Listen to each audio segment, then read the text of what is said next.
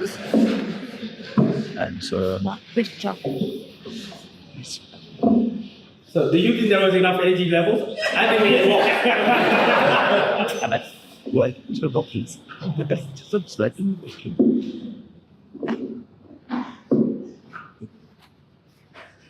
Thank you. Good morning and welcome to Faculty Day 2025, a day that has become an annual showcase for the faculty. Well, the day's events, I should say, have evolved over the years to a current safe space for our students to present their work. The day nonetheless highlights the impact of the faculty, our students, and very importantly, our future alumni can and will have in the country and globally. This is not just conjecture, but one that can be traced back to 1908, when Albert Tyler created or started a journey that changed the continent through the establishment of this veterinary faculty that would lead the way in meeting the unique requirements of the country, but also Africa. Thus, even back then, decolonizing a Eurocentric syllabus. That would never work out. While Europe enjoyed ample farming produce from favorable rains, large pastures, and very arid lands, farming locally was near impossible, with animals dying from things such as horse sickness, nagana, botulism, rinderpest, amongst other diseases. And let us not forget the hungers that come in winter from poor pastures from non-arid lands. These unique visions allow this country to start making homegrown vaccines to control many diseases that are not the concerns of most farmers in Europe until very recently. Despite this focus on local diseases, with specific emphasis on blood-borne parasites, horse sickness, and fluorosis, his true passion was for educating the next generation of veterinarians. Despite the facilities and clinic being completed across the road in 1908, the same year as Tufts opened its doors, it was not until 1918 that permission was granted to start the veterinary program. To think about it, not to the similar current timelines, looking at our PQM, and I have to look at Miranda for this one. The first students were admitted in 1920, identified program. Why mention this? Because it's a very important day. Because 2024 marked a very special occasion for the faculty. It was the year in which we completed the 100 veterinary class who recently graduated the program. Jeez. Within a program that has been consistently being adapted to meet local needs. It's one of the two reasons that Tyler, or the Tyler name, is so well recognized. Besides the name Tyleriosis, he started a process that others were able to build upon, a process that led to the ultimate development of a rinderpest vaccine, proving the concept of herd immunity on a global scale, to such an extent that the disease was the first and only veterinary disease to be eradicated. The second reason he's famous, if you don't know, he raised a Nobel laureate across the road from his son, Max Tyler. To celebrate the achievements as a researcher and not father, the Tyler Memorial Lecture has become a very special feature back in the academic calendar with a history spanning back to the 1960s. As a lecture, the Tyler Memorial Lecture builds on the legacy of a veterinary pioneer. And interestingly, many of the things we take for granted today was not considered possible back then. As an example, anesthesia. That was chloroform on a dirty rag held in front of the nose. Chicken farming wasn't a thing. They hadn't even heard of broilers back then. Colic surgery, when it became possible in the 1960s. Cruciate ligament treatments, that was pumping the animal for rest and hoping that he recovered. Although back in those days, probably not eaten by a lion. Even our wildlife industry was not developed. And at that time, it was managed in pretty much a colonial manner, with wildlife only being considered valuable for hunting and sporting purposes. That was one of the reasons why the precursor to the Kruger National Park was set up in 1898 as a means to conserve diminishing wildlife populations. Interestingly, in Tyler's time, despite wildlife featuring on their research agenda, Wildlife is still considered, or rather seen as a problem than an asset, with a focus being on disease management, especially those caused by helminths and the problems with transmissions to commercial farms. Even at that time, fencing was considered the only means to control diseases such as FMP. Vaccination was not even considered a possible list. Yet, here we stand today with a thriving wildlife industries contributing billions to the economy through tourism, hunting, and food production, while in the process supporting thousands of jobs thanks to pioneers who found innovative ways to manage and keep our iconic wildlife, from little elephant shrews to penny sculptures and our unicorn habitats. The waste. And today we are privileged to host Dr. Mike Bob, who will be presenting the annual Tyler Memorial Lecture, sailing away from safe harbors, traditional veterinary science, choosing the wildlife path, a professional journey of dreaming, exploring, and discovering. In this lecture, I'm sure we will hear about the fantastical journey and how he entered a newly developing field in veterinary science, and how this journey not only brought new opportunities, but set the standard for future practice. It'll also probably highlight how pioneering activities of the past have become today's accepted norms. More importantly, if I had to guess, I would say that the talk will highlight how a veterinary qualification is not just the start of a career, but rather an adventure that should be embraced without trepidation.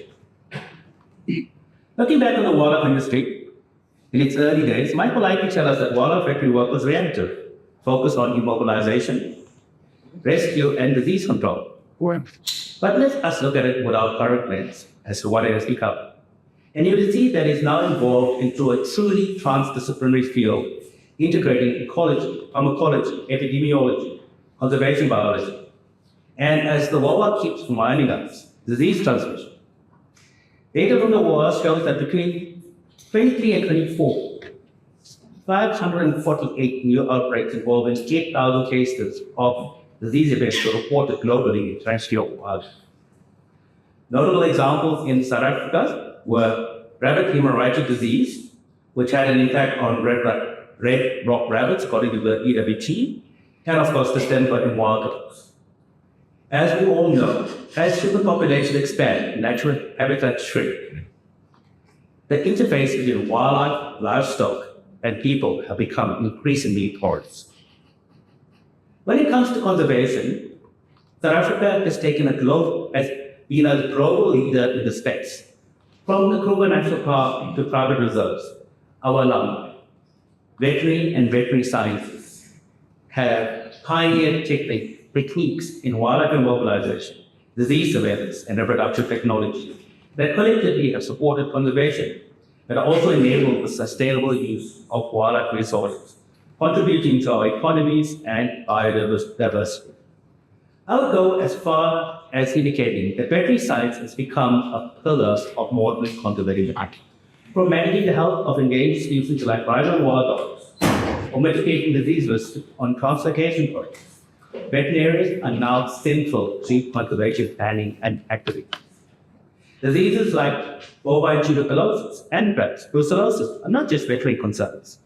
They are ecological disruptors. Management requires a deep understanding of wildlife behavior, environmental dynamics, and human activity. And have you given a thought to what the country would be like without our wildlife conservation? Now, an article by What's Now in 2012 actually went through this process, and this is what they said. Based on the concerns of hunting in the early part of the 20th century, they suggested that we would have lost all our large mammal species, with rhino, elephants, and maybe even lions existing only in zoos and probably forum zoos had less. And without our apex predators, herbivores would be out of control. And we'd probably be looking at an ecological collapse with critical impact on water cycles, vegetation, and soil health. The multi-billion rand wildlife economy I mentioned earlier would not exist. Thousands of rural jobs would be lost, deepening poverty, inequality, and hunger. Unchecked interfaces between wildlife, livestock, and humans would likely increase the frequency and severity of zoologic outbreaks. And what about our cultural heritage? With our national identity so deeply tied to iconic species, where would we be as a country? Think about that for a moment. But unfortunately, it's not a dystopian fantasy. It could still fast become our reality as a result of urban migration, rural growth, and more worrying electricity from climate change, which are also all interlinked. Now, if you look at climate change, SAD, which includes ourselves, now experiencing rising temperatures and erratic rainfall patterns. That same article estimated that a 2% increase in temperature and a 10% reduction in rainfall would reduce maize yields substantially, impacting on food security both for animals and people. Some estimates indicate that climate change caused up to 50% loss in plant biodiversity and up to 10% of endemic species on our spinoceras becoming extinct. The changes will most likely impact our wildlife populations, which are dependent on these specific habitats and food sources. So, it's not all doom and gloom. It's up to us to make a difference, as we have done previously through, as an example, our Center for Veterinary Wildlife Research, our extensive One Health research, and the impact we're making to our facilities at Unsolved Iceland. Moving forward, we just have to be one step ahead. We need to build bridges between disciplines, between sectors, and between species. We must be ready to participate in initiatives to prevent the next pandemic, be it new or re-emerging disease. Pathogens are evolving, and so must we. The next pandemic may well emerge from a forest edge, but equally from a wet market, or if it's a wildlife, livestock index. We just don't know. Our surveillance systems must thus be proactive, not react. Our training must be interdisciplinary, and our policies must be informed by science, not fear. And while doing this, we need to ensure that we still consider the extremely important aspects of current diseases in the country. Of course, that means looking at foot-and-mouth disease. This disease is currently dictating to us, pretty much making us rethink how the disease needs to be controlled. The FME in Dhaka, which the faculty had a role played a few weeks ago, brought in some very innovative thinking. And these are the questions we need to start looking at. Do we go for compartmentalization? Should we roll out a vaccine for general use, considering that the ARC has now developed a Hela vaccine? Can alternate vaccine technologies be considered? Why not have rapid diagnostic tests that we can get validated through WOA, considering that the modern molecular biology technology is available? Then we have the debate on the fifth quarter. What impact is the loss of this food having on our poorest communities? Specifically considering that the price of beef is increasing far higher than CPI. Another interesting question, right, which is linked to our wildlife industry, are we really thinking about the viruses, pathophysiology, and epidemiology in our responses, specifically considering our reservoir species, or are we just reacting? Yes, it is certainly endemic in our buffalo, but why are we so ready to accept that its status would be endemic and it can never be eradicated? Who said that? Looking at some of the articles or studies in control buffalo, I was surprised to find out that buffalo with FMD are not really carriers without clinical signs. They're actually carriers with minimal clinical signs. Those animals still showed a degree of inaptitude and a fever, even though it was short duration, which means they are being infected. There is a proper pathophysiological cycle. To me, that tells us that we need to do something different. We need to bring science to the party, and we need to tackle this differently. Looking at COVID, has it not taught us numerous lessons? We look at COVID, we know that it has the spike protein. We know that it binds to the ACE2 receptors. And they created a spike protein vaccine and allowed the immune system to interfere with binding to the receptor. So, why not create a buffalo-specific vaccine? Can we mitigate viral replication and kidneys? We know that it enters into certain tissues and stays dormant. What about trying to stop that process? Could we do something different in the next 100 years by looking at the disease and then managing it through the science of the disease rather than trying to implement old technologies? Fine. So that's it. Back to our current reality. As we start Faculty Day 2025, we build on the impressive achievements of the past. In 24, our excellence was reflected in near 200 publications, bringing our publications in the past 5 years to over 1,000. Just look at last year's top 10 researchers. Now, collectively, they contributed to 436 authorships. Yes, there were multiple people on some papers, but 10 persons contributed 436 standards. That is impressive. We also have moved up in our rankings. We are now 41 on the Shanghai rankings, and we remain in the top 60 on the Curious rankings.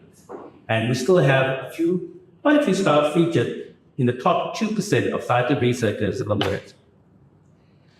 With that, I invite you to enjoy our presentations today and participate.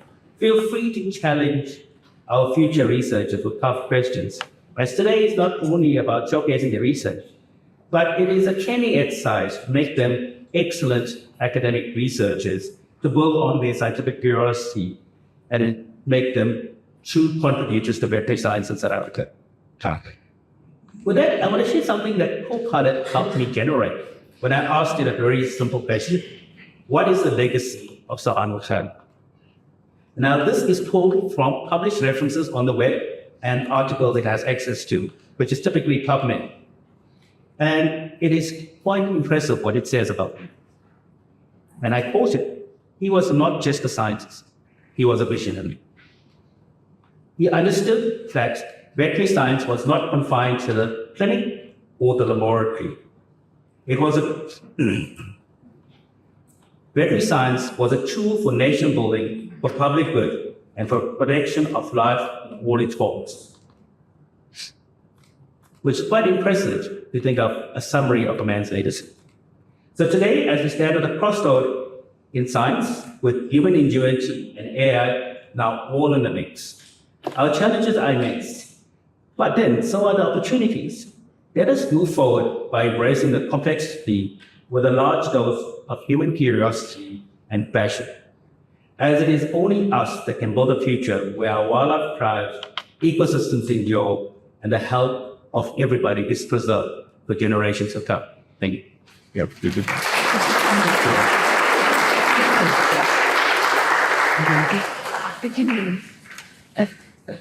You're right. Thank you, Prof. Please work. Thank you so much for setting the table perfectly. And I hope you guys are paying attention because some of the information will be part of the next package for this. All right. Our first session will be steered by none other than Professor Nenene Aikwana. Thanks.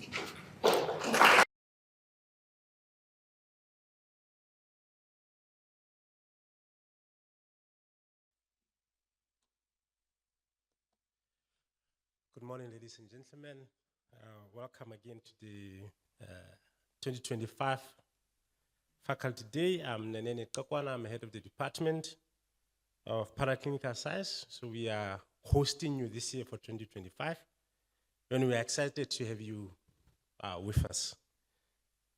So without wasting any time, I hope the first speaker is ready. It's Dr. Steyn from the Anatomy Department. She'll be talking about stalking, running, and jumping. How does the staffel of an African lion and the black-footed cat do it? Over to you.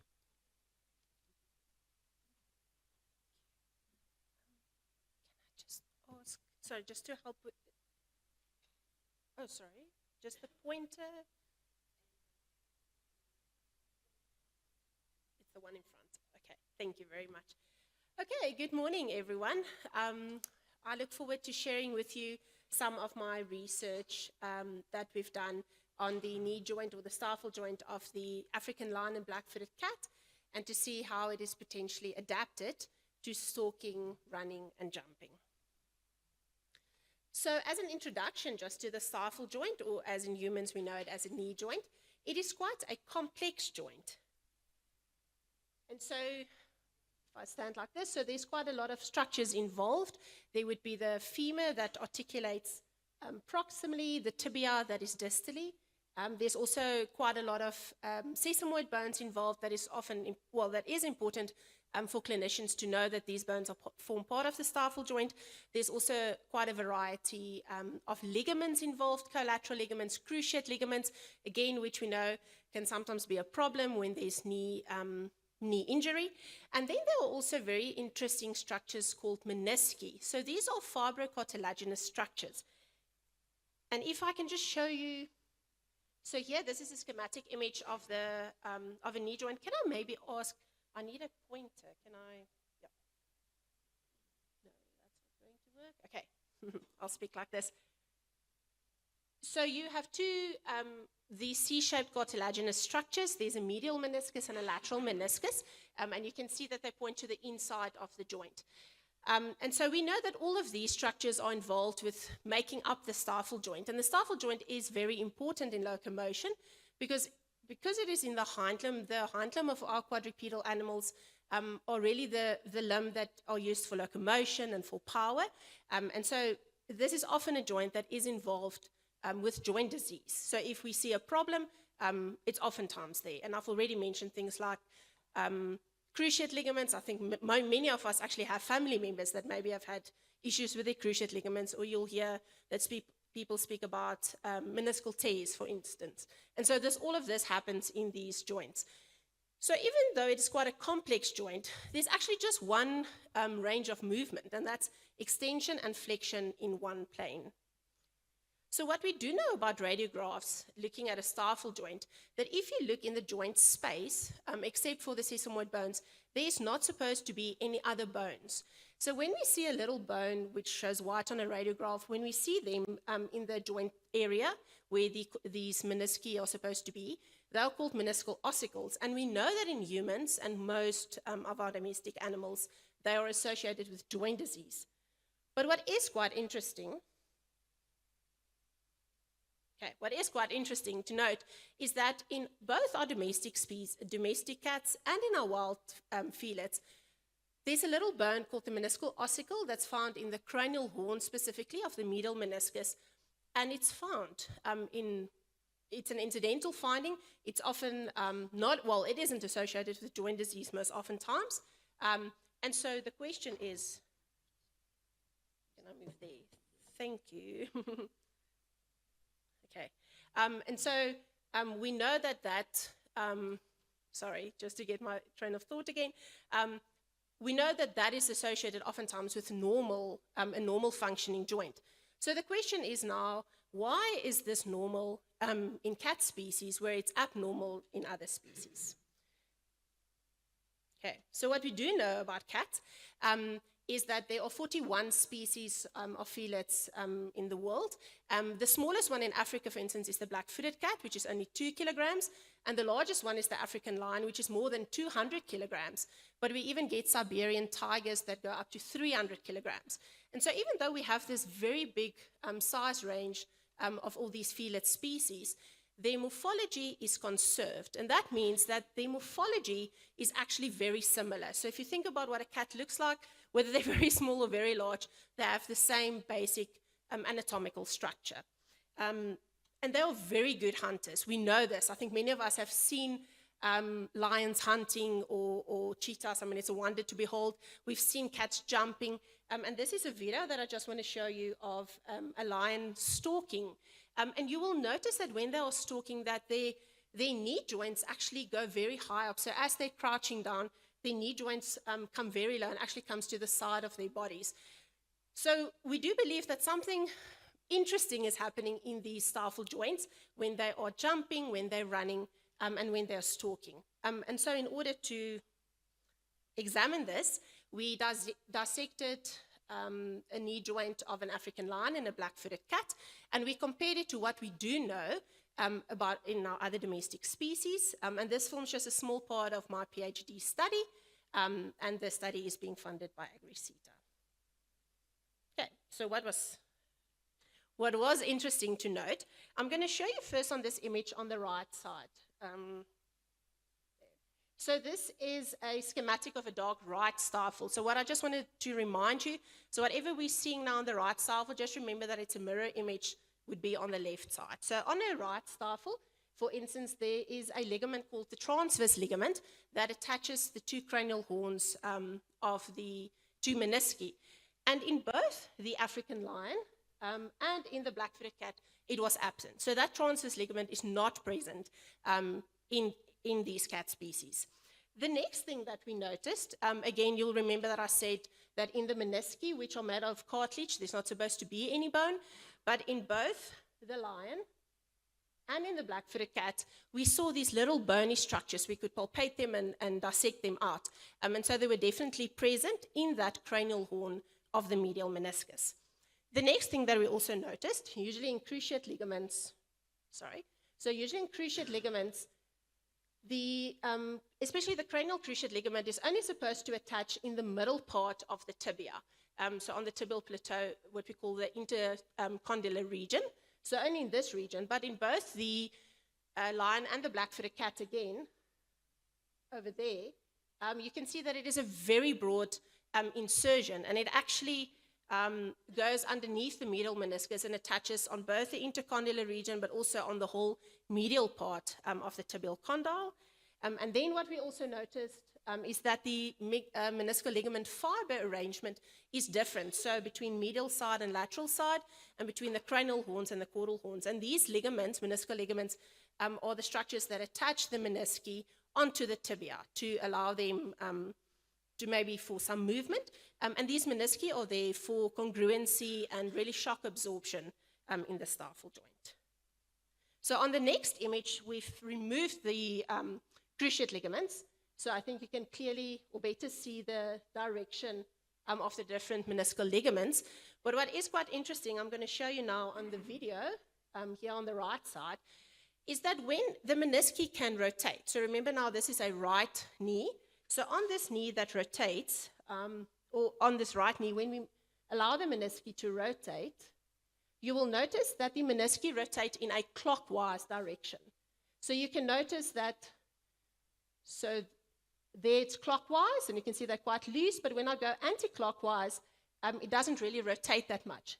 And again, rotating clockwise quite a lot, and then the opposite direction is restricted. And then in the left knee, it was a mirror image. So in the left knee, then anti-clockwise direction happens, but clockwise rotation is limited. And what is interesting to note is that where that medial, menisci that is sitting in the, or the ossicle that's sitting in the medial meniscus, it actually potentially enlarges the space for the femur to rotate. Okay. So because this is happening, we do already know from part of the PhD study that the muscles that work on the stifle joint definitely show that there is an increased range of motion or movement in the stifle joint. And so now these menisci that are ossified show us that there is potential, potentially there's an previously undescribed movement of the stifle joint. So both the rotation of the menisci as well as the presence of the medial meniscus would allow for a previously undescribed movement. And that is part of the studies that we will now continue further in doing. So going into biomechanical studies, doing histology, even potentially scintigraphy, to see how these menisci that we see, the fact that they're rotating in both the ossicles, how they allow for an increased range of movement in the stifle joint of felet species specifically, so that they do not get joint disease as we often see in other species. Okay. And that's my study. So I just want to thank everyone that was involved with the study. Thank you very much. And that's my end. Thank you.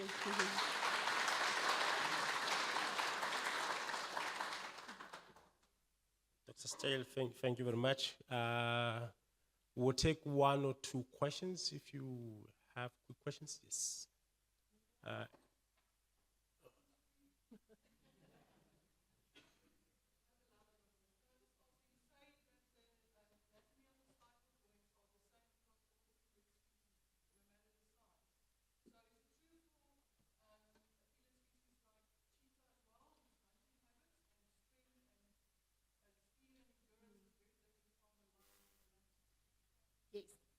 So thank you. That's a good question. So for instance, yes, we do know that black-footed cats, for instance, I think 2 years ago I did a presentation on they can jump very high, obviously, whereas lions potentially would not. I think the adaptation specifically for this meniscus or the ossicle in the menisci is to allow for a range of movement, potentially the stalking, because if that allows the stifle joints to rotate out, because we do know that all these felids, they stalk at a time. Some, yes, run, and like you say, the cheetah runs, but it has a specific adaptation. For instance, it doesn't retract its claws, whereas all other felids do. There hasn't been a lot of dissections done on other felid species, but what we do know, for instance, in the domestic cat, that transverse ligament that I mentioned that is absent in both the lion and the black-footed cat is also absent in the domestic cat. So it does really seem to be, and I mean, this meniscal ossicle is present. I think it has been described in the cheetah as well. So across all these, so even though they have different modes of hunting, they all have this. And so what we are thinking, and that's why we're going into further studies, is that it is potentially an adaptation for stalking specifically, and not necessarily running or even jumping. But that because stalking is the one, I think, that they all have in common. Yeah, I hope that answers your question. Thanks. Thank you. Thank you very much, Dr. Steyn. We'll give him a hand of applause. Right, the next speaker is Dee Venter from Anatomy, I think, again. She'll be talking on TB through a One Health lens, challenges in the rural South African settings. Over to you.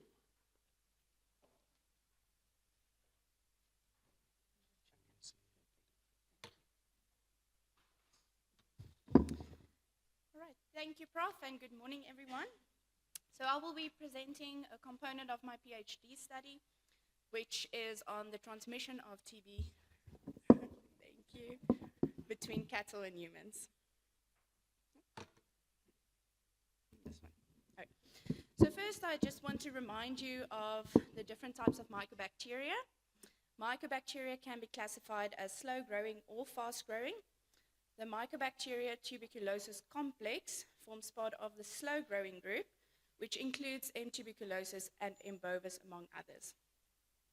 In clinical TB testing, for humans and for cattle and animals, common diagnostic methods do not distinguish between the different members of the species or of the complex. Furthermore, the detection of non-tuberculous mycobacteria, or NTM, is increasing in humans globally, and some species has shown to cause clinical symptoms similar to TB-like symptoms, as well as skin infections and mucosal infections in humans, and it is still unclear how it presents in animals. So zoonotic tuberculosis, or TB, is a form of TB in humans caused by the Mycobacterium bovis. The prevalence of zoonotic TB in South Africa is largely unknown. However, significant risk factors has been identified for transmission of TB from animals, and specifically cattle, to humans. This includes knowledge of the disease and food processing and consumption practices in rural communities such as livestock farming communities in South Africa, as well as other developing countries.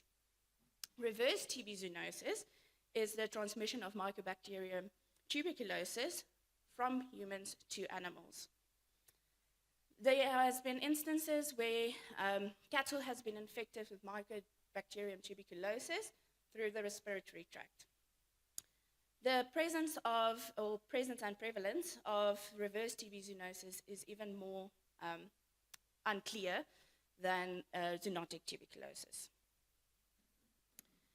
To determine the objectives of the larger PhD study was to determine the presence and prevalence of M. tuberculosis at the livestock-human interface, including cross-species transmission tracing of M. tuberculosis in cattle.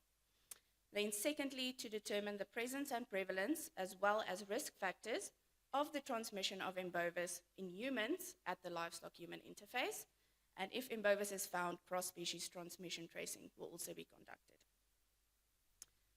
The sampling strategy included looking at both zoonotic TB as well as reverse TB zoonosis or anthrozoonosis.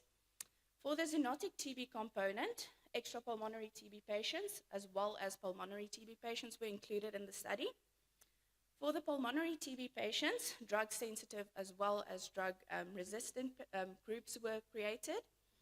And then pulmonary TB patients, for all the prospective samples of pulmonary TB patients, they were asked to fill in risk factor questionnaires, which indicated whether they owned cattle. And that's where the reverse zoonotic component of the study comes in. So those TB positive patients who owned cattle were asked to participate in the study. The cattle were bled and a Bovigam blood test, or also known as interferon gamma assay, which is a commercially available test, was done. And then for all of the cattle, nasal swabs as well as milk samples were taken, which was cultured, and then speciation via PCR was done. The study was conducted in northern KwaZulu-Natal in the uMakanyakude district with help from the State Veterinary Office and as well as local hospitals and clinics, specifically in the Shoshluwe and Big Five False Bay area. This area is very rural, with significant overlap between both the Isimangaliso Wetland Park as well as Shoshluwe and Mfolozi Wildlife Park. The green dots represent where the bleeding of cattle were done. So the study tested 403 cattle among 72 herds. With 16 positive animals, the apparent animal prevalence was 3.9%, with a true prevalence of 0%. The apparent herd prevalence was 12.5%, with a true herd prevalence of 5.5%. As said, all the milk and nasal samples were cultured from both the positive as well as the negative cattle, and to date 125 samples has been analyzed from 125 cattle. 4 of those were MTBC positive, and all 5 were part of the Mycobacterium bovis species. Due to the large amount of NTM we've seen in the culture, we did preliminary speciation of some of the NTMs, and although most of them formed part of the Mycobacterium species group, M. solgai as well as M. fortuitum was detected. And just to go back, a test that tests for clinically relevant NTM was used, relevant to human health. For the reverse zoonotic component, 227 gene expert TB positives samples has been cultured, of which only 28 belong to the Mycobacterium tuberculosis complex, and they were all M. tuberculosis. 6 of them were NTM. So no M. bovis has been isolated yet. The number of MTBC positive results was quite concerning, and it can be attributed to the transit time of the samples from the hospital or clinic to the medical microbacterial lab. And we've tried to rectify that with the last few batches of samples to treat it with CPC to hopefully preserve the bacteria better. And then we will also do PCR on all the sputum aliquots to make sure we're not missing any MTBC DNA. So during 2016, a bovine TB was suspected in the northern uMakanyakude district, shown in blue. This is also largely known as the Shoshluwe area. Subsequently, a prevalence study was conducted, which revealed an apparent bovine TB prevalence of 12% and a herd prevalence of 28%.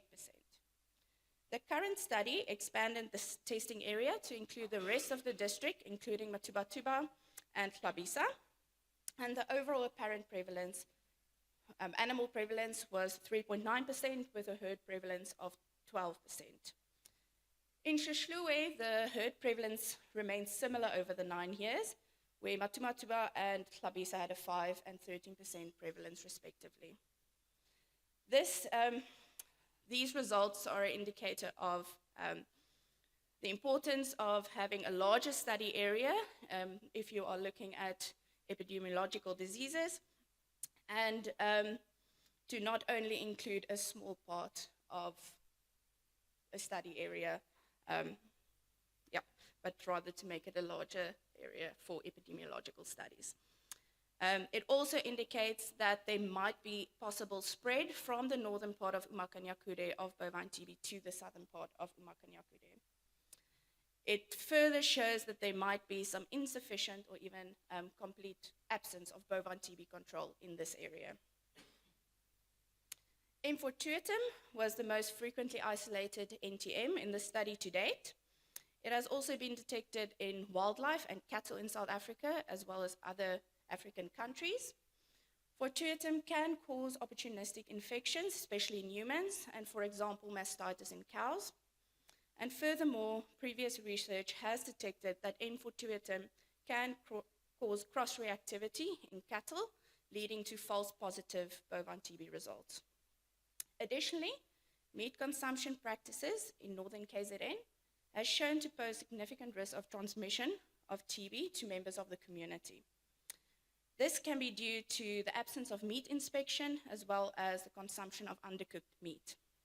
And here you can see an instance where a farmer utilized, this image here, utilized the carcass for meat, and then he left the remains on the roof of a goat pen for multiple days.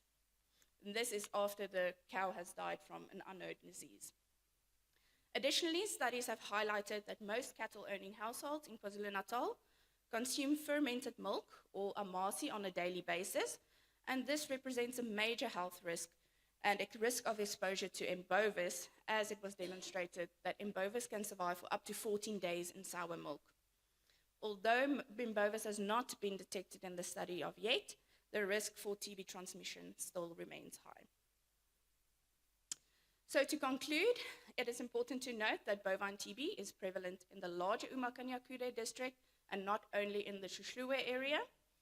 M. bovis as well as pathogenic NTM are excreted in milk as well as nasal passages in the communal cattle of uMakanyakure, and the prevalence of bovine TB in the Big False Bay area has remained stable since 2016, which shows inadequate or even the absence of bovine TB control measures.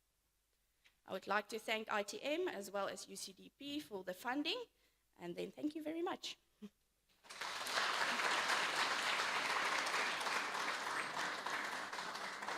Thank you very much. I will take one question, if it's a burning question. It has to be flaming. Nothing? Okay, thank you very much. Thank you so much. Thank you.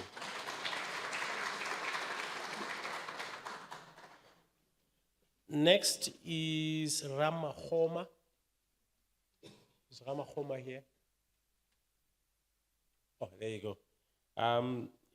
He's going to be talking to us about investigation of innovative plant-based therapy and nano-delivery system for sustainable bovine mastitis treatment. Over to you, sir.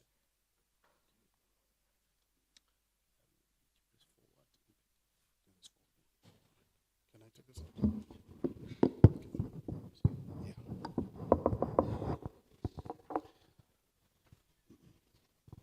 Thank you very much. Good morning, everyone. My name is Bishop Ramagoma, and I am a PhD student at the Department of Paraclinical Sciences. And over the next few minutes or so, I'll take you through a project that presents a potential to develop a natural-based treatment product for a livestock disease called bovine mastitis.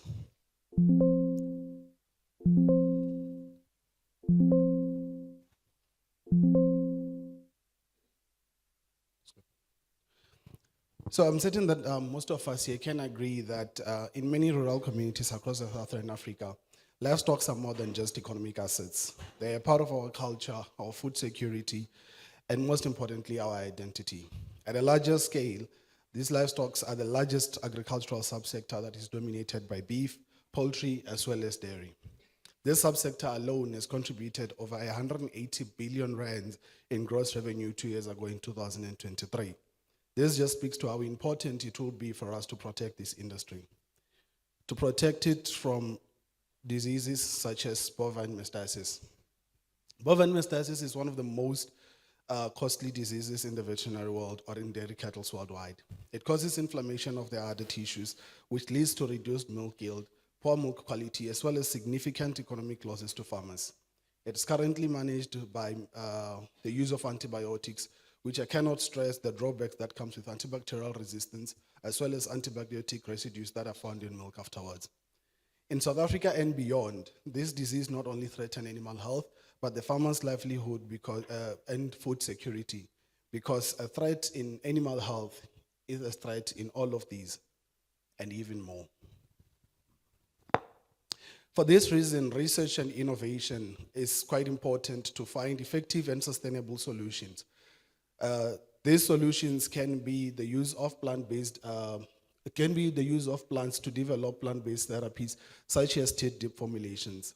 Now, the use of plant materials to treat livestock diseases is not a new thing. It has always been there. However, developing a standardized product will not only give us consistency and efficacy, but will also ensure us of safety, stability, enhanced bioavailability, as well as dosing accuracy. Now, within our project to try and execute that, or to try and have that, we then holistically divided our project into these 5 objectives, of which today's presentation will mainly focus on phytochemical screening as well as preliminary lab testing to try and develop the product. Now, our project began with the extraction of our plant material, which was Sergia lancia, which we extracted using ethanol, absolute ethanol. We then tentatively identified or tried to analyze the composition of our phytochemicals using thin layer chromatography. We then further on went to fractionate the plant material with different fractions, which were hexane, dichloromethane, as well as methanol, and then also did the same thing of thin layer chromatography. Having these, it will only make sense for us to take advantage to assess which of these phytochemicals have got the potential to reduce the antioxidants. In this case, we use DPPH. And we found that there were quite several compounds within the extract that have this potential. We further on decided to try and isolate those phytochemicals or those compounds and have them individually sorted and characterized. However, this is not what we would want to use for a product because it will only be more expensive or make things more complex. What we're going to use is the crude extract to try and develop this product. And for that reason, the crude extract here would become our treatment number 1. Now, to try and increase the bioavailability as well as the delivery system, we also exhausted an option of nanotechnology. In this case, we synthesized silver nanoparticles using the ethanol crude extract, characterized it using dynamic gas scattering to get their hydrodynamic size, their zeta potential, as well as their Podley dispersity index. With the successful characterization of these nanoparticles, they will then become our treatment number 2. It would only make sense for us to also take a commercial product that is used within the industry to mitigate bovine mastitis as our control, and that will become our treatment number 3. Our very first assessment in this case was antibacterial activity of this towards the 80cc strains of Escherichia coli as well as Staphylococcus aureus. These were effective against both causes. However, the 80cc strains do not really reflect what we would see when we go into the cattle. And for that is the reason we collaborated or had help from the milk laboratory to use the clinical isolates of Staphylococcus aureus, which would reflect at least as close as possible to the results which we would get when we treat bovine mastitis. Now, the crude extract which we plan to use was very effective with the antibacterial activity of less than 1 milligrams per mil. However, I cannot go against the commercial product, which was very effective, which didn't come as a surprise once we figured out that the commercial product is actually made up of hydrogen peroxide, which does have a problem with skin irritancy after treatment. Following after that was anti-inflammatory assay, which would make sense because this is an inflammatory disease, and our crude extract still did show quite good activity with a concentration that was even less than that would need to exhibit minimum in laboratory concentration. Furthermore was antioxidant assay through ABTS FREP as well as DBPH. What's most interesting here would be to notice that the commercial product which we use does not show any antioxidant activity according to FREP, or else the others do. Following after that was cytotoxicity. This was just a way to assess, as we try and treat the pathogens, how do we affect the normal cells? We did so using MTT assay against bovine demisels, and we did figure out our IC50s, which were relatively good compared to our commercial product. Now, at this point, one would ask, what is it that is within our plant extracts that gives it its ability to do what it does? And for that is the reason we went further to did a UPLCMS characterization to try and tentatively identify the compounds which we have within our plant material. It doesn't only end there. What more can we do from the results we have? We can also try and do a computational biology or bioinformatics studies to try and dock these compounds against the biomarkers of bovine metastasis and see what are the possibilities of us to develop a drug from that. What you see there is just molecular docking interaction profiles against the two proteins against the two proteins of bovine metastasis from the top 3 compounds which were tentatively identified from the crude extract. What's interesting to see is that the 3 compounds which we isolated or tried to tentatively identify showed a very good inhibition pattern as well as the docking energy towards the 3U2D as well as the 5MU8 proteins. This was also good to know that their skin permeability does allow us to formulate a herbal product that we are going to topically apply, as this is less than -2.5. Now, in summary or in short, we have done our phytochemical screening as well as our preliminary lab testing from the plant material as well as the nanoparticles towards UPLCMS, thin layer chromatography. We have also assessed our antibacterial, anti-inflammatory, cytotoxicity as well as the antioxidant activity. And silico studies as well as characterization of nanoparticles was conducted and successful. Our next step is to try and develop a formulation which we are going to test in vivo studies. And this will then go hand in hand with the preclinical or clinical research or investigation. To summarize and conclude, this study has explored the use of plant-based compounds combined with nanotechnology for management of bovine metastasis. The plant extract showed strong antibacterial activity and anti-inflammatory potential, which confirms their value as natural therapeutic agents. While our nanoparticles were successfully synthesized, their effectiveness against enhancing the biological activity was quite limited and would need further investigation. Nonetheless, this research highlights the importance of integrating traditional medicinal knowledge with scientific innovation to address livestock health challenges. Future work of this project will involve nanoformulation, conducting in vivo studies, as well as refining our product for practical on-field use. I'd like to acknowledge these relevant bodies that have made this work possible, and I thank you.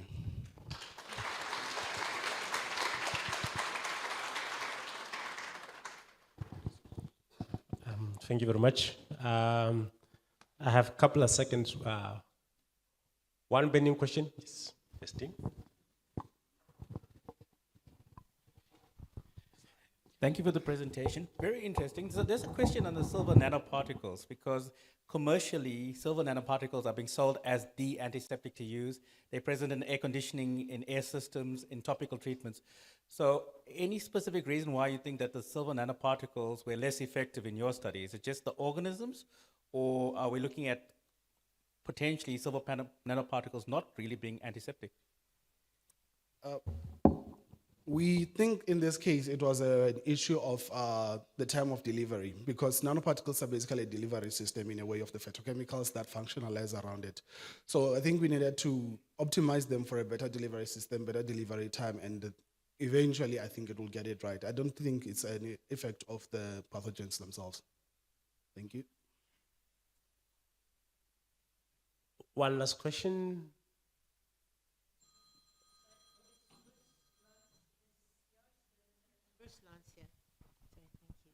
Is Ciarcia the same as Rus? The old name was Rus? Yes. If you just fed Rus lancia leaves to your cattle, I mean, how did you come upon this idea that it could be effective?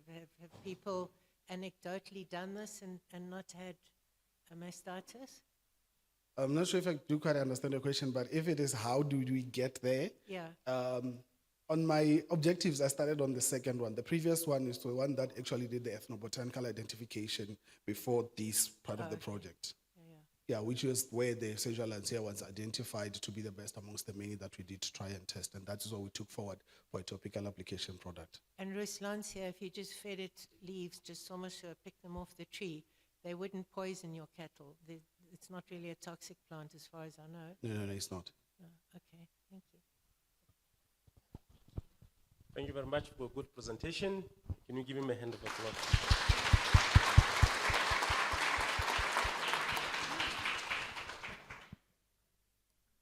The next speaker this morning is R. Watson. She's going to be talking on scanning electron microscopy of the fibrin network of thrombi in dogs with Babesia rosea infection.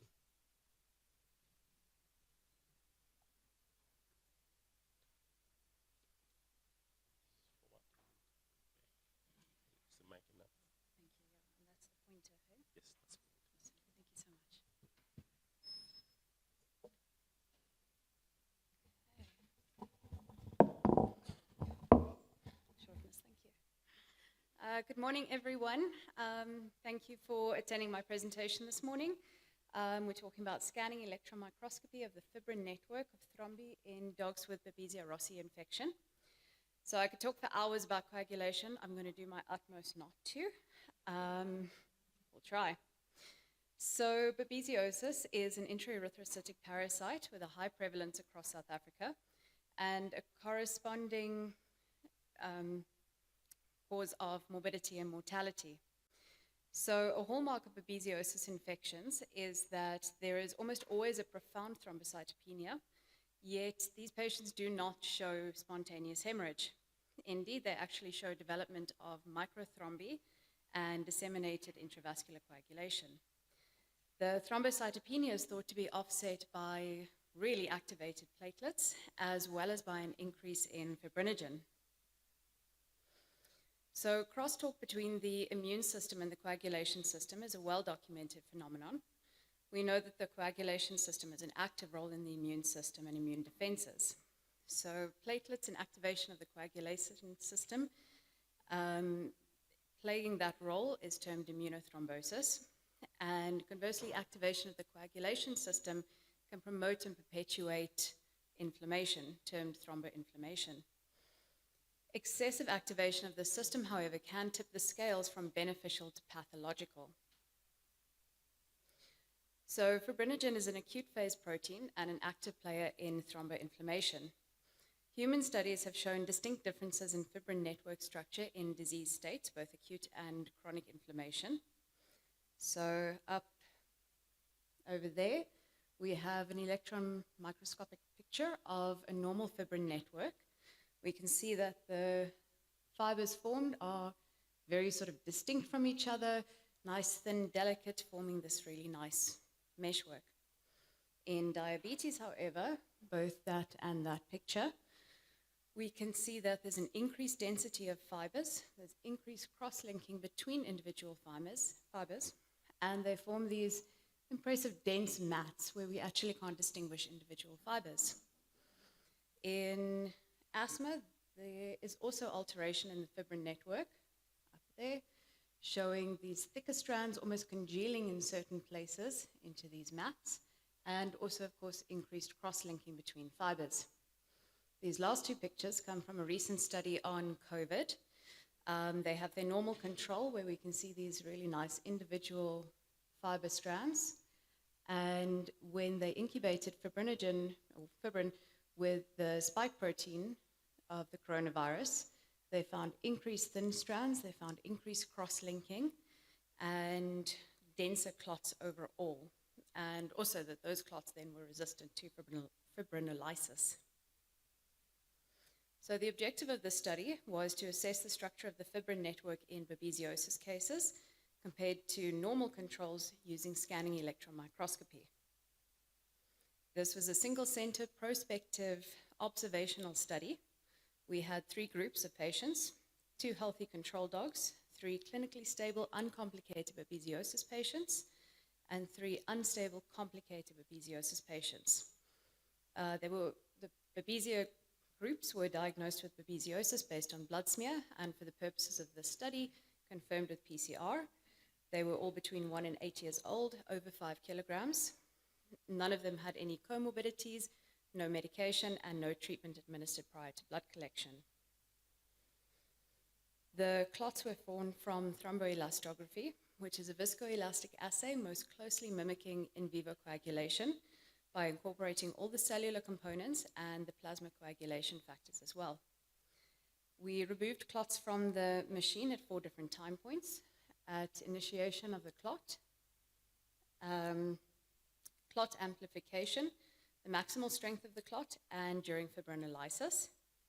And after fixation, we examined the fibrin networks with scanning electron microscopy. We found 2 main results with this. So the first was an increased density of highly branched thin fibers in babesiosis patients.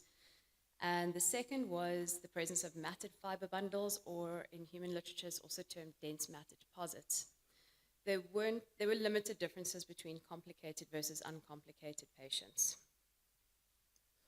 So as our control pictures, taken at clot amplification and maximal clot strength.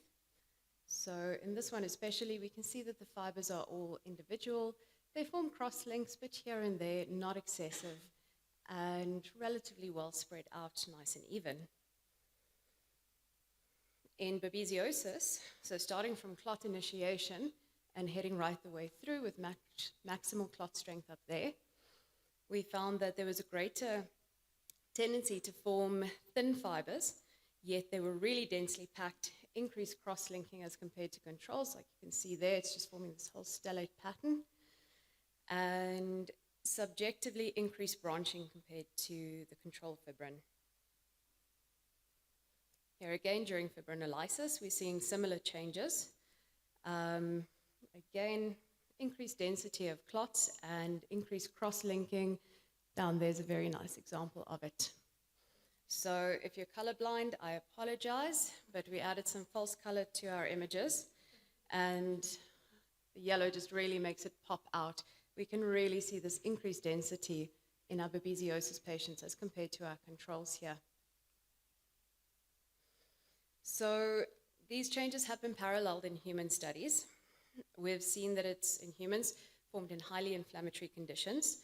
We see it when there's high concentrations of rapidly formed thrombin, reactive oxygen species, free heme, neutrophil extracellular trap formation, and increased platelet microparticles, all of which we know is happening in babesiosis as well, so it makes sense. These clots have been found to be more resistant to fibrinolysis. Although thinner fibers are lysed quicker, the whole clot is denser, so just more fibers, and it's less porous. These clots also have altered mechanics. They're found to be more rigid, more occlusive, so they block blood flow a lot more than normal deformable clots, but they are less prone to embolization compared to normal clots. So again, before our next finding, our controls with a nice evenly spaced fibers, looking very even, not forming any matting. Then the matted fiber bundles, or in human literature they call them dense matted deposits. We're starting from clot initiation. We're seeing these fantastic curtains of almost congealed fibrin everywhere. It almost looks like press stick that you've stretched out quite nicely. And it's just absolutely coating everything, encasing everything, not forming individual thin fibers anymore. We've seen this right throughout the clot phases, where maximal strength, we also see this congealing and matting, and in fibrinolysis as well, it continues. So again, our color pictures, so say this beautiful curtain of fibrin, as opposed to what it should be, these individual delicate strands. So in humans, this has also been seen in inflammatory conditions. It's been seen in asthma, diabetes, sepsis, SIRS, and COVID as well. Conditions known to cause this include free heme, like what happened with hemolysis and babesia, and when there's increased cell-free DNA, like with neutrophil extracellular traps. So it alters our clot mechanics. As fibrinolysis proceeds, it creates notches in these massive cloth or mats and then forming weak points, almost like a tree that's been sawed slightly through. That gives them an increased tendency to embolize. There's also been an interesting recent finding in humans where they've found that there's a change in protein folding. In these dense matter deposits, these proteins are more likely to fold into beta sheets, which further increases resistance to degradation. This can actually confer prognostic properties in sepsis and SIRS. They're more likely to head into DIC. And interestingly, this has also been associated with long COVID. So the clinical implications of this, first of all, in terms of blood flow in our babesias. The clots formed tend to be more occlusive and embolize easier. They're rigid and not deformable, so as they form, it just can completely occlude blood flow in already compromised areas. Also, as they're so resistant to fibrinolysis, with that fibrin remaining in the vessels, it just perpetuates that cycle of thromboinflammation. So limitations of our study was our small sample size. We didn't have quantification of parameters, but this was intended to be purely descriptive observational. And it did not include contribution of the endothelium, which may have anticoagulant properties. But it opens the door for many more studies that hopefully we'll do one day. Thank you.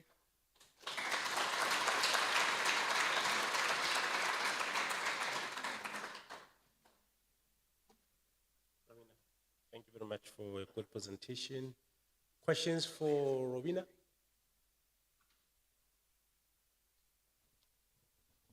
Thank you, Prof.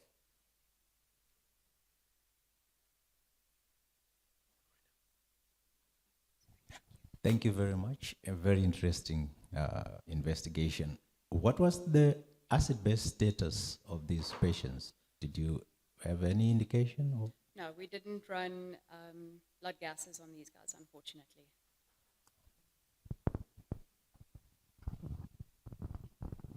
Any other question?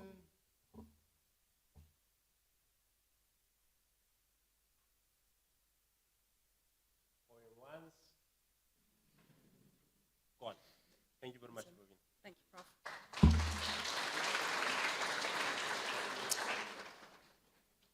Colleagues, we are coming to the last presentation for the day. Hello, my name's Fiona. I'm currently a PhD student in the Department of Production Animal Studies. My research focuses on parasitic and viral threats to vultures. But today I'll be sharing our preliminary results related to avian influenza and Newcastle's disease. Online. Vultures are the only obligate scavenger on the planet, and they provide vital ecosystem services. Presentation on avian influenza, Newcastle disease in vultures of the northeastern South Africa.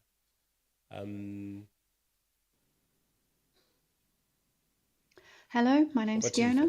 I'm currently a PhD student in the Department of Production Animal Studies. My research focuses on parasitic and viral threats to vultures, but today I'll be sharing our preliminary results related to avian influenza and Newcastle's disease. Vultures are the only obligate scavenger on the planet, and they provide vital ecosystem services by eating carcasses. By quickly breaking down bodies, they're helping return nutrients back into the environment and reducing the risk of pathogen transmission. Having evolved to scavenge on carcasses, vultures are able to eat meat infected with things such as tuberculosis and botulism. Their facial and gut microbiomes, as well as their very strong stomach acid, enable them to avoid illness and remove pathogens from the environment. An example of their impact can be seen in Spain, where the vultures there dispose of 8,000 tonnes of animal bodies every year, which saves the country about 29 million rand. If these bodies had to be removed by trucks or disposed of in incinerators, then an additional 77,000 tonnes of carbon dioxide will be added into the atmosphere. By clearing up bodies, there's less food available for facultative scavengers such as jackals and hyenas that haven't evolved to deal with diseased meat. So the job that vultures do can't be replicated by any other animal. They're a keystone species, and their loss can be catastrophic. This was clearly demonstrated in India during the 1990s, when a 97% vulture population crash led to a surge in feral dogs due to increased food availability. The resulting rise in the dog population directly contributed to a dramatic rise in rabies cases in both animals and humans. We know vulture populations are declining in Africa, and while we're aware of the many human-induced threats such as habitat loss, collisions with power lines and wind turbines, lead toxicity, the traditional medicine and bushmeat trades, and both the direct and indirect poisoning, disease as a threat has received very limited research. Only 16% of morbidity and mortality studies have focused on disease, and between 1975 and 2019, there was only 76 studies researching parasites or pathogens in vultures, which is less than 2 a year. And as vulture populations decline, their genetic variability is reduced, which weakens their capacity to adapt to disease. So this is why research into potential pathogens is so important for vultures.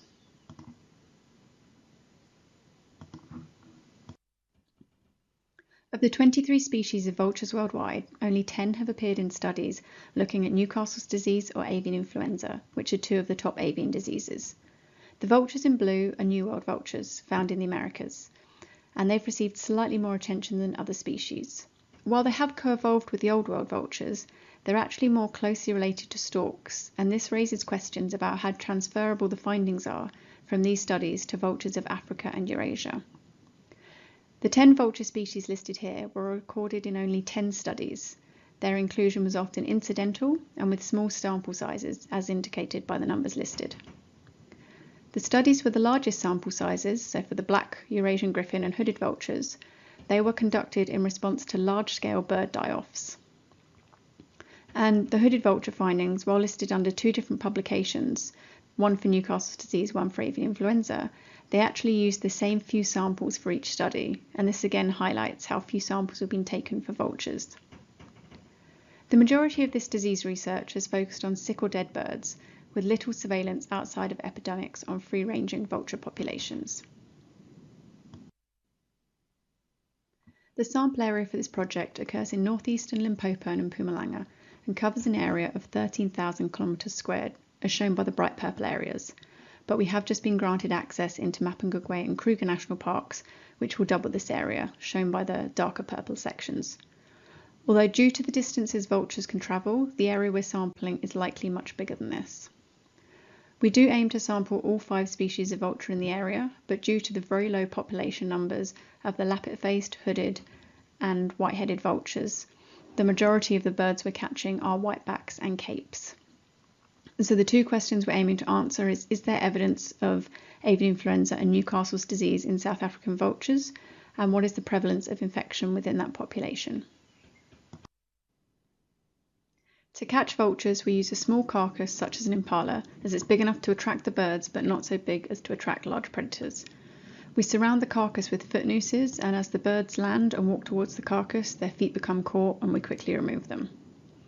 To test if the birds are currently infected, we take an oropharyngeal and cloacal swab, which is analysed by the poultry laboratory Ernest de Put with the use of the Indomag, Pathogen and Vetmax Gold detection kits. A CT value of below 40 is logged as a positive infection. Antibodies in the serum are used to test for previous infection from blood drawn from the metatarsal vein. Serology testing is done by a Shaw cloud with the use of index ELISA kits. Any samples returning positive results were tested further to determine the subtype responsible for the infection. So far, we have tested the serum of 151 birds for previous infection and 169 for current infection, which already makes this one of the largest studies of viruses in vultures. Until last month, we hadn't detected Newcastle's disease in any samples, but we did have our first positive PCR test in a whiteback vulture. Over the past year and a half, we've been seeing evidence of previous and current infection with avian influenza. And we've also tested for avian influenza in 2 autopsy birds that died from unknown causes. Over the past year and a half, we've seen a 30% current infection rate of avian influenza and evidence that 50% of the vultures tested had previously been infected, which was much higher than we expected. So far this year, we've caught 20 more birds than last year, and the percentage of positive samples seems to be increasing.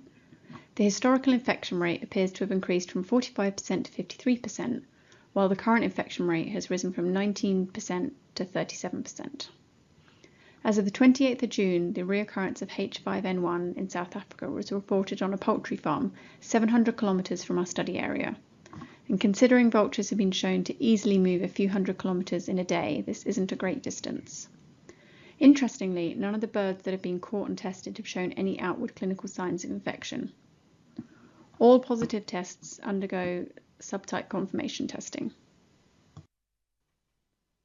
Avian influenza has two key surface glycoproteins, hemagglutinin and neuraminidase, and these determine the viral subtype.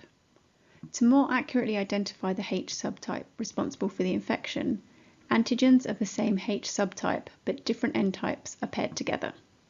This minimizes false typing caused by cross-reacting N antibodies. H5 and H7 are classed as high pathogenic, whereas H6 is low pathogenic, but it is monitored as it's endemic in the South African chicken population.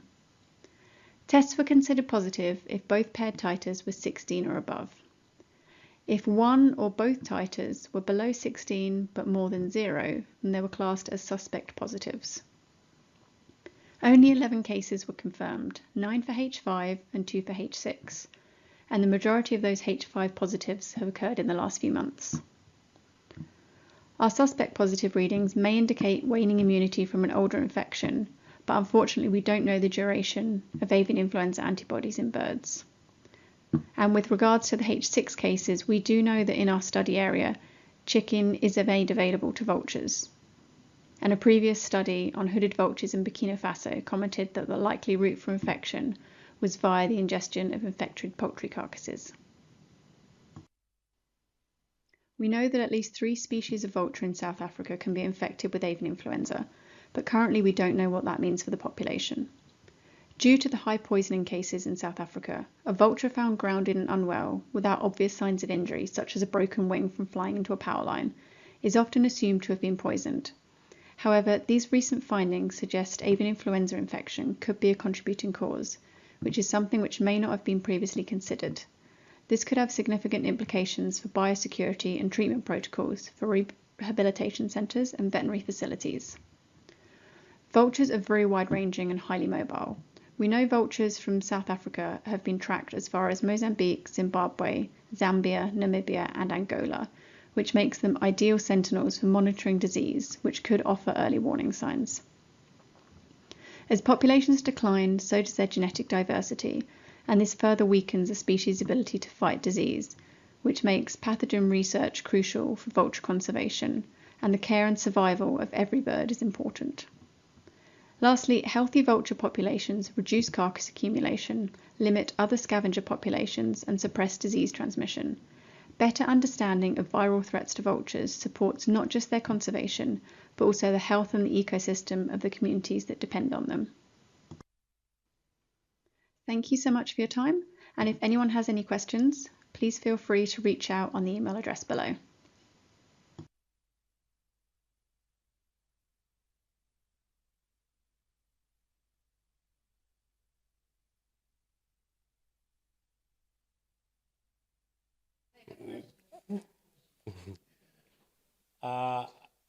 Thank you very much for allowing me to assist through the first hour. So I'm handing over to Dr. Hamilton.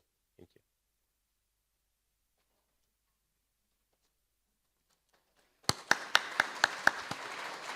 you. All right, thank you to the speakers in the first session, and to you, Prof. Ntate. Thank you very much. All right, seeing that we're finishing a little early, we have tea coming up, and it will be served between Arnold Tyler and the cafeteria. And as the old saying goes, science may be fueled by curiosity, but it runs on caffeine. So let's go.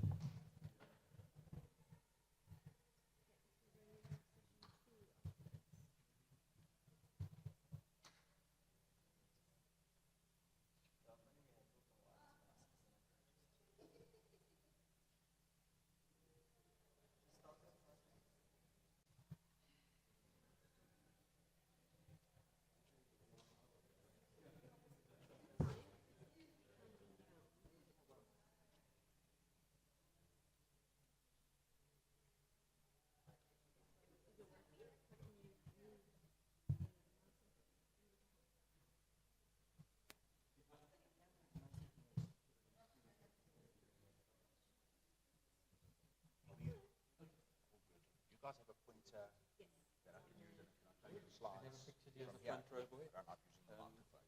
Okay, well, I mean, you. My voice should be carried. How do you just click on the middle? Change slide. Yep. Forward, backward. Okay. And then the pointer. Okay. Super. I'm pretty sure my presentation is here. Should be. What session are you? It's next session coming up. The risk factors for non-adapting lambs, Jared. Yeah, flock level risk factors. Should be, yeah.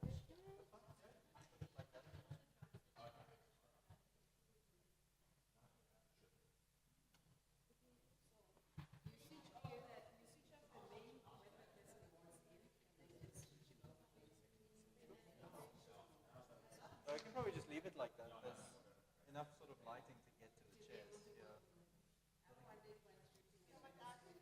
Zed.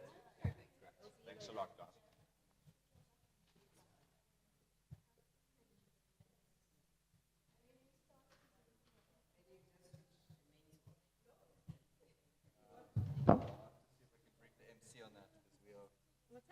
see when the slides start.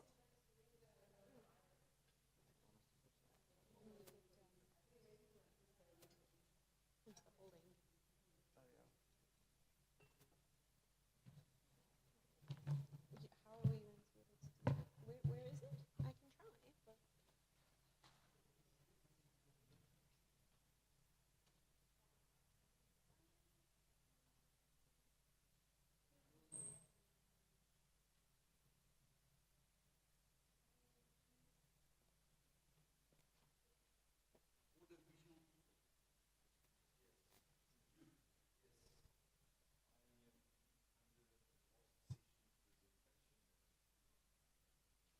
Okay, do you have it on a stick? Over here.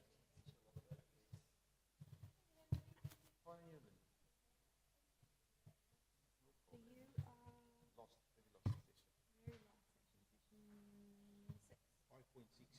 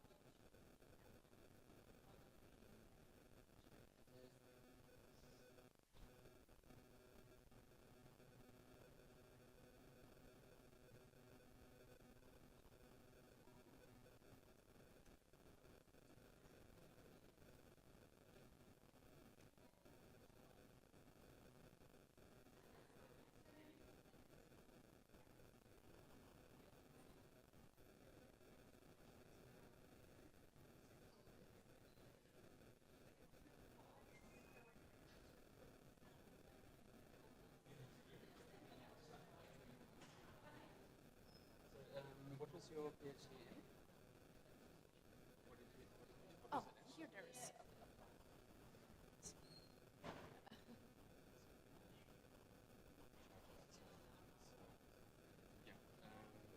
So I studied Japanese encephalitis virus. We discovered that it can be transmitted between pigs.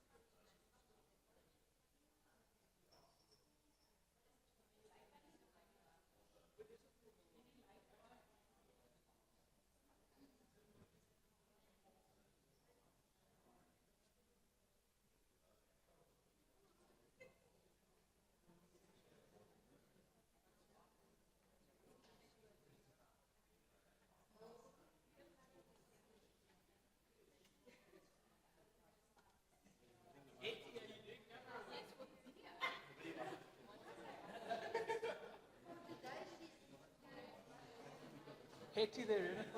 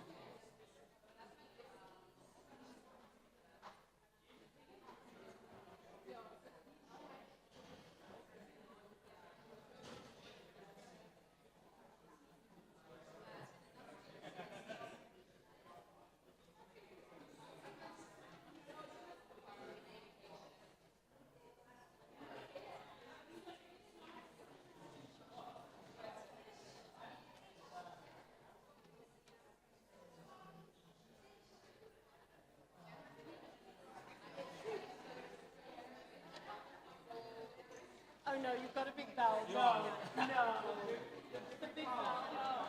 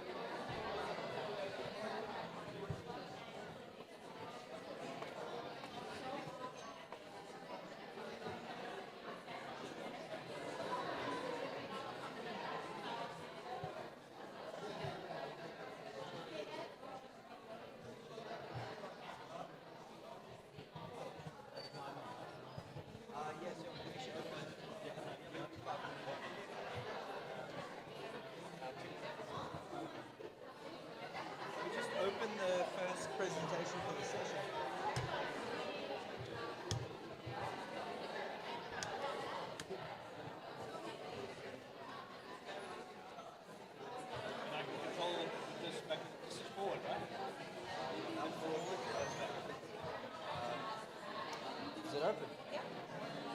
Wow, whole network reset.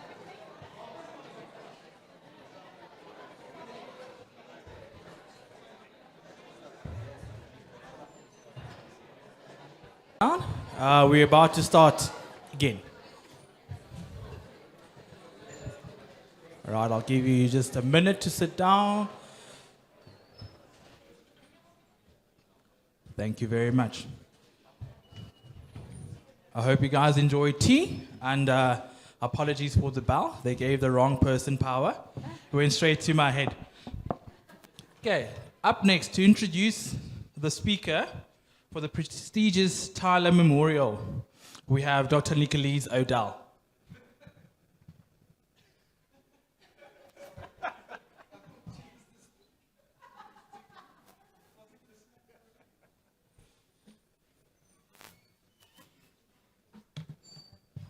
Okay, hello.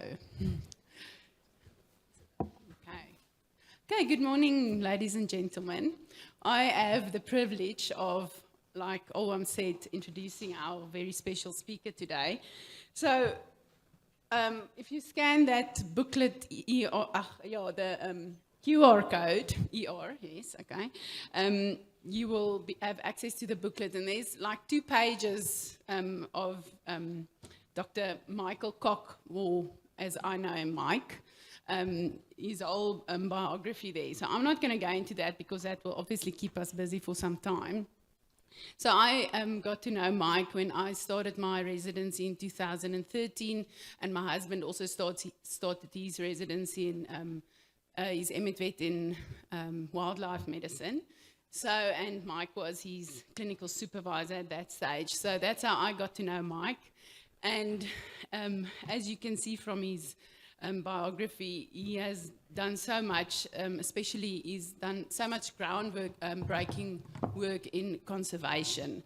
And the places that he's been to is obviously, I don't know, he's been to so many places in the world.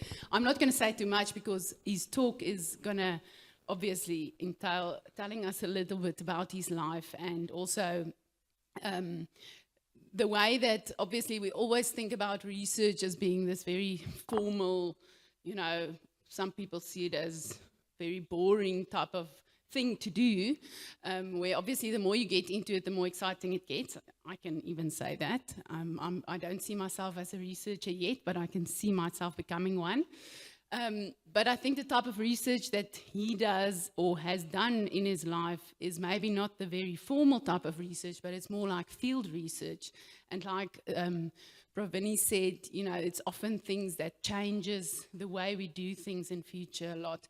So yes, I'm going to leave it up to him to tell us about his life and the stuff that he's done. Yes, let's give him a hand, Dr. Michael Koch.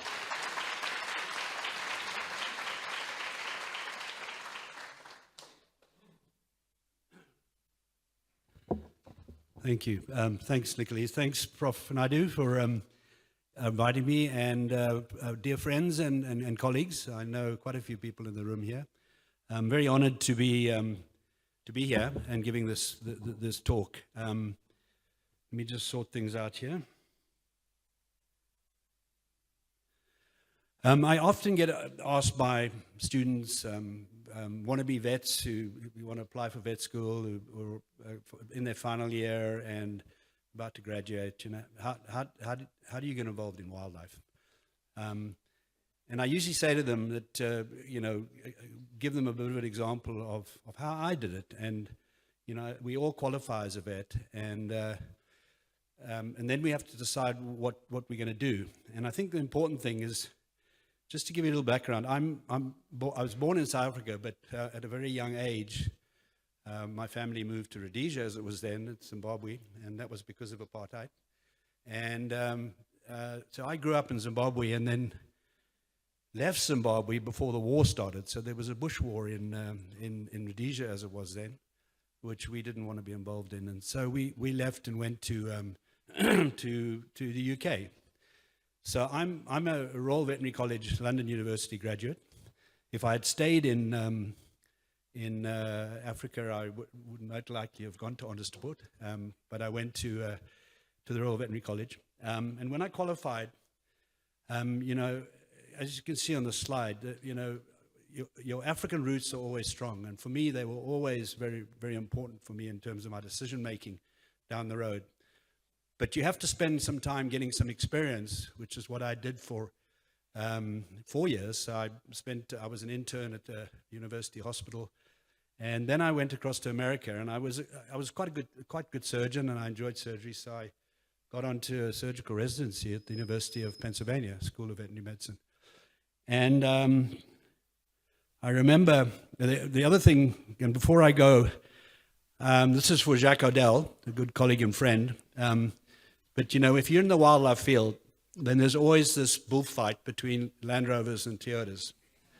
And I am a dedicated Land Rover owner. I have done things with Land Rovers that I doubt the Toyota could do, but we can argue about that.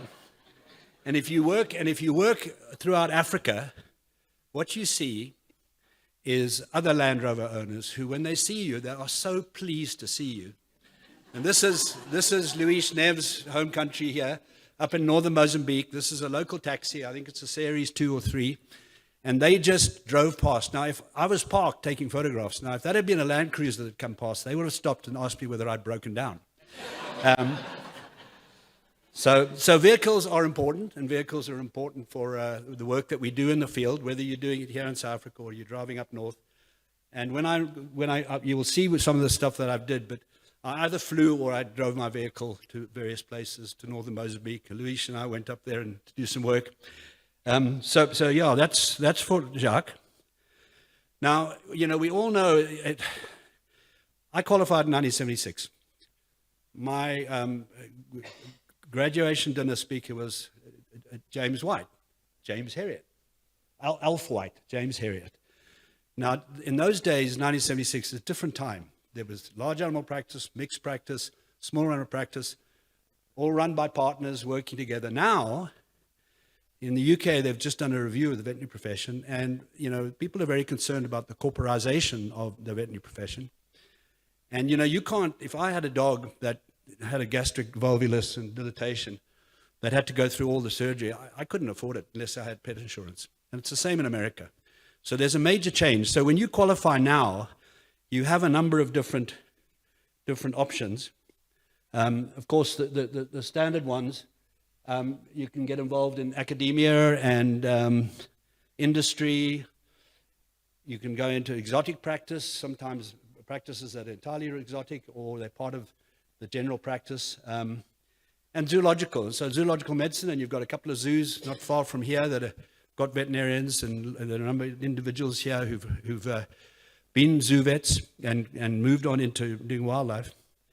And then the wildlife and conservation field is a lot tighter.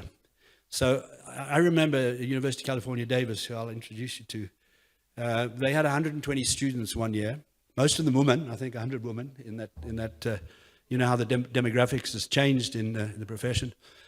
About 100 of them wanted to be wildlife vets.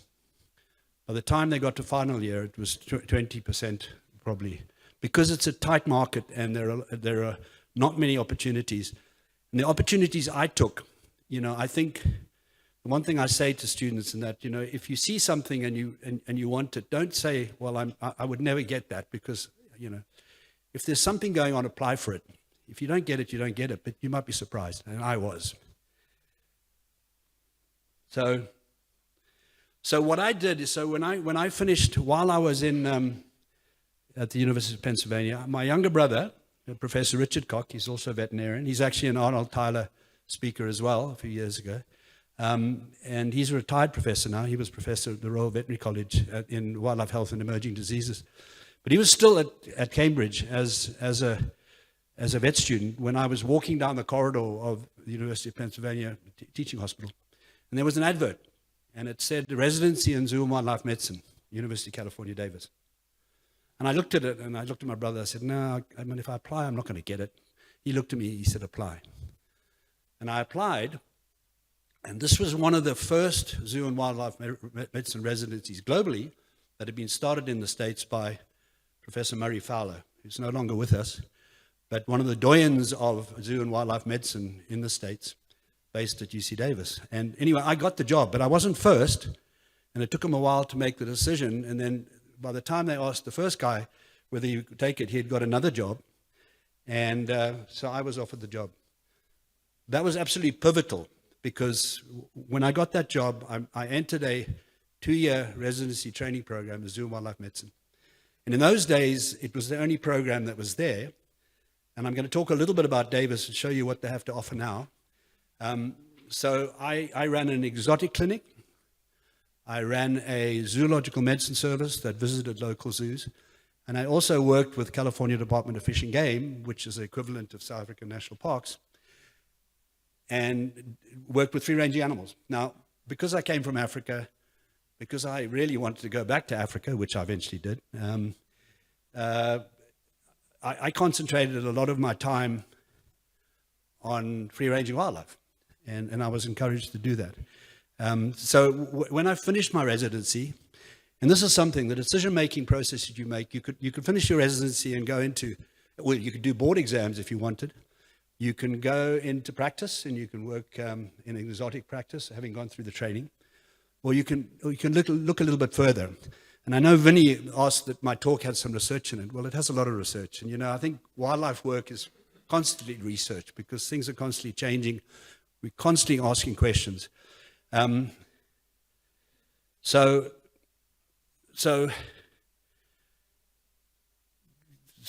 if we now go to the current time, and you do a search to find out what's available, there are a whole lot of programs now around the globe that are offered by veterinary schools. For example, the Royal Veterinary College has a linkage with Royal Veterinary College, the Cornell University, UC Davis, OP. They have a new unit here, the wildlife unit, dedicated to research. There's a whole lot of animals in there at the moment. And so if we then look at what is available to you, this is now.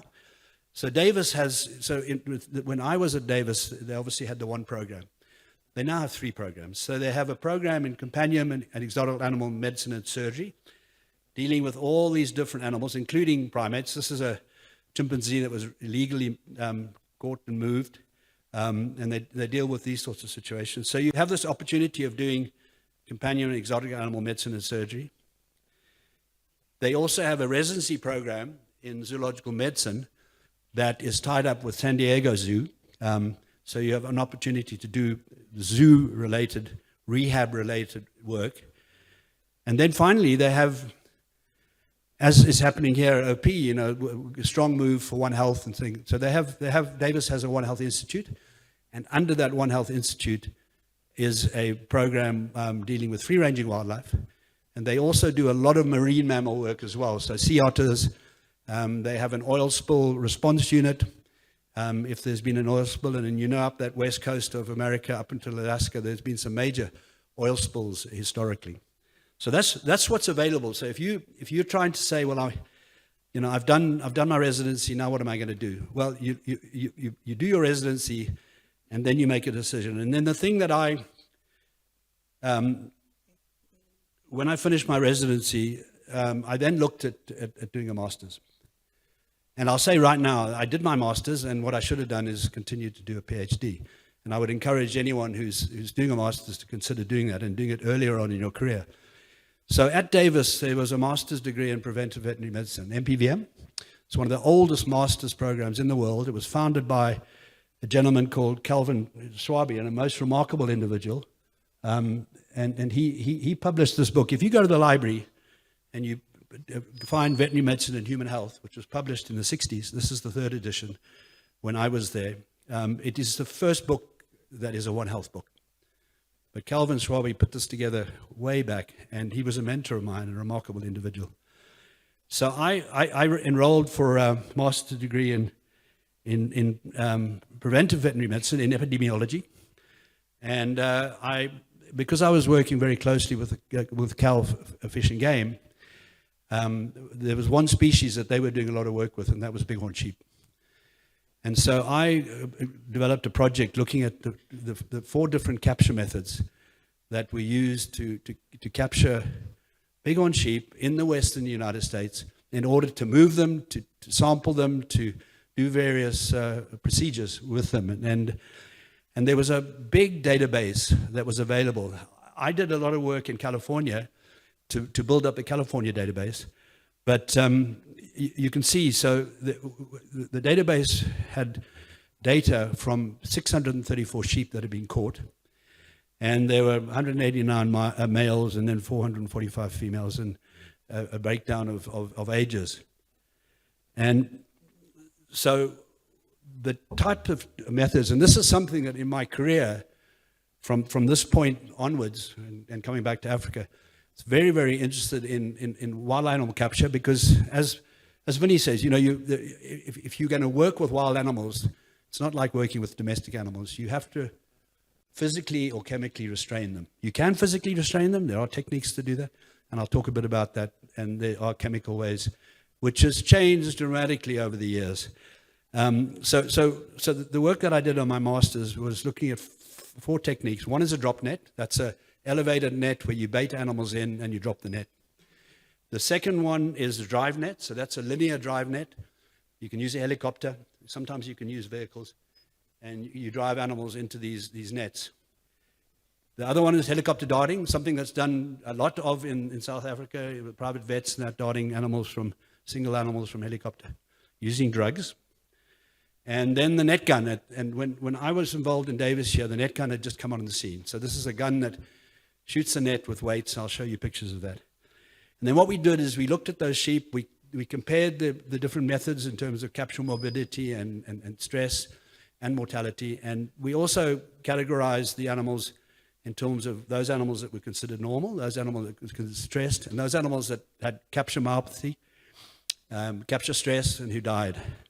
So I had this big database, and this is just an example. So this is a linear net. You can see a bunch of a desert bighorn being driven into the net. When they hit the net collapses, and you've got to have people stand by, at least 2 people per animal. You restrain the animals, put a blindfold on, put hobbles on, and get on with the work. We do use it in South Africa, in Southern Africa. So this is an example here of a black wildebeest that's just been caught in a net. And on the right side there, that's impala that's been taken out of a net boma. That animals are run in and they get caught in the net. So this is work that's been techniques that have been used here. But if you go back to California, and we were particularly interested in the net gun, because it was hugely efficient. And you can see from the pictures here, the net deploying on the left-hand side. And there's Murray Fowler down on the right-hand side bottom there, holding what's called the Coda net gun. So you fly with a helicopter, and you chase the animal, you get fairly close with it. You can see on the right-hand side there, you can see the net canister sticking out, and you pop that net over the animal. Animal rolls up into the net. And with wildlife, when they get restrained like that, if you've ever watched an animal being caught by a lion, you know, once they've got hold of the animal, the kind of animal freezes. And so when the animal's caught in the net, it kind of just freezes. And you take the animal out of the net, put a blindfold on it, and put hobbles, and then do your processing and stuff. And so the work that we did in California, and this is a colleague that I acknowledge, Dr. Rick Clark, who's a veterinarian from Davis, and he was in charge of this project. And there's a problem with bighorn sheep in the mountains of California in the western United States. Domestic sheep are allowed to graze on Bureau of Land Management land. And the domestic sheep are giving pneumonia to the wild sheep. So you're having these big wild sheep die-offs, which are a result of contact between the domestic sheep and the wild sheep. So we were doing work immobilizing, net gunning, wild sheep, and doing serosurveillance for respiratory pathogens. We also collared some of them. We also collected data for other research projects. It's pretty wild stuff. And this is a table of the results. So all you need to do is look at those 2 results down the bottom, and you'll see that for heli darting, the total mortality rate is about 7 animals, 7.7%. The total mortality for net gun is 2 animals, 1.5%. So a statistically significant difference. So the best capture method for catching individual bighorn was using the net gun. The other netting procedures were more appropriate for bigger groups of of bighorn, and then you could catch them all together and stuff like that. And what we did, and one of the things about my masters, and I think this is true for other people, is, you know, when you get hold of learning a bit about statistics and the type of power that you can get out of it. So we took this big data set and we started doing multivariate discriminant analysis to try and pick out parameters that were predictors for outcome. So for example, temperature, anything over 42 degrees, a respiratory rate of over 70 beats per minute, that animal was in trouble. Then we had some other blood results here, some of them not ones that you could use immediately, but you could do glucose possibly. But you could evaluate this animal. We often put collars on them, and they could be followed later. So we developed these predictive situations, and out of this came a number of publications that I did, where I compared the different capture methods, looked at the biological parameters, and then looked at outcomes and stuff like that. Now, this was extremely valuable information because when I finished my master's, I was homesick. And it was time to come home. And so I left California with all this knowledge, and having gone through this process of evaluating this data set, working with the wild sheep, bighorn sheep, and went back to Zimbabwe. And so I went from having done work with wild bighorn sheep to doing work with wild black and white rhino, because there were things happening in Zimbabwe at that time that weren't so good. So what I want to talk about now is advances in wildlife health management in Africa that I was very much involved in, and particular areas, so mobilization and anesthesia, and the monitoring and medical care of animals that have been recently captured. So if you look at, so when I arrived back in Zimbabwe, I went and got a job at the University of Zimbabwe to teach epidemiology for a year. And I also submitted a proposal to powers that be to do research on black and white rhino. And the main areas we were looking at is mobilization, capture care, so post-capture care, and then, of course, dehorning. And we were the second country in Africa to start dehorning. The Namibians were first, and I'll tell you about that. But Vinny was saying, you know, we as veterinarians, if you go back historically, veterinarians were not very popular. Okay, we had a number of disease programs that were impacting on wildlife. We had a Tsetse eradication program in Zimbabwe where I don't know how many black rhino were shot, and in order to try and control it, and it was wrong. It should never have been done. So when I came back to Zimbabwe, there was a slow change happening, but most of the wildlife work that was being done, and most of the capture work that was being done by non-veterinarians. So wildlife managers, wardens, and I know a lot of them. They were exceptionally talented and good at what they were doing, but they did not know much about applied pharmacology and how to deal with situations that might develop and try and be proactive in preventing stress and this and that. So when I arrived there, I joined in with one of the management units because I then got a full-time job with the Wildlife Department, which was a European Union-funded project to build capacity. I started working with a gentleman called Mike LaGrange, who ran a management unit called Nchibi. And they were doing all the rhino capture in the Zambezi Valley. And in Zimbabwe, the largest population of truly wild black rhino were in the Zambezi Valley. And I don't know if any of you have been to Mana pools. You used to see black rhino there all the time in the valley. So I took everything that I'd learned from California and kind of had it in the back of my mind all the time and got on with looking at veterinary inputs into rhino mobilizations. We looked particularly at drugs, we looked particularly at doses, and we also innovated. And we tried a number. You can see there's a number of different combinations of etorphine, fentanyl, xylazine. My colleagues were using doses that were so low that it was taking these rhino 20 minutes to go down.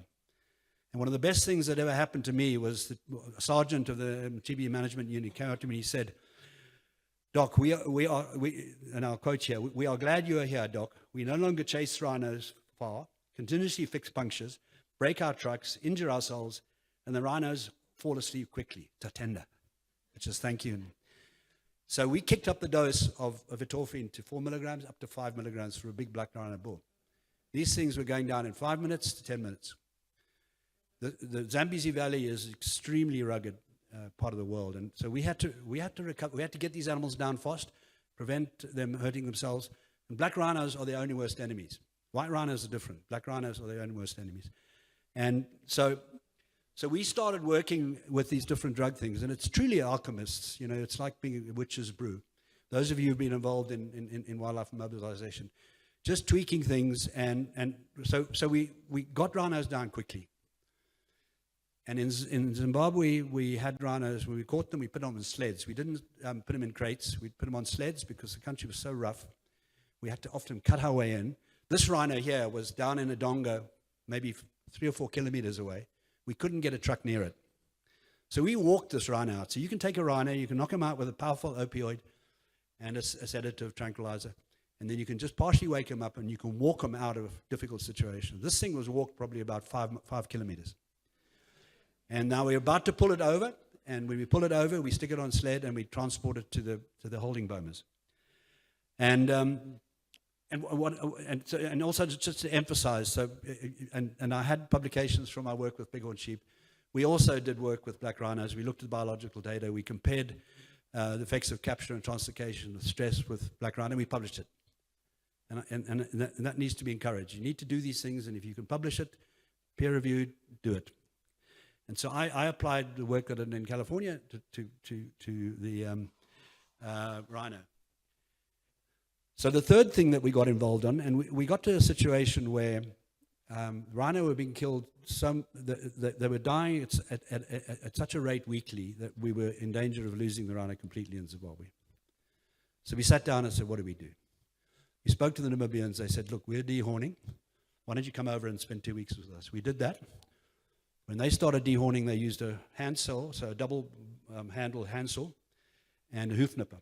And I watched this and I thought, Anyway, we went back and we got permission from government, and they would only give us permission to do an experimental dehorning operation in Hwange and Matopos National Park.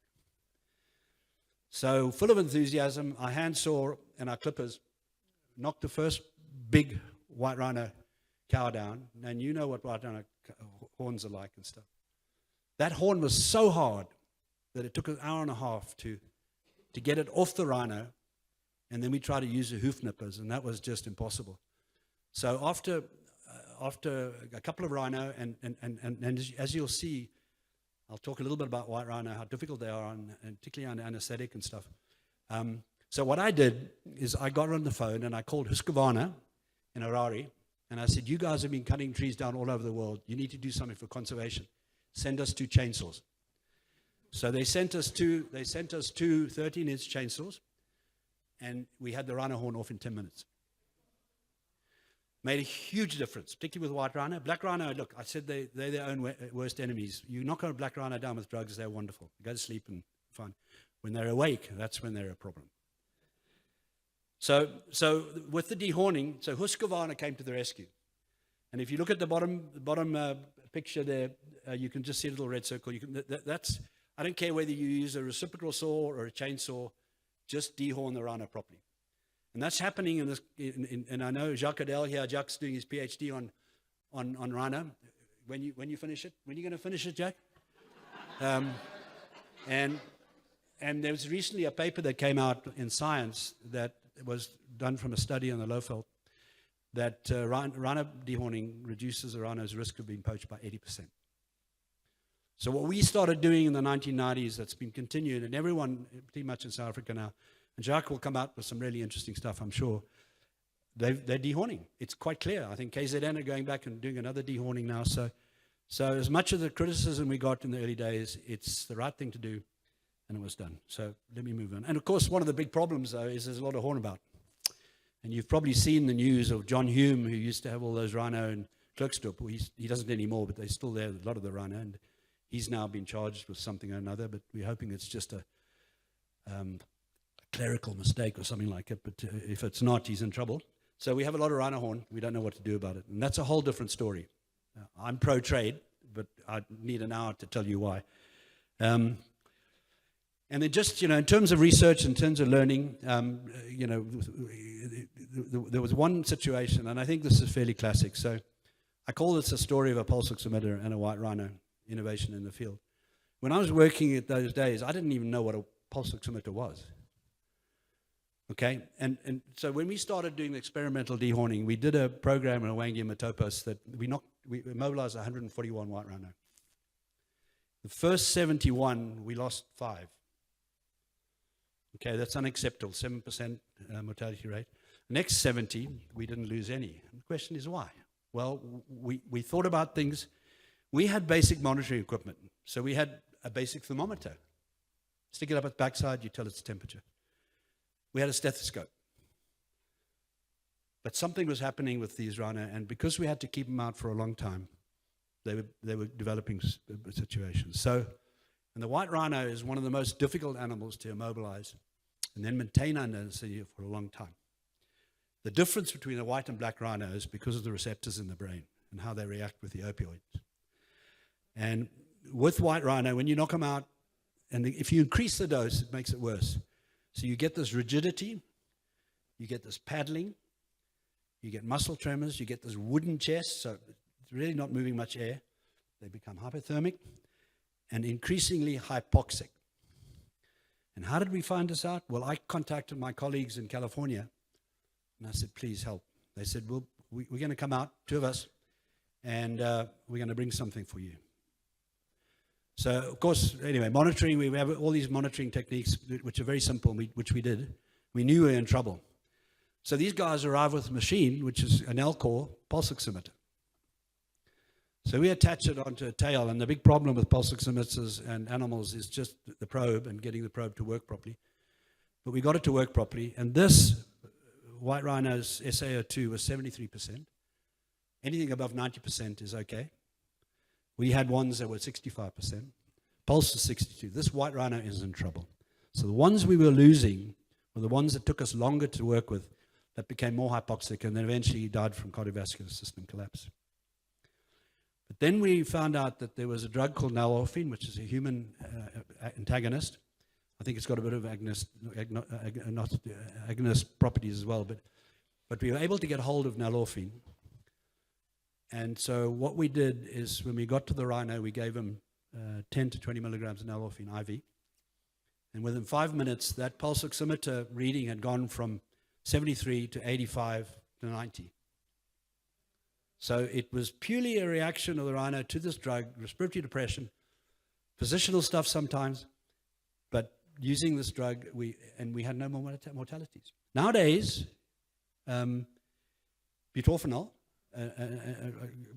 agonist, is used routinely. 10 milligrams per milligram of morphine takes care of respiratory depression.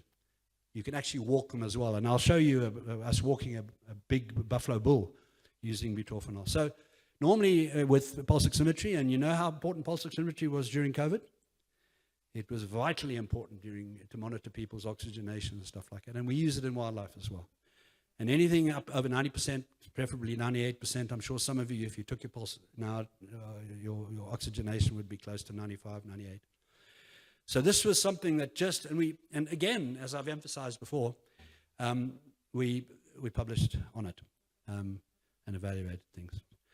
Okay, so I just want to spend a little bit of time, just a few slides here before we get into some of the really exciting stuff. Not that this is not exciting, but the other thing in terms of my career, and I told Vinny this morning, a lot of the people that I've worked with, very talented individuals doing great stuff, are OP graduates. And a lot of the stuff that's being done now, and I mean, it's changing so fast, and I'll show you why. So there's a number of different drugs, and the top row of haloperidol, clopixyl, acufase, profenazine, those are long-acting tranquilizers. Then we have the atropine and thionyl, which are your opioid antagonists. And then we have butorphanol, which I've spoken about, and naltrexone. Jacques did his, I think his MedVet project was working out a dose of naltrexone, and he used goats and stuff. And really good study, and we got some really useful information. And then we have a group of drugs there called alpha-2 agonists that are just key to what I'm going to tell you in a little moment. So xylazine, midatomidine, datomidine. Very important. So, long-acting tranquilizers. Animals like springbok, up to 50% mortality in the old days, trying to catch them, particularly with nets. And then we had people like Jaime Ebadiz, Woody Meltzer, and Dr. Richard Burroughs when they were working at the zoo. They did work on long-acting tranquilizers. Long-acting tranquilizer, neuroleptics, come from human medicine, human psychiatry. These are oil-based drugs that are slowly released. And you can see from this, you can start off, so over a 7-day period, anyway, you have to look at the picture. So a 7-day period, you can start off and give it a little bit of haloperidol, give it a bit of zooklophensixol, which is clopixyl actifase. That lasts for 3 days, and then you have another drug, pervenazine, in oil, not water-based, and you can keep the animal tranquilized for 7 days. So long-acting tranquilizers revolutionized the way we dealt with particularly some of the difficult and more easily stressed species. Another example of medetomidine, so xylitol, it's teledamine and zolazepam, cyclohexylamine and a benzodiazepine, I think. You knock a male lion down with xylitol with the right dose, you don't have a reversal, he'll sleep for 3 hours. Okay, and this cartoon is Dr. Jack's cartoon, I think was very appropriate. But if you kick up the medetomidine dose and reduce the xylitol dose significantly, what you can do with medetomidine is reverse it. So instead of sitting around waiting for this male lion to wake up over 3 hours, he's up in 20 minutes. This is alchemy. This is wizard stuff, stirring the pot. And then with black rhino, you know, I said that they're worst enemies. You take a big black rhino bull from the Zambezi Valley who's not seen a white person before, he's probably seen a black person and he's got a gun. And you put him in a boma, wake him up with no tranquilization, this is what happens. He knocks his horn off and he tries to destroy the boma. After 24 hours, he's done his stuff and he's quiet, he's good. So what we started doing was when we caught the rhino in the remote area in the Zambezi Valley, we would give them clopixyl actifase while they were on the sled in natural recumbency. Sometimes it took us 3 hours to get the animals back to the holding bomas. By the time we woke the animal up, it was tranquilized. We stopped all the aggressive behavior with these big black rhino cows and bulls. And that was because of a drug that is oil-based, sesame seed oil-based, that's used in psychiatric medicine where people won't take their pills. They stick their pill in the ear. They stick their pill up the backside. You inject them with a drug that's slow release over 3 days. And we use it in wildlife, and it's transformed things. Okay, so just before we move on to some other stuff, so what has happened, you know, we have these opioid protocols, and we normally have a high-dose opioid protocol, which is what we all used. And what's happening in the field now with practitioners, because of issues of cost of drugs, availability, they're dangerous. They've been playing around with low doses. So we have a low-dose protocol now, and now we have an ultra-low-dose protocol. And I'll show you a book that I'm editor on that we're now doing a 4th edition because this ultra-low-dose stuff has come along. And it's extraordinary what they're doing it. But the only reason they can do it is because of their alpha-2 agonists. So as you lower your opioid drug, which is your main immobilizing drug, you kick up your medetomidine dose quite high. It's a very powerful sedative. And you can handle the animal. It's quite extraordinary. This is all new stuff. Needs to be a lot of research done on it. And I know Professor Leith Mayo, when he was here, he had already done, in fact, a lot of really good research has been done out of this faculty with a lot of this stuff. So I need to move on here. So how do we transform new ideas and knowledge? Well, the next thing I want to show you is just a training program in chemical and physical restraint of wild animals that I'm involved in. I've been involved in it for 35 years. It's a 40-year-long course in Zimbabwe that was originally designed for wildlife managers and wardens. And I think this year we had 50 students from 18 countries. And we deal this student, so on the left-hand side of the left picture is a Kenya Wildlife Service veterinarian. On the right-hand side is a PhD student from China who was studying snow leopard and wanted to know about their prey, the Himalayan tahr, and whether you could catch them to take samples and stuff. Right-hand side is a giraffe team, and we mobilized giraffe with students and stuff. Very, very hands-on course. We handle some very, very difficult animals. This hippo on the right, he's sedated, but I wouldn't poke him in the eye. And we can catch these animals now. This is with a butorphanol, azaparone, medetomidine mixture. You can stick a ratchet strap on its nose clamp its jaws, stick a rope on its tail, and drag it out of the water. If you overstimulate it, it'll take your head off. But this is kind of using these techniques and roan antelope, quite difficult animals, use different techniques. So, and this is Pete Morkel. Pete Morkel's OP graduate, very well-known wildlife veterinarian from Namibia. So we train people in use of darts and dart guns, drug safety, and we even have a written and oral exam. It's one of the only courses in the world where we actually have 3 orals and a 3-hour written exam. So it's a hard course to do, but it's important. We need to get people out there professionally. And the one thing we've learned, so how do you handle a buffalo? You can knock a buffalo down with your opioid and your tranquilizer and stuff, but now you need to walk it into a crate. Now you can lift it up, it's heavy, you've got a sled. So what we do is you walk your buffalo. And so this is walking your buffalo. Now you notice the 2 guys in the front, they're quite experienced, but their eyes are quite wide. And but this thing has been given a bit of butorphanol, and then the judicious use of a electrical product. And you're walking this buffalo. He's a big boy, and with ropes on and restrained. So now you want to walk him outside, and you want to walk him into a crate. 10 years ago we didn't know how to do this.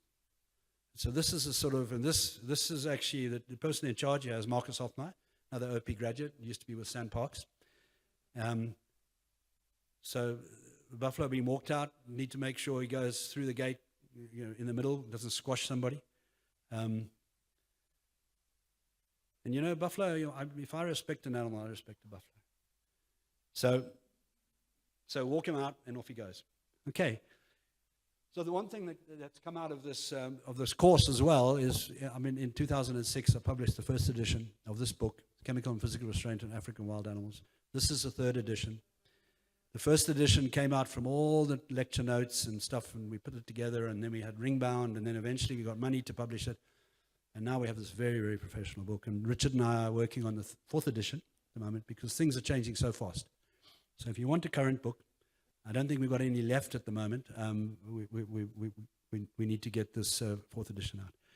Okay, so just to acknowledge some of the people. In fact, Richard Burrows and Prof. Woody Meltzer was involved with us in early days. Of course, Woody's not alive anymore. And then Dr. Chris Fogan, big vet in terms of his experience and knowledge and that in Zimbabwe, and he's also an OP graduate. So, okay, so the last thing that I'm going to do in the last, I've got 5 minutes, 35. Okay, so just to go through, I do have 3 countries here, but I'm just going to go through 2. So sometimes, when you're involved in wildlife, opportunity knocks. Sometimes one of the mantras I have is expect the unexpected. So I was traveling back from California. I got this phone call from a guy called Dr. Billy Karash, who's been in this hall. He used to be head of the field rep program for the Wildlife Conservation Society. He was then involved in the Eco Health Alliance, and Eco Health Alliance, unfortunately, were very closely involved with COVID in Wuhan, in China. So I think the Eco Health Alliance lost all its funding. They certainly will lost their funding now with Trump, but anyway. He asked whether I would join to help with some field work with elephant, forest elephant in particular. So I did, and I spent 10 years with WCS.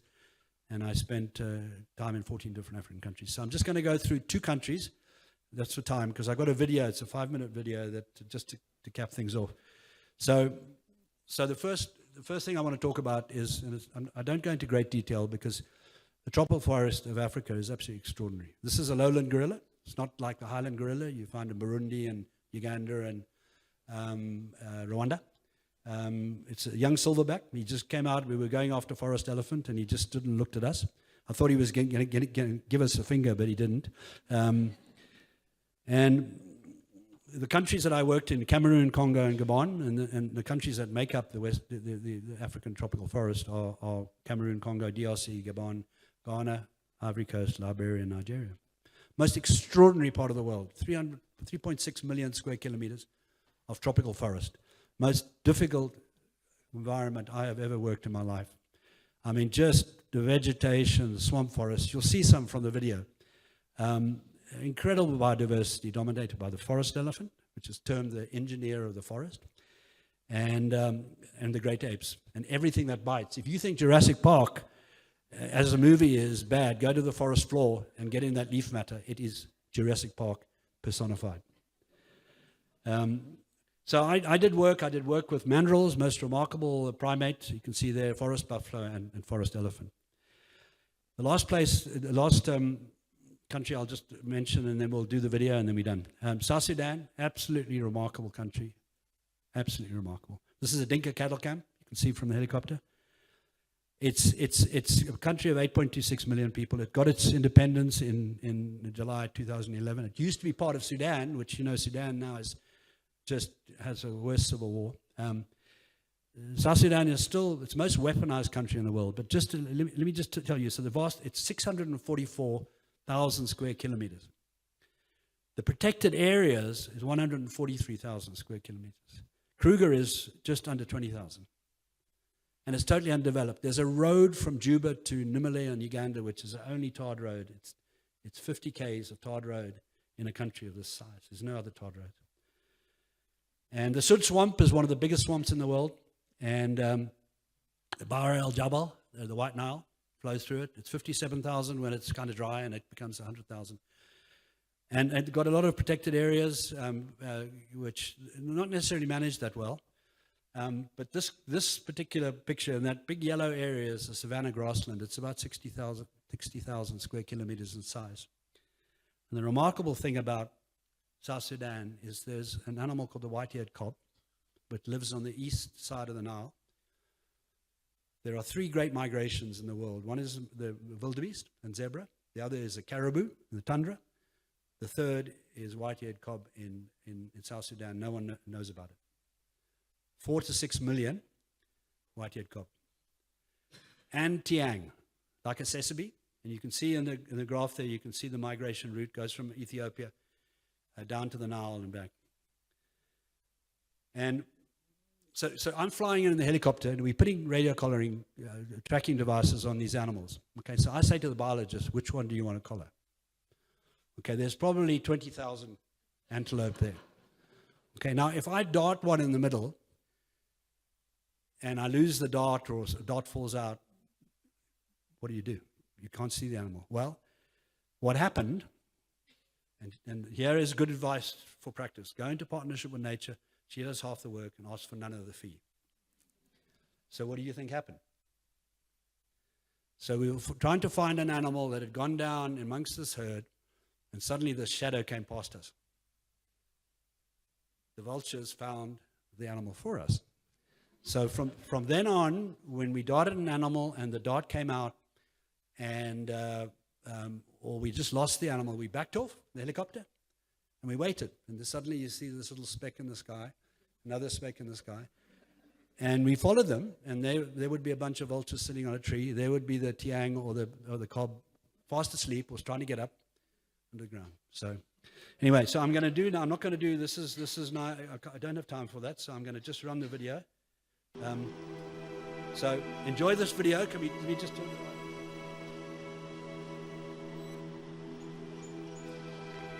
This is forest elephant work. It's forest elephant work in Gabon, I think.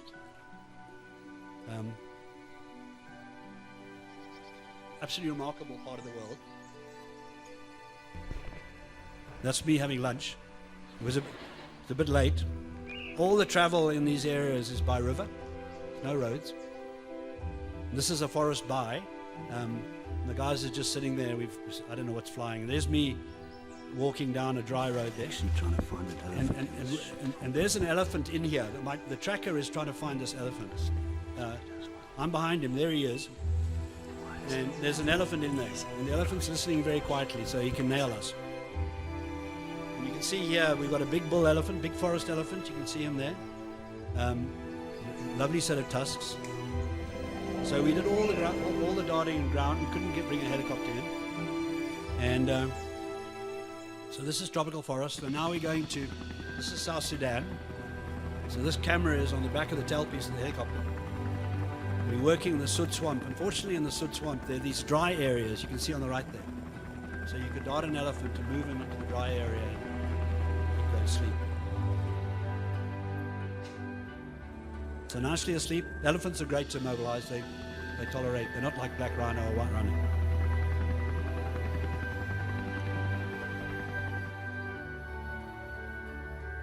These are savannah elephant in South Sudan. A female there. This female wakes up. You'll see that she wakes up and knocks over the camera.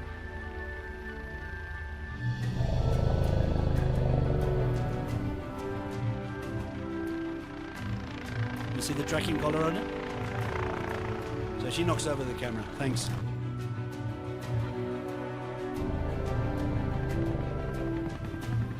Nice young bull.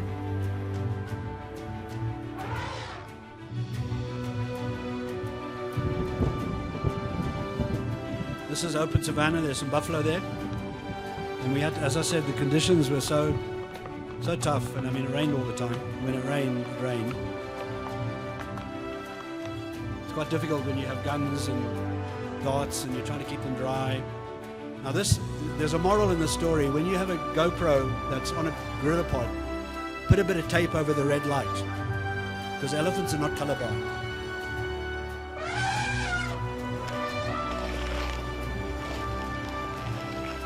So the gorilla pod was destroyed completely. Fortunately, the GoPro had a casing, and it spat it out. And then now we're in Cameroon, and now we're working with giant eland. Giant eland are very, very interesting animals. And one of my recommendations to any young vet here: don't put a GoPro on your gun, because you realize how many trees you hit. And trees don't go to sleep with M99, I'm afraid. So there's a nice bull there. Very, very popular for hunters here. And these are probably the last 80 elephant in this region that hadn't been poached.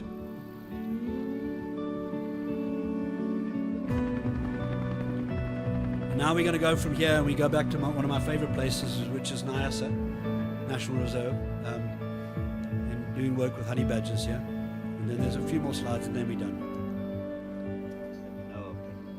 So this is field stuff. So it's field surgery, putting a tracking implant into the abdomen. Honey badger is one of my favorite. I've got some honey badger stories that will make you cry, but we have no time.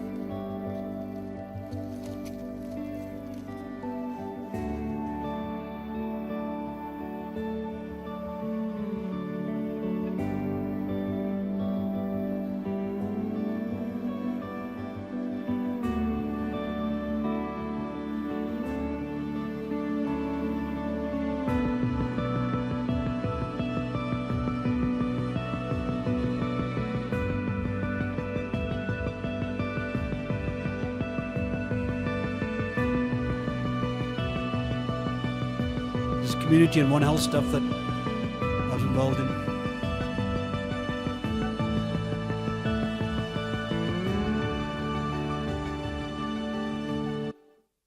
Thank you.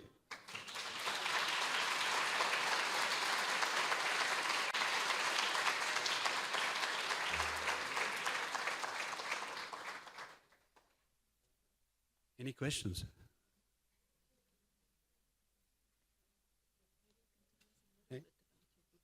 Okay.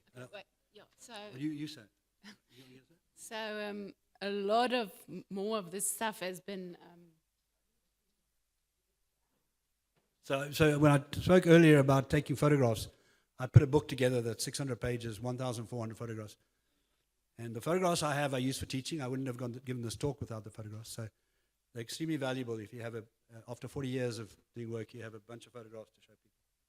Yeah, so obviously this book is obviously a compilation of all his travels throughout the world. So there's only, 3 left? Yeah. And we are going to be auctioning off one of the books, okay? So, not now, just before lunch, and then also one at the cocktail. So if you want to page through it, you can, and then he will also sign it, and you can have a photo with him if you want. But yeah. When you finish it, you can use it as a doorstop, or as a defensive weapon. It weighs 3.2 kg. So.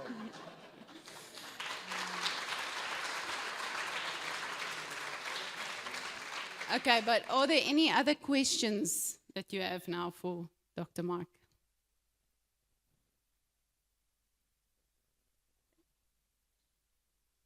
Thank you.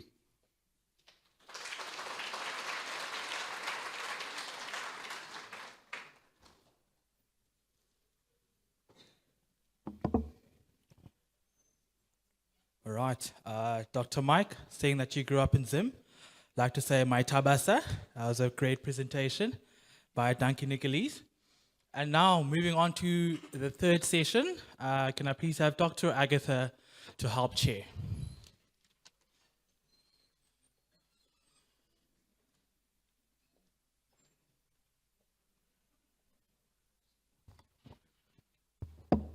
So I usually avoid standing behind podiums because of my height restrictions. But I've got heels on and a duck today, so I hope you can at least see my forehead. Okay, so I'll be chairing the postgraduate research session for today, the second one. Up first, we've got Asive Luningo. She'll be presenting on the isolation and concentration of galagenine, the toxic principle of Bisini in celluloides among different geographical locations in South Africa.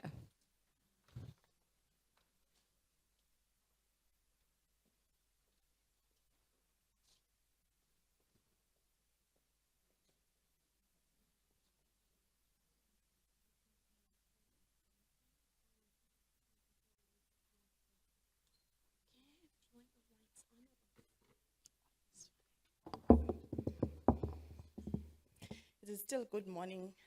I'm so nervous. Okay. Good morning, everyone. I am Asive Luningo. I am doing my MedVet in veterinary toxicology under the supervision of Professor Maybeck. So, speaking after such an experienced speaker, he has just set the bar too high, but at least I'm safe like Agatha. I'm wearing heels, so I'll try my best. Thank you. Yeah, we can get started. Okay.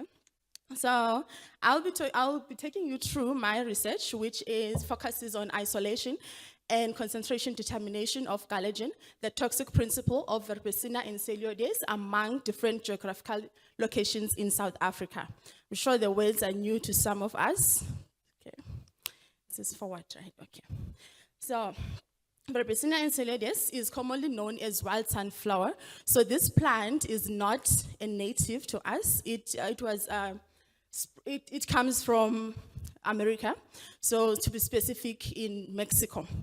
Okay, so it belongs to the Asteraceae family. So the flower itself can grow up to about 1.6 meters, and it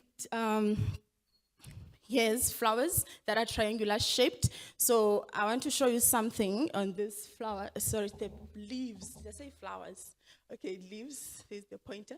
Okay, so the leaves are triangular shaped, and then they are unevenly serrated on the margins. And then the most distinct thing that you can find in this plant is that where it attaches, it broadens. So it forms like a small leaf at the attachment site. So that is very important when it comes to identifying the plant. Then it also has small yellow flowers, which are daisy-like flowers. And then the seeds of the plants are flat, gray to brown in color, and they are covered with small hairs, as you can see the zoomed picture there. So that is very important when it comes to spreading of this plant. Okay, so the plant itself is widely distributed in South Africa. So what really stands out here is how well this species can adapt in different climatic conditions. Okay, so the plant is highly invasive and it spreads fast. So the reason for that, it produces high number of seeds and it can withstand drought conditions. So by looking at the seeds, okay, this is the picture I took when we went for a plant collection. So that's me, okay. So the seeds, they form what is called a seed bank. So one plant can produce 600 to 2,000 seeds. So that is very important when it comes to spread of the plant. And then these seeds can be buried on the ground and they can be viable for at least 3 to 4 years on the ground. So that is important when it comes to eradication. So already we're thinking that it's going to be difficult to eradicate such a plant. Okay, so the next picture Okay, so the hair, can I explain the hair?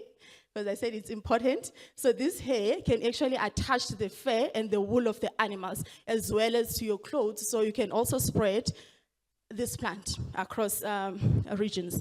Okay, so the second picture is showing how invasive the plant can be, so how it has taken over this cultivated land. So all the green, you can see the small white, so it's the small yellow flowers there, so how it has invaded that area. So if you think about it, as a farmer, when during drought seasons, the farmer, they usually open their cultivated lands so the animal can graze. So they can be exposed to such a plant, okay. Then the next picture is also emphasizing on how heavily infested the area can be by this plant. So the picture was taken from Limpopo, where animals died. So the farmer lost 30 impalas and 2 pushback, and then he managed to get hold of us, and then we did some investigation.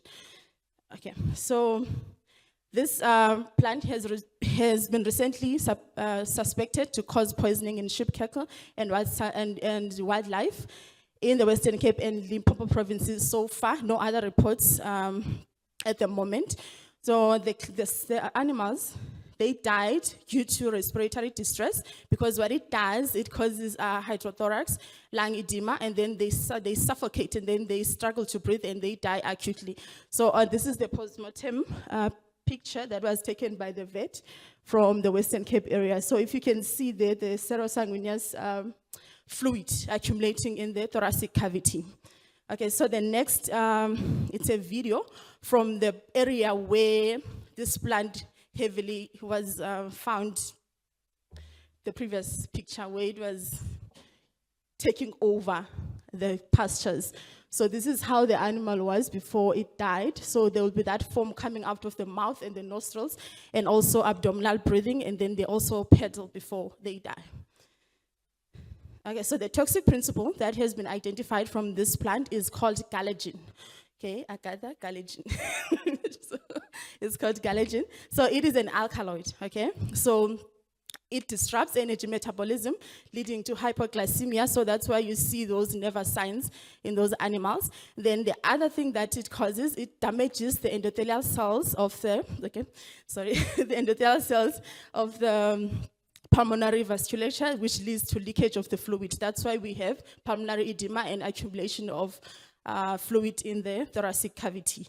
So the interesting part is as small as 800 milligram per kg plant material can cause poisoning in sheep. Then in experimental studies, 23 milligram per kg plant material can induce clinical signs. Okay, so lastly, this is the interesting part, that even though this plant is widely distributed in South Africa, but there is nothing that has been published on its toxicity up until now, okay. Then, so the aim of the study was to determine its potential toxicity through confirming the presence of this gallagin and quantifying its concentration.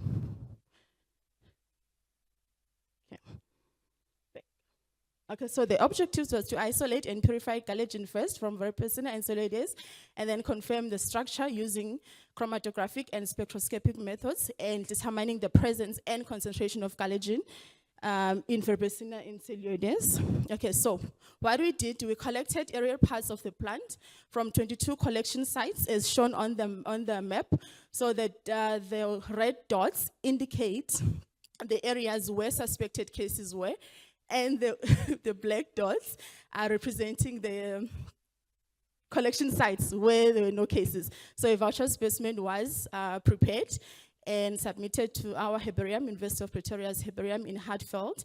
So this is how we went about this. We did extraction, first drying, milling, and extraction of the plant material, and then the compound gallagin was then isolated and purified using HPLC, and its structure was confirmed through NMR, okay? So since we've collected from all those different collection sites, we did extract from each, so we did plant extract from individually from all those collection sites. Then we ran them through UPLC to analyze if we can find this toxin from those plants. Okay, so this graph, so these are my results. So collagen was successfully isolated from Verbesina and Celides aqueous extracts through chromatographic purification. And then this graph is showing the peak of the isolated chromatogram. So this is a pure standard or pure compound. So there are no other peaks, meaning that it's a pure compound. And then also the molecular weight was confirmed using mass spectrometry, which is 128 grams per mole. Okay, so then the chemical structure, we did confirm it using HNMR. 1 minute left. Okay, so the presence of collagen from the plant extract. So we selected specifically those ones we are showing, the ones that were collected from the places where poisoning occurred. So if the black line represents my pure compound, and then the other chromatograms represent the plant extracts where poisoning was suspected. So we can confirm that this plant, so the 1 minute is distracting, sorry. Okay, we can confirm that this plant does contain the toxic compound. So in conclusion, so confirming that Collagen verbicina and Celides plant collected in South Africa provides valuable insight into its potential poisoning risk to animals. But it's not only that it is a health risk, but it is also of economic and environmental significance. So it's very important for us as vets and the farmers to know about it, because it causes high mortalities and it's very toxic. Because this toxicity is very acute, you might not be able to see the animals showing signs, okay? So purified, lastly, the purified collagen standard that will be used to check the concentration in all the plant extract collected. Thank you.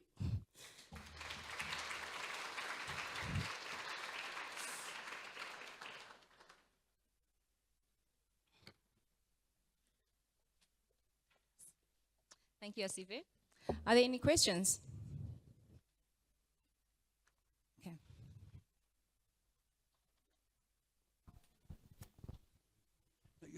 So this plant, does it occur in disturbed areas?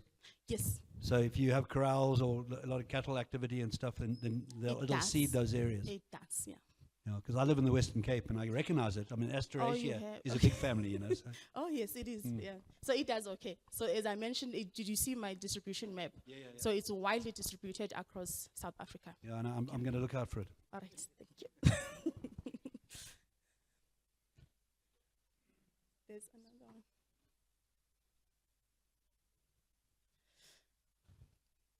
What would happen if you eat some of the, or if you ingest meat from animals that have died from this toxicity? Okay, that's a very good question. So, according to literature, we're going to say it because you've been tested. So, it can be toxic to you, but then it depends on the amount that is found on that meat. So, secondary poisoning can happen.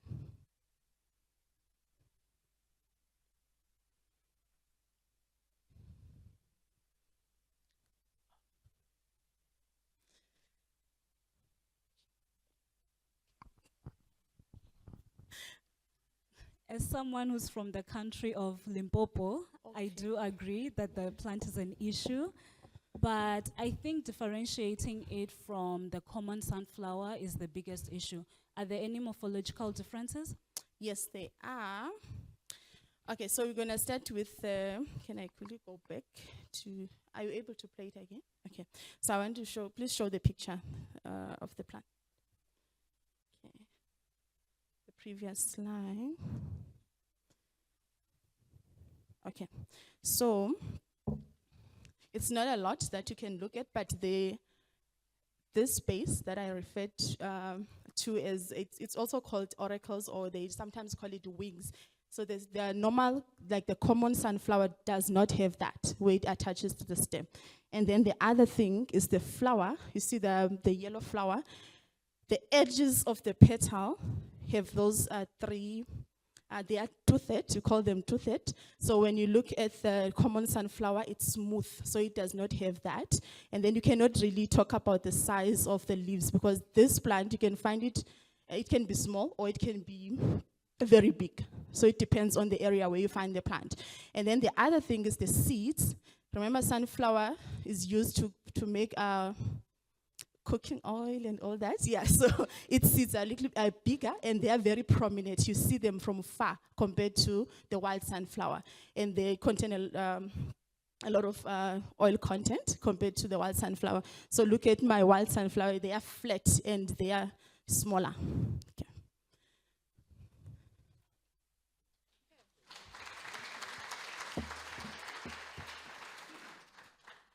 Thank you, Asive. Up next, we have Daleti Sekobela, and she'll be talking to us about advancing disease surveillance in rhinoceros in South Africa.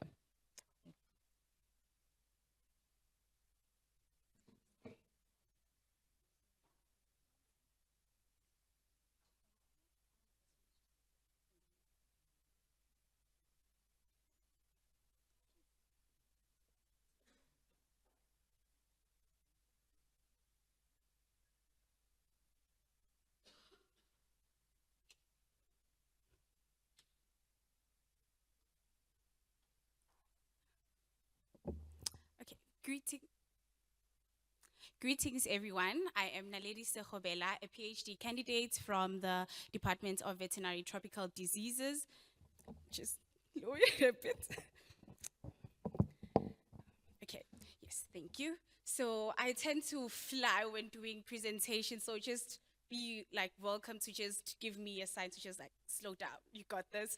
So I'm going to present part of my PhD work, focusing on the multiplex real-time PCR assay for the detection of Teleria bicornis and Babesia bicornis on rhinos. Black and white rhino populations have declined over the years. According to the International Union for Conservation of Nature, both species are under threat, with black rhinos classified as critically endangered and white rhinos as near threatened. This is mainly due to poaching, habitat loss, and competition with other species for resources. And as a result, conservation authorities are now forced to intervene through translocation, which is moving this key species to safer locations. Today in Africa, most of the rhino populations are confined to protected areas in a few countries such as Kenya, Tanzania, Namibia, Zimbabwe, and South Africa. While those measures are aimed at protecting rhinos, translocation can introduce new challenges, such as the increased exposure to parasites and diseases in the new environment. Teleria bicornis and Babesia bicornis were first identified in rhinos in the 1960s and formally described in 2003.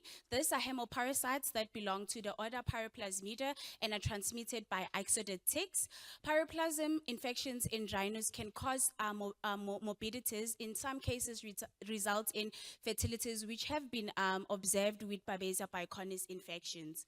This has been hypothesized to be linked with stress from translocation, and previous studies have shown that this can lead to immunosuppression and increase hemoparasitic infections. Therefore, there is a need for further research for us to improve our rhino management strategies. Over the years, blood smear analysis under the microscope has been used to identify hemoparasitic infections, while a molecular diagnostic assays such as the reverse line blot assay, nested and conventional PCR assay, focusing on the 18S rRNA gene, coupled with cloning and sequencing, have been used and are useful in detecting subclinical infections and identifying novel pathogens. However, they are less suitable for routine diagnostics and epidemiological surveillance. Therefore, pre-translocation screening tool is essential for early detection of these hemoparasite infections in rhinos. As such, a quantitative real-time PCR assay can be used as it offers accurate and rapid detection of low-level infections. It is highly specific and sensitive, and overall, it is able to quantify parasitic load in blood. Therefore, applying such a technique in the detection of Theileria and Babesia bicornis in rhinos will be instrumental in understanding the epidemiology of these parasites in rhinos.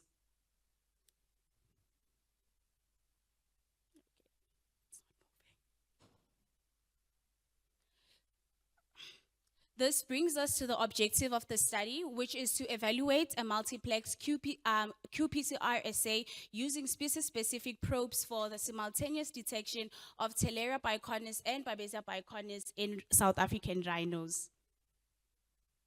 For the development of the assay, published 18S rRNA gene sequences were used to design primers and probes using the Primer Express software.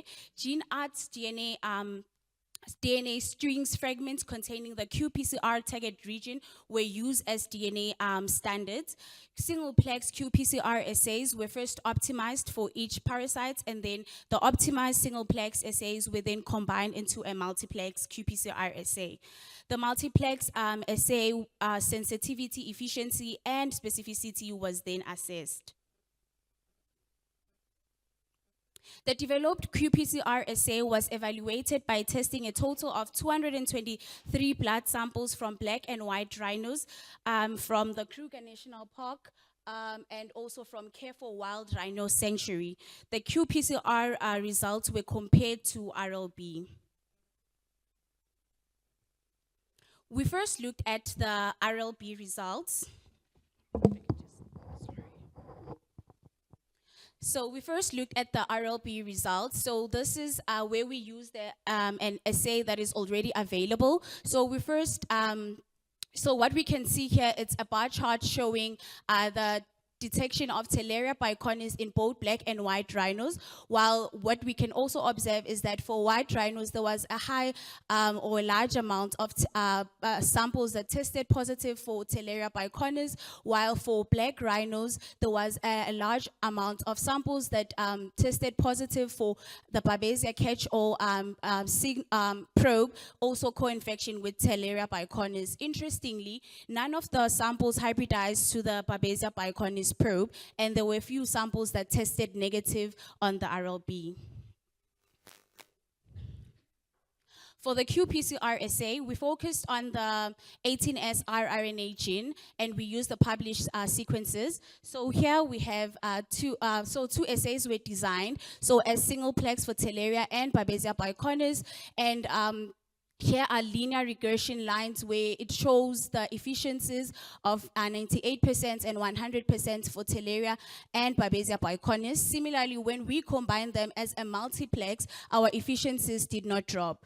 We further performed a probit analysis where we wanted to find out the CQ cutoff values and the limit detection of the assay, and we found that for Theileria bicornis, it was 1 × 10 to the -6 parasitemia corresponding to a CQ of 33, and for Babesia bicornis it was 6.27 × 10 to the -6 parasitemia corresponding to a CQ of 34. This is very comparable with other qPCRs that have been developed. We further tested for cross-reactivity, where we tested target pyroplasms, for example, testing against Theileria equi, Babesia cabali, and the assay proved to be very specific and sensitive. So these are the qPCR results that we screened using the developed qPCR assay. So this is a map that shows where in SANParks the black and white rhinos were identified. So what we can observe here is that we also detected a high amount of Theileria bicornis in white rhinos, while in black rhinos there was mixed infections of Theileria and Babesia bicornis. So this is a similar representation or result, just showing now in terms of percentages, the infections in terms of percentages. So what is also interesting is that Babesia bicornis was detected as a co-infection and exclusively found on black rhinos. So this is something that we want to further explore in the study. So overall, in the study, we found that there was a high prevalence of Teleria bicornis and Babesia bicornis in both black and white rhinos, which might suggest a likely enzoic stability in the Kruger National Park. The qPCR that we developed was able to detect these infections and outperforming the reverse line blot assay, and especially in the detection of Babesia bicornis infections. Babesia bicornis infections were exclusively found in black rhinos and as a co-infection, which might imply species-specific susceptibility, possibly influenced by the ecological exposure. And what we really want to explore further in the study is the diversity of Babesia species, as there was a high number of samples that hybridized to the Babesia catch-all probe, which we want to also study them further to see if this was Babesia bicornis or a sequence variant, as currently there's only 5 available sequences of Babesia bicornis. So in conclusion, the developed qPCR assay was able to detect and quantify Teleria bicornis and Babesia bicornis in rhinos, and this assay could be used as a potential diagnostic tool to screen rhinos for pre-translocation events, and further studies can focus on identifying tick vectors for these parasites and possibly identifying novel or uncharacterized Babesia strains to further inform our future surveillance and management strategies. These are the references that are used, and I would like to acknowledge my supervisors, co-workers, SunParks, Rhino Rewilding, Myawana, and this institute for making this work happen. Thank you.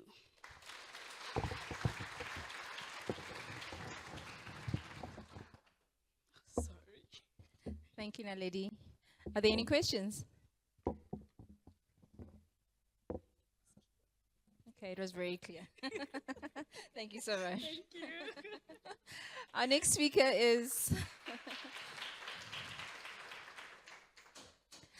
speaker is Jared Morris, and he'll be presenting on risk factors for poor performing weaner lambs.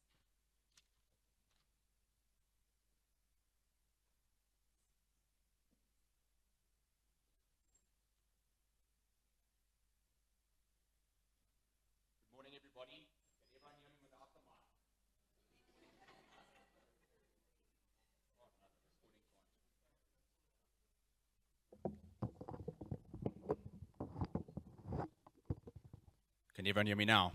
Sorry, I don't like to be penned behind this little stage here. Guys, thank you for the opportunity to present at Faculty Day 2025. I'm going to ask you before I start, take a mental screenshot of what I look like with hair, because with this problem, non-adapting weaner lambs, I'm going to be very much bald by Christmas. Okay, it is a massive problem, ladies and gentlemen. Okay, just a short introduction. What do feedlots do? We finish feedlots, or we finish weaner lambs in feedlots in an accelerated growth state for commercial slaughter. But these feedlot systems, they are highly stressful environments. And I don't want to be ungrateful when I say that, because without it I wouldn't have a job. But normal stuff that we see in feedlots is the ovine respiratory disease complex, as well as enterotoxemia or pulpy kidney. These are normal things that we see, that we can sort out relatively easily. But weaner lambs are also susceptible to maladaptation, with an estimated 5 to 20% of lambs failing to adapt to feedlot conditions. And when I say failing to adapt, what do I mean? They show overt feed refusal, dullness, depression, high mortality rates. But there are certain things we can do to try and keep them alive. We separate vulnerable animals, we try and reduce the stress of commingling, we place them onto pasture-based systems, fodder crops, just to ease the transition back onto the feedlot diet. So there are certain things we can do. But in a recent South African setting, the prevalence of these non-adapted lambs has completely shot through the roof. And feedlot operators are reporting an increased prevalence over the last 5 years. In conversation with production animal veterinarians, normal managerial procedures that we could do seem to be no longer effective. And here we can see high mortality rates amongst these non-adapting weaner lambs. And I'm going to be honest with you, let's be blunt. Lambs, they do enjoy dying. Okay, it's like a weekend hobby. But these guys, I consider it as their full-time job to die. You can see here, this is recent data in August from a commercial feedlot, and just focus there on the bottom, 111 lambs dying on a daily basis. A crisis, again, the hair loss. But luckily for us, there's something we can do. You can resign. Wash your hands, get out of there. For the students that are in the talk now, this is a joke. You don't resign, you're an OP graduate, you never give up, and you find a solution. But before you do that, you always blame the nutritionist. Okay, that's number one. It's always their fault. So we were just looking at some of the risk factors that could predispose these lambs to becoming non-adapters. So creep feed omission, Haemonchus contortus infection, Cryptosporidium parva infection, both are massive problems, as well as an increased incidence of twin or triplet lambs. Why I chose these specific risk factors was they could cause metabolic compromise in the pre-weaner lamb, potentially resulting in the non-adapting status. So what did we do? We conducted lamb rearing surveys across 7 provinces within South Africa, bar the Northwest and Limpopo, and with a calculated sample size of 80 farms. Dr. Mark, I can tell you I did all of this traveling in a Hilux and I didn't put a foot wrong. Okay, and where we were really focusing on was in the Northern Cape province, Northern Eastern Cape, as well as the Southern Free State. Those are the largest lamb producing areas in the country. So what did we do? We went onto the farm and we were distributing questionnaires to the farm owners and the managers, just asking about the managerial procedures on that particular farm. Luckily for us, feedlots, they keep record of all their supplies because of certain controlled diseases, and I want to say it in a hushed tone, but foot and mouth disease. But we could track these suppliers relatively easily and get out onto the farm. When we were distributing the questionnaire or formulating it, we were focusing on 5 key regions. It was mainly feed management and nutrition on the farm, rearing system and pasture management, disease control through certain vaccination strategies, internal parasite control, as well as certain production parameters. Okay, just a bit on the statistical analysis. We used Poisson regression for risk ratios, and we did an initial screening with a univariate model to identify the initial potential risk factors. We also assessed for collinearity, with the strongest variable associated being retained in the model. And finally, we did multivariable modeling with all variables with a lower p-value less than 0.2. Okay, just the results. So what came from the questionnaire distribution was a lack of creep feed supplementation, proved to be significant for a non-adapting weaner lamb arriving at a feedlot, as well as extensive lamb rearing, which often occurs in those areas we were sampling. Now, I just want to go into the discussion a little bit about how rumen development really starts. So remember, ruminants are not born with a fully functional rumen. It is a primordial organ, and as the animal gets older, it is going to turn into that wonderful organ, that 100+ liter fermentation vat, being able to utilize plant structures. But it's got to go under significant changes, anatomical and physiological changes. And how does it do that? So microbial inoculation, this is already starting during the birthing process from the dam. Those microbes are going to be inoculated into that primordial rumen, and with the consumption of solid feedstuff, so rumen fermentation is going to start. With that fermentation, we're going to get the production of 3 main volatile fatty acids, being acetate, propionate, and butyrate, with butyrate being the most crucial for rumen development. And what does it do? It increases the rate of short-chain fatty acid absorption through rumen papillary development. It's going to enhance epithelial blood flow and also promote rumen motility. So just from this take-home, butyrate is incredibly important. For the students, a nice rhyme. How do you develop a rumen? You need 2 things. You need weight and butyrate. Done and dusted, nothing more. Okay, again, the importance of butyrate. It regulates certain gene networks that we can increase the rate of cellular proliferation while at the same time reducing the amount of apoptosis. So we have a net cellular proliferation, it is going to cause rumen development. But now we know a lack of creep feed supplementation leads to a non-adapting lamb. We know the importance of solid feed in the early stages while the lamb is still suckling. So what are the consequences of this if creep feed is not supplied? And I see this, I get a wave of nausea because I've seen so many of it. But guys, this is the fact of the matter. Complete rumen underdevelopment, lack of rumen papillae. I'm not even going to classify that lamb as a ruminant. It's essentially a monogastric, because this rumen is not providing any function for me. Okay, so I just want to show you the two forms, a scientific form that I named it. This is the weaver's nest form. Okay, it forms like a blockage in that rumen. The animals are severely dehydrated. But again, look there, complete lack of rumen papillae. And the other form, we get this complete watery mess. You can actually hear, as the lambs are running past, you can hear that water sloshing within that rumen. So what are the solutions? And that's what a farmer always tells me. It's all good and well. You've told me the rumen's underdeveloped, but how are you going to fix it? And this is what we've found. Consistent pre-feed provision during the pre-weaning period. The rumen requires constant stimulation. It's not an ebb and a flow. It needs to be constantly stimulated in order to develop properly. We need to maybe move more towards intensive or semi-intensive management, but again, it might be cost prohibitive. We need to align on-farm practices with feedlot requirements. And I'm standing in front of you now, and I want to take off my feedlot cap. That feedlots, and I'm part of the feedlot scenario, we need to really catch a wake up. We've got to improve channels of communication between the lamb supplier and the end producer. We need to guide them on what we want, and along with the guidance, we need to reward them if they are doing certain managerial practices correct, such as pre-feed supplementation, inoculating their lambs. But at the moment in a South African setting, there's no standardized pricing structure. Right now, if you do provide pre-feed to your lambs and you look after them superbly well, you don't get an incentive. There's no premium for you. So can I really blame the farmers for not wanting to affect their bottom line if they're not going to get rewarded?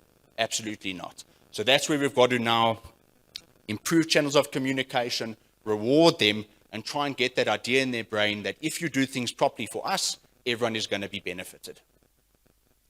Just some certain limitations of the study. There was a bit of a time lag. Remember, these lambs had to be raised on the farm of origin for a period of 4 months, after which they were weaned, and we fed them in the feedlot for 60 days, with an additional time lag between data collection post-slaughter and me administering the questionnaire to those farmers. So farmers do enjoy forgetting things. So when I'm sitting there with a 30 question questionnaire, I think some information might slip through the cracks, as well as farm management records were not always entirely available at the time of the visit.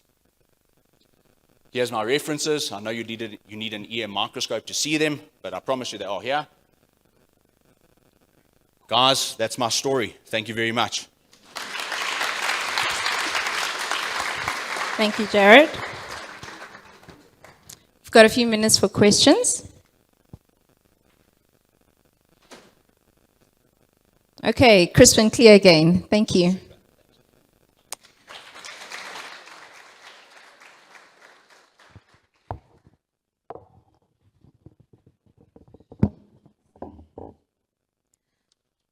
Up next is Shirach Samoa, and she'll be talking about the effects of maternal equine appeasing pheromone on the heart rate variability and behavioral parameters in mares before, during, and after fear-inducing event.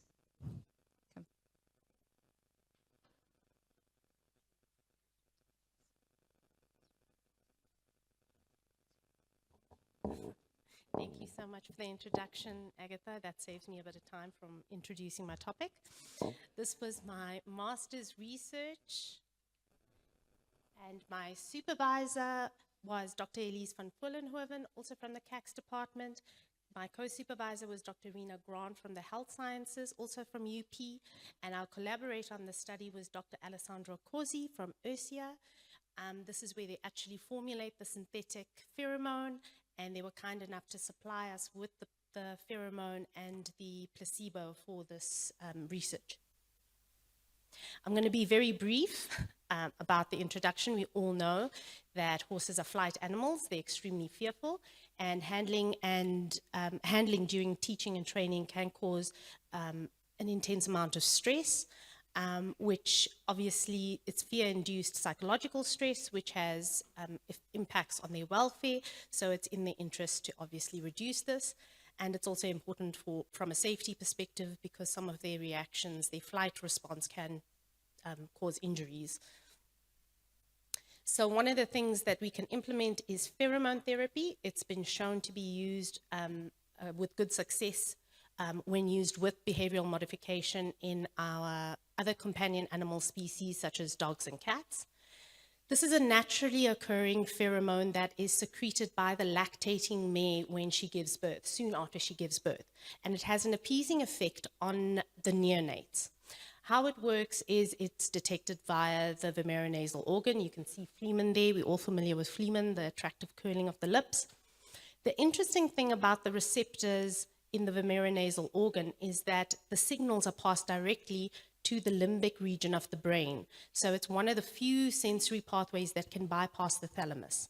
So it goes to the amygdala and the hypothalamus, and this is how it has an appeasing, calming effect on the neonate, and it has been shown to work in adults of the same species as well. So we have commercial products. We are able to actually formulate. They've analyzed the synthetic formulation. It's a fatty acid compound, and they formulate it for commercial use. Adaptil, some of you may be familiar in dogs, and Feliway in cats. In horses, we have Secure Flash and Confidence EQ. These are not registered in South Africa, but they are available elsewhere, and some people do bring it in. Trainers, horse trainers bring it in, and anecdotally, they speak to its efficacy. The research, however, on equine appeasing pheromone is quite debatable. Some show that it does work, others not, but they use different age groups, different stresses, and different methodologies. So you're not really comparing apples with apples, even though it's placebo-controlled. So in our research, we wanted to do a placebo-controlled trial that was also a crossover study so that each mare could serve as her own control. Our main aim was to see if there is any influence that the pheromone has on the heart rate variability and the behavior in the mares, both during and after a fear-inducing event versus a placebo. It was a unicenter study done here at the faculty using the Atau mares. It was double-blinded. We were given 2 syringes marked A or B, so we didn't know which was which until after the analysis was complete, the statistical analysis. We used 30 healthy mares that were in anestrus. They aged between 7 and 20 years of age, and we applied ECG pads and monitors, telemetric devices, which transmitted the signal to our laptop, and we also recorded their behaviors using a camcorder. When I speak about the crossover, what we did was we took the 30 mares and we split them into 2 groups of 15. Half got treatment A, the other half got treatment B. We then waited for 2 weeks before swapping over the treatment. How the experiment trial was actually run was we took the trial mare with a herd mate and kept her in a small paddock 6 by 6 meters squared, and allowed her to rest for 15 minutes for phase 1 in order to get the baseline recording of her heart rate variability. We then applied the gel intranasally, either A or B, and allowed a further 20 minutes of rest because the manufacturer suggests 20 minutes for the pheromone to take effect. It was only then that we then moved them into the herringbone crushers for restraint. Over there. And we allowed another 15 minutes of rest before applying the fear-inducing stimuli. The first thing was removal of the herd mate from the adjacent crush, and this was enough to cause stress, but additionally we also applied both an auditory and a tactile stimulus, which was the sound of electric clippers and tick grease placed under the tail. This only lasted 5 minutes. We stopped the electric clippers. This was in line with our animal ethics. And then she was allowed to rest for a further 10 minutes before being removed and going back to the base camp for recovery with the original herd mate. Heart rate variability is a very useful tool in determining autonomic system function. Basically, what we're looking at is the balance between the parasympathetic and the sympathetic nervous system. I don't have time to go through all the different mathematical parameters, but they correlate with either a dominant sympathetic nervous system, as associated with stress, or parasympathetic, which is usually calm. And behavioral responses are usually either freeze type behaviors or movement. We use generalized linear mixed models for our analyses on the different parameters, the HRV parameters that is. We found that they already differed in phase 1 with several of the parameters, so we included this as a covariate so that we could standardize that they were all starting from the same base so that we wouldn't assume differences that didn't actually exist. We looked at both treatments across the entire experiment from phase 2 to 6. And found no difference between the treatments overall on a globally. The phases obviously differed between rest and stress, but it was the same for both the pheromone and the placebo. But where we found significant difference was between each treatment during each phase. And what we found was when we looked at the frequency domain parameters, namely your high frequency and your low frequency normalized values, as well as the low to high frequency ratio, which basically tells you which part of the autonomic system is dominant, we found significance, and this is what the pattern looked like.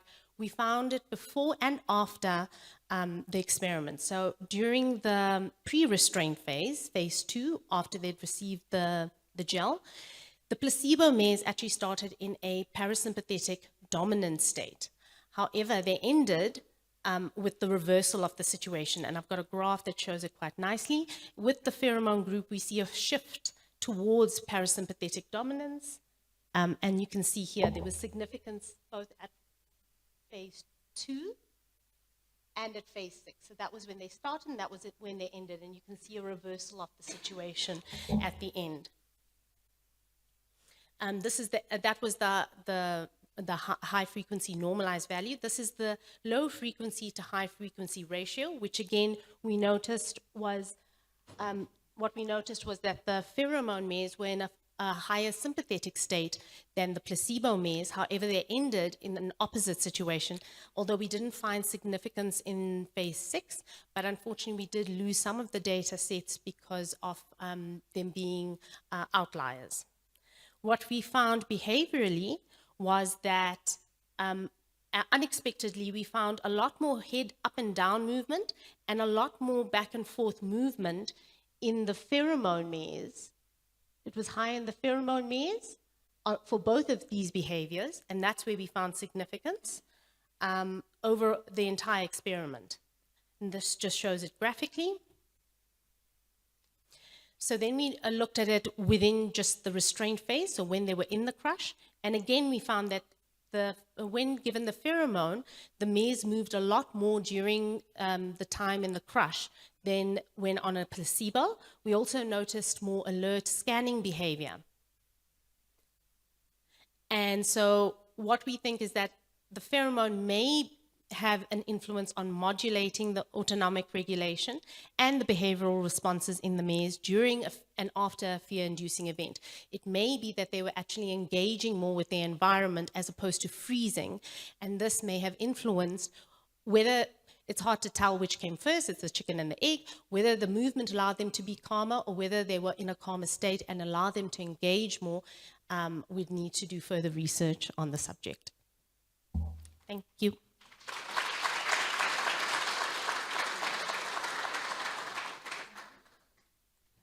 Thank you, Shira. Are there any questions? Okay, thank you.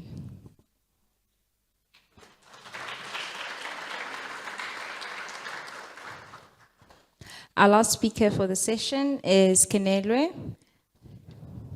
I'll let you introduce your title this time. Greetings, colleagues. Thank you for this time. For those who are at the SASVEPM Congress, bear with me because I could not present this work due to a commitment. My name is Kenelwe Muntu. I will be presenting to you this PhD study. It's a cross-sectional study of FMD in African buffalo in the Kruger National Park in South Africa. Today I will be presenting to you diagnostic and a genetic characterization of the work that we have done so far. Foot and mouth disease, it is caused by a virus which belongs to the family PicoRNA viridae. and the genus Aphthovirus.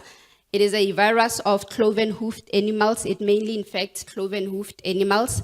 This virus causes major economic effect.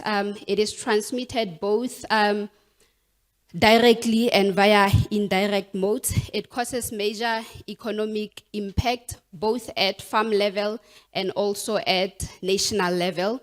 It comprises of 7 serotypes. The serotype type C, it is currently extinct. It does not exist anywhere globally.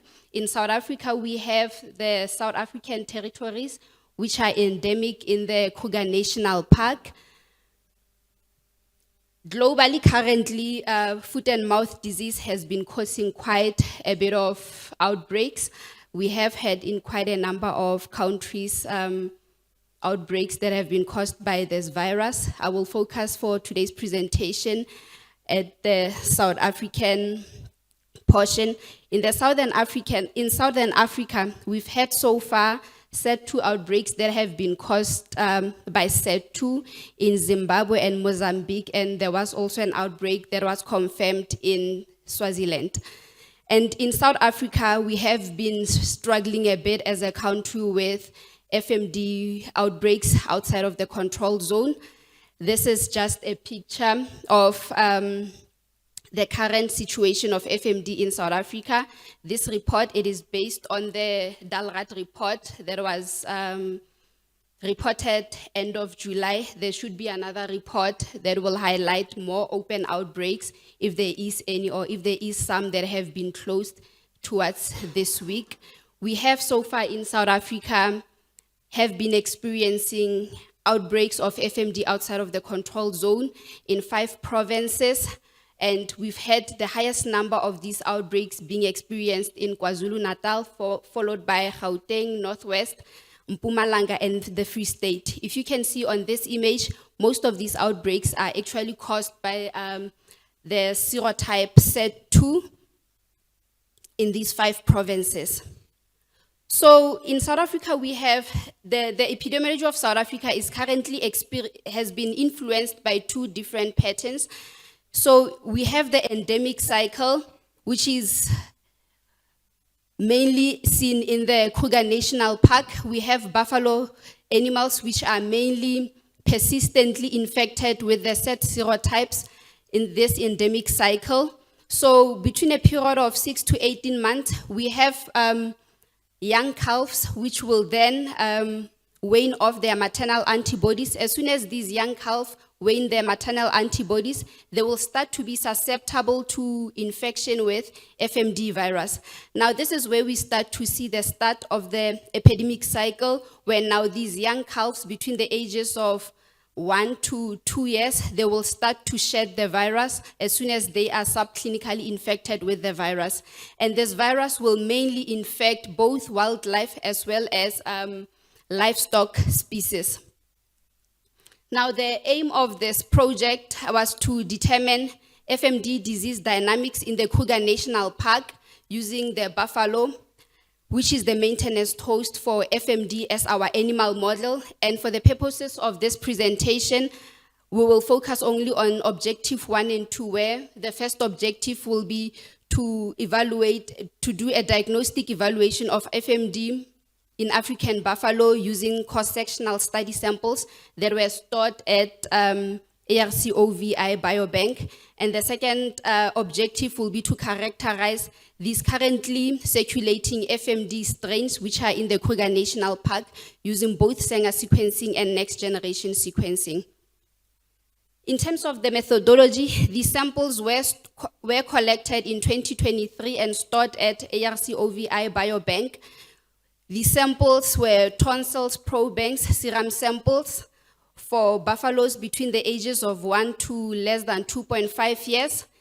Probangs and tonsil samples were tested, where RNA was extracted on these samples. These samples were then further subjected to RNA extraction, real-time PCR using 3D Callahan. Virus isolation was done on these samples, and those that were successful on virus isolations, these samples were sent for next generation sequencing, and those samples that were positive on real-time PCR, we only sent them for VP1 sequencing. So our serum samples were tested both on solid phase competition ELISA as well as non-structural proteins. In terms of our results, there was high seroprevalence observed across all ages because these samples were from age 1 to less than 2.5 years. So we saw a high seropositivity both in set 1, set 2, and set 3 across all ages of these buffaloes that were sampled. But the highest level of seroprevalence was observed in set 1 and set 2. Seroprevalence in set 3 was observed to be low, and it started to reach, as we were analyzing our results, we realized that these buffaloes, as they were reaching 1.7, going up to 2.5, the seroprevalence was starting to rise. On the right-hand side is just an image which shows the geographical distribution of the seropositive animals from north to south of the Kruger National Park. So in terms of the work that we did on probe banks and tonsil swabs, according to WOA, the gold standard for determination of FMD is virus isolation in livestock. But in wildlife, there is no gold standard. So in order for us to be able to determine the sensitivity and the specificity of the probe bank and the tonsil swab, what we did was a reference positivity determination. This we did it by looking at the result between the probe bank and the swab, and we determined the infection status of the animal.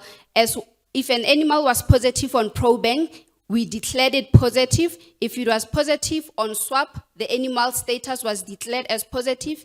If it was positive on both, the status of the animals would be positive. But if it was negative across both probe bank and tonsil swab, the buffalo was declared negative. So that is how we determined the true positive status of the animal. And based on literature, literature suggests that tonsil swabs are the best samples when you want to detect FMD. And based on the results that we got on this study, if you could look at on the right, the sensitivity of the tonsil swab was higher than the sensitivity that we saw on the probe bank. On probe banks, it was 56%. So this is just, So we just, I just did a confusion matrix tiles to just give us a visual picture of the different proportions of your false negative, true positive, and true negative of the animals that we had, both for probe bank as well as the swabs that were tested. In terms of the work that we did for sequencing, especially Sanger sequencing, all the samples that were tested positive for real-time PCR, these samples were further tested on VP1, and these were sent for Sanger sequencing, and 92% of these samples were positive on Sanger sequencing. These samples were positive on VP1. But during Sanger sequencing, when these sequences came back, although 92% of them were positive on VP1, when the results came back, majority of these samples were actually mixed, which is what is usually known because we saw that most of these samples had mixed infections. Some of them comprised of more than one serotype at the time of infection. And on the table, these are the proportions of samples that actually were able to get the results to distinguish between set 1, set 2, and set 3 in terms of Sanger sequencing. So we had the highest proportion of set 3, followed by set 1 and set 2. So in terms of phylogenies that were done for set 1, so the cross-sectional sequences, these were compared with the set sequences from outbreak strains, and these were also compared with the sequences that are available for the Kruger National Park sequences. Now, the Kruger National Park sequences would represent the sequences which originated from buffalo, and the SAR would represent the outbreak strains. Now, if you look at the tree that we have there on the right, okay, is the pointer working? Sorry. If you look at this cluster if you look at this specific cluster, you can see on the result that on this specific cluster, it actually grouped mainly with the Kruger National Park sequences, which means that our currently circulating sequences of FMD in the Kruger National Park, they clustered mainly with historical sequences that have previously existed in the park. And when you look at cluster 2, you also see the same pattern. But when you look at cluster 3 and 4, these sequences that are currently circulating in the Kruger National Park did not only cluster with historical FMD from buffalo, but they also clustered with sequences that originated from outbreak stains, which tell us that there is a link between the sequences that are originating in buffalo and those that are originating in outbreak sequences from cattle. And if you look at the last part, we have one, it's not necessarily a cluster, it's just an outgroup that clustered on its own. And in 2024, we had an outbreak in the KwaZulu-Natal province in the Ngopeni area. It was a set one, which it was one specific event, and to date, we've not seen another occurrence of this set one occurring in the Kruger National Park. And interesting enough, this set one outbreak that occurred in the Kruger National Park had close similarity with if it's colored in purple. If you can look at the tree, if you can look at the purple part, it clustered very closely to the sequences that we had on this specific study. So it does highlight to us that although there has not been cases currently which directly linked the outbreaks of FMD to buffalo, but the fact that we do have some of these historic isolates clustering with outbreak sequences, it means there is a link. And if you look at set 2, which is the main serotype that has been causing multiple serotypes in South Africa, in all the clusters that we had, it actually caused multiple outbreaks, and most of these clusters actually were clustering with historical viruses as well as outbreak strains. I will just go to my conclusion.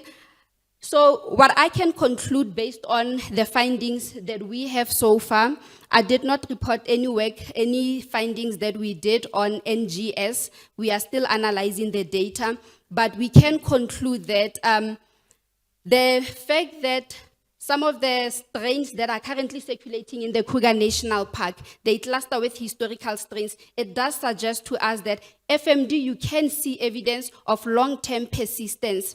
And the fact that there were others which clustered with outbreak strains from the 1980s, if we looked at the phylogeny for set 2, it does show evidence that the livestock interface that exists in the Kruger National Park does complicate the control of FMD in South Africa. And the current outbreaks that are occurring in South Africa, there's still a lot of work that needs to be done in controlling and ensuring that farmers do adhere to strict control measures and biosafety and biosecurity measures which are outlined for this country. I think I will just end it there because of time. Thank you.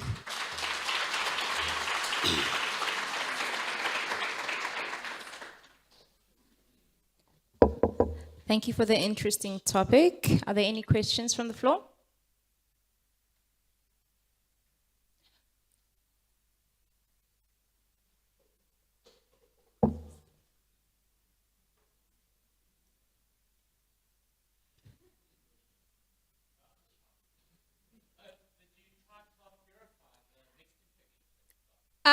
This study is part of a major collaborative study.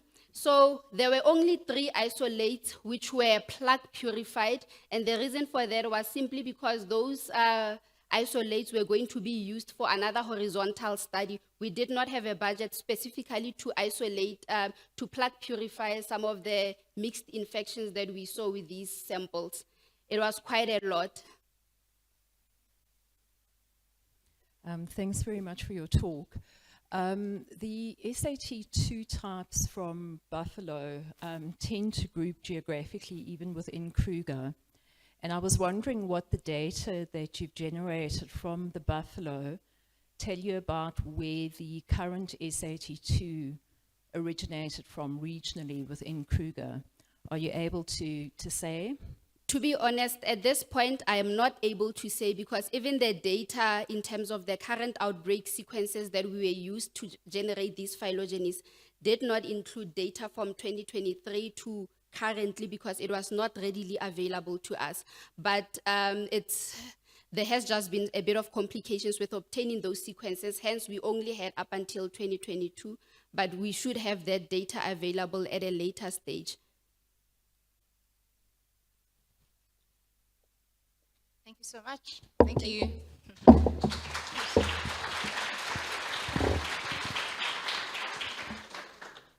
Thank you all. I'll be handing over to Dr. Alon.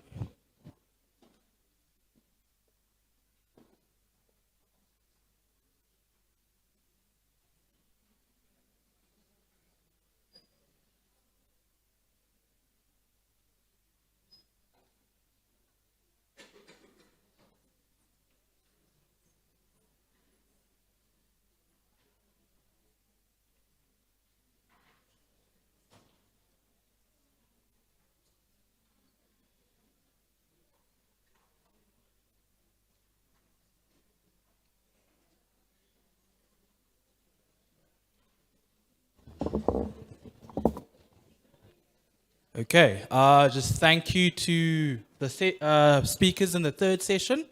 You guys did an amazing job. And to Dr. Rasia Sala, Siyabonga. Okay, so coming up next, we're going to have poster presentations that are going to be for 20 minutes, where you guys did registration this morning, which will be followed by lunch for 45 minutes down where we had tea this morning. But before we start with those festivities, we are going to do the auction now for the book. And we'll also have the dean come up to the stage to just help me with that precision. Oh, yes. Oh, yeah. And just a quick one. The dean will come up to present a certificate to Dr. Mike for today.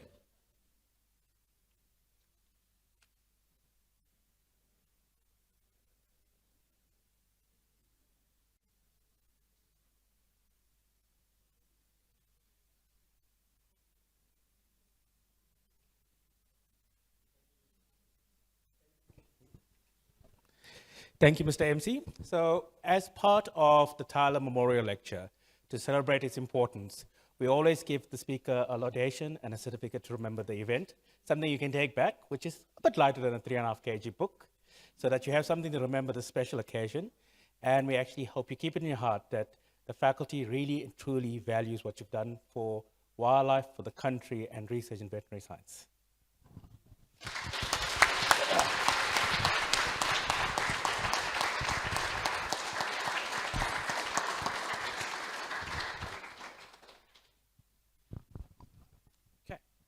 Thank you very much, Dean. All right, we're about to start with the auction. So the starting price is $8.50. This is one of 2 remaining books. Okay, so normal auction rules apply. Starting off at $8.50. $8.50 at the back. $8.50 going once. Come on. Okay, we're going $900. $9.50. Okay, I'm going to do intervals of 100. Is that fair? Are we good with intervals of 100? There we go. Okay, so at the moment we're sitting at, let's say 1,000 Rand. just to be good. Okay. Great with maths. That's why I end up in pathology. Okay, 1,000. Let's go. We're going 1, 1, 1, 2, 2,000. I like it. I like it. Okay. Remember, are we going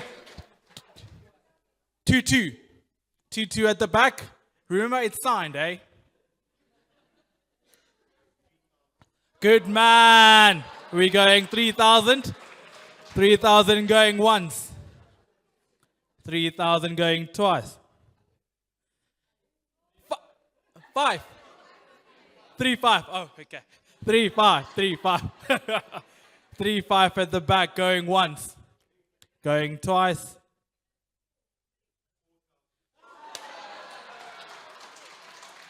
Kawabanga, let's go. 4,000 going once. Going twice.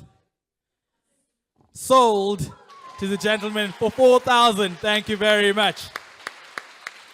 Okay. Dr. Nicolese will be in touch with you and organize a book as well. All right, so if you guys would be so kind to just go out towards your left for the poster presentations, please be back in the lecture hall by 1:45 so we can start the next session. You will hear the bell ringing. It's not personal, we're just sticking to time. Thank you.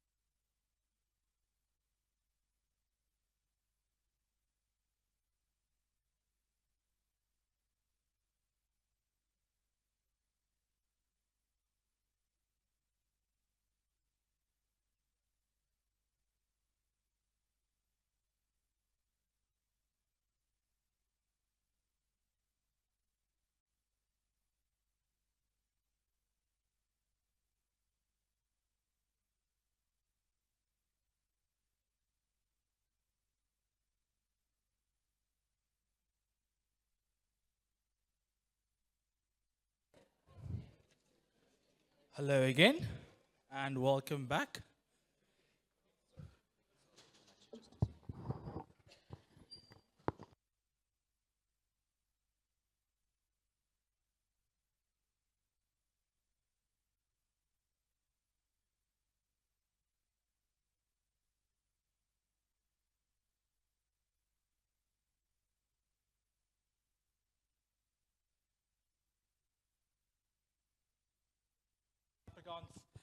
Mag is vol, oog is toe, but please, in the name of science, keep your attention span and give the people presenting your utmost attention. So can we please have Dr. John Chipangwira to help chair the next session?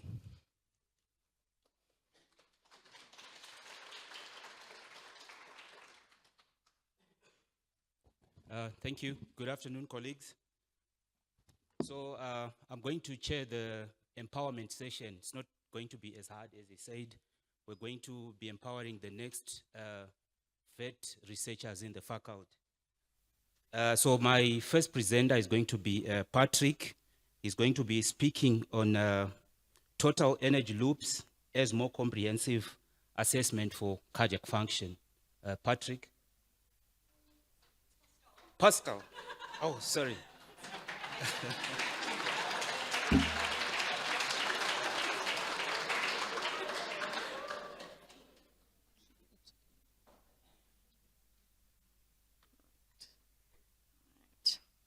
Right, good afternoon, everyone. So, pressure volume loops are widely regarded as the gold standard for assessing cardiac function. They allow us to measure the changes in pressure and volume within the left ventricle during a single heartbeat, giving us an estimate of the heart's pressure-related energy output. But there is, however, a very important limitation. Pressure volume loops do not account for the kinetic energy of the blood that's actually ejected.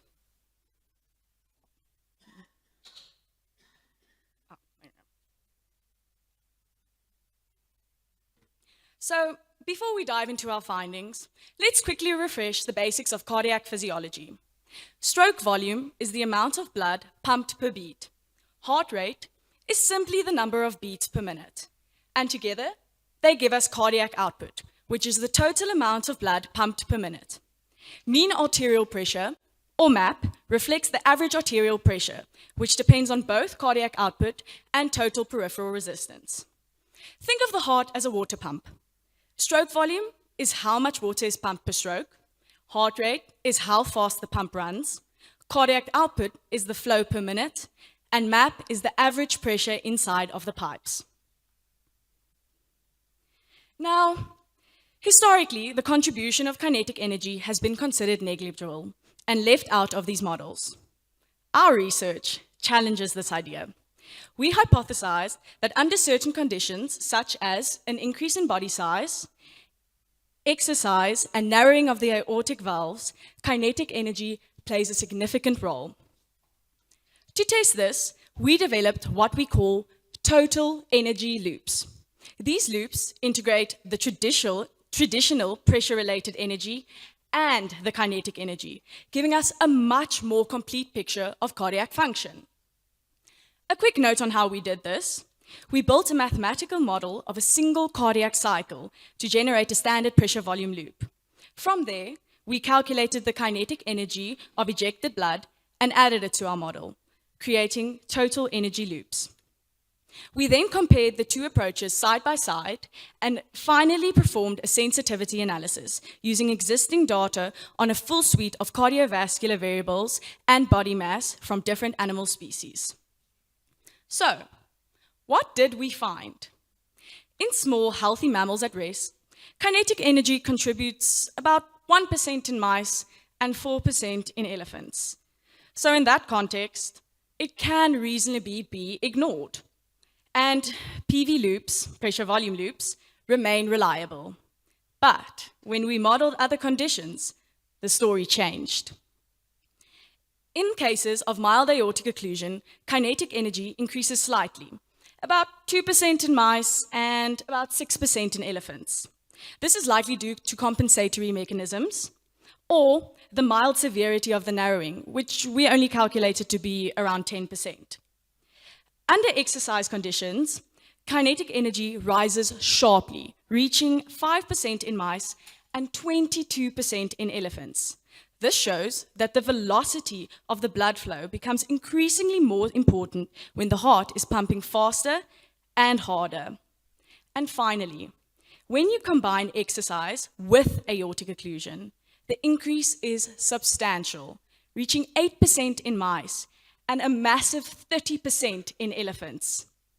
So taken together, these results strongly suggest that while pressure volume loops are sufficient in simple resting conditions, they fall short under physiological stress. Ignoring the kinetic energy fraction leads us to underestimate the true workload of the heart.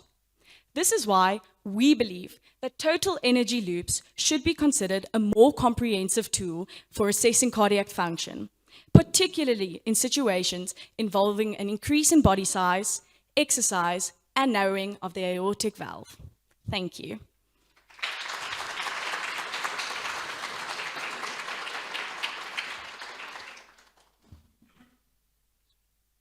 Okay, let me apologize to Pascal for saying her name incorrectly. Yeah.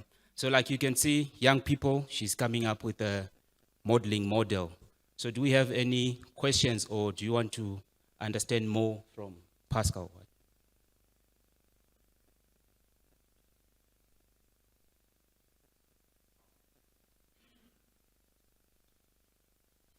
Hi, hello.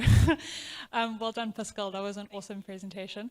When you were calculating the kinetic energy and forming the total energy loops, did you account for like gravitational potential energy? Thank you. I was actually hoping someone would ask me that question, and I do have like a similar slide prepared for it.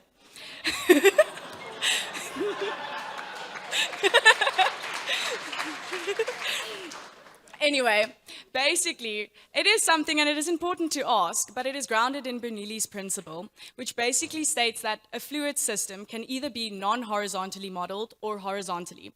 And to simplify the mathematics, what we do is usually hemodynamic models, such as the heart, we do it in a horizontal manner because the blood entering the major vessels and exiting via the aorta is on the same level. So what we do with the gravitational potential energy is we basically disregard it. But thank you for the question.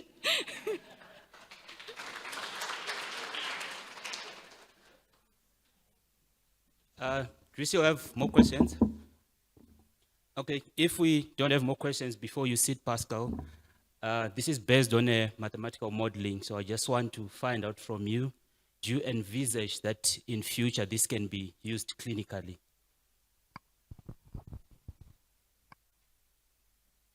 Yes, no, for sure. Yesterday, my supervisor, Ned, and I were actually joking, and we were saying, yeah, when are we going to find an elephant with aortic stenosis running around?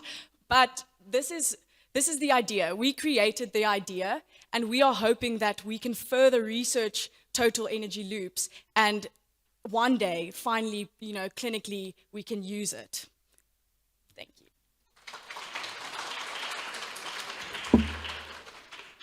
Thank you, Pascal. There you see, she has future prospects and how to continue the research in the future. So that's going to be another postgraduate student here, I hope, in the future. So the next presenter is KJ. I'll just use the initials for now. I'm not going to try and say the full name.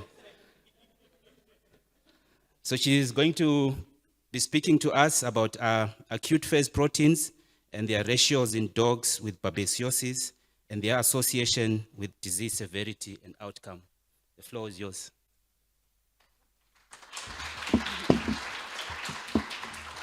Hello, can you hear me?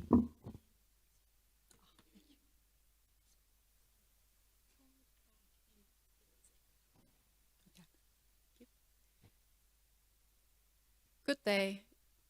Good day, I'm KJ. I'd like to present my research titled Acute Phase Proteins and Their Ratios in Dogs with Babesiosis and Their Association with Disease Severity and Outcome. Babesiosis is tick-borne disease caused by intracellular protozoal parasite, and it affects red blood cells of dogs. The main pathomechanisms are hemolysis and inflammation, which is characterized by acute phase response and activation of hemostasis. Our focus here is acute phase response. The severity is measured with concentration of acute phase proteins, and the positive APPs increase with inflammation and negative APPs decrease with inflammation. APP ratios were extensively studied in human medicine, and it showed that they have good prognostic value in various conditions. Therefore, our objectives were to compare APPs and their ratios for short-term survival as well as for complication, to identify significant parameters, and to evaluate these parameters' predictive values as prognostic markers. We conducted a retrospective study on 95 naturally Babesia-infected dogs that visited our hospital. They were grouped into non-survivor and survivor group, depending on short-term survival. The 95 dogs were grouped into complicated and uncomplicated. And if dogs had any complication listed here, they were categorized as complicated. These are the acute phase proteins and ratios we analyzed. C-reactive protein, serum amyloid A, fibrinogen, albumin, antithrombin activity. These ratios were combined to form, APPs were combined to form ratios as shown on the right-hand side. We conducted statistical analysis using Python library. We compared two groups using unpaired students t-test for parametric data.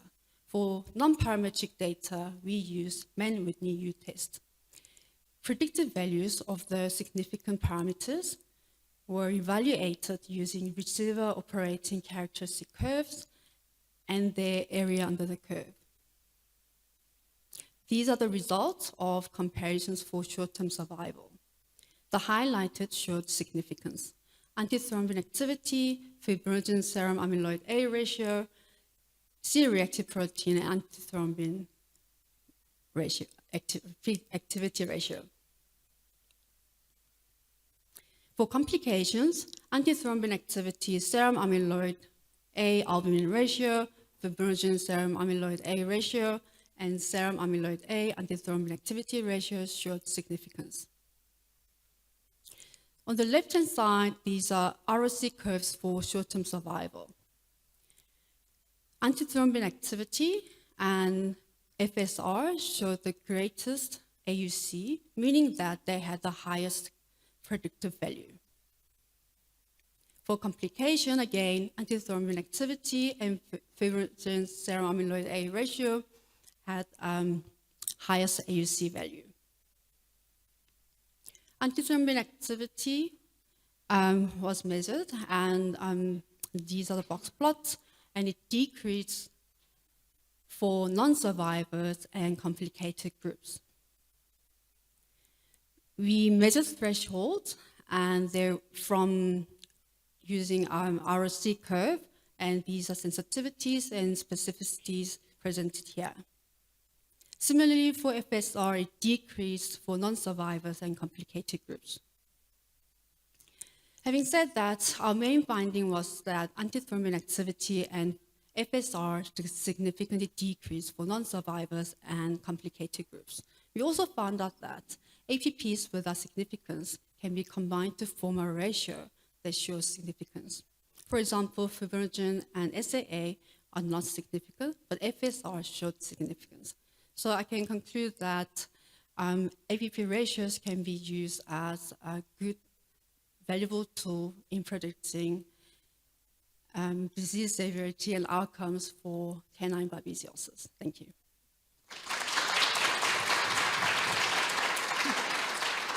I'll try more. questions? Thank you, KJ, for the beautiful presentation. Do we have any questions from the floor? Okay, if we don't have any questions, KJ, I have a question for you. How generalizable do you think your findings are, and can you use them, these findings, your results, for other Babesia species and for other canid species also? Yeah. So our findings were specifically for Babesia rossi, but I think the significance would be there could be other ratios, not necessarily our ratio, that could show significance. And also for antithrombotic activity, it explains one of the main pathomechanisms. So it could be significant for other Babesia species as well. Okay, thank you, KJ. You can take a seat.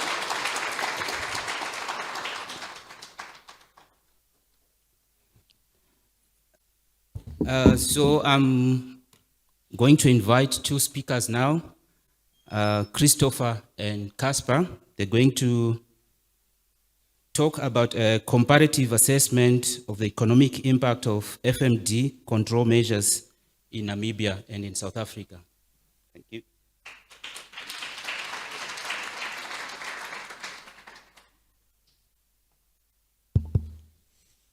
Good afternoon, everyone.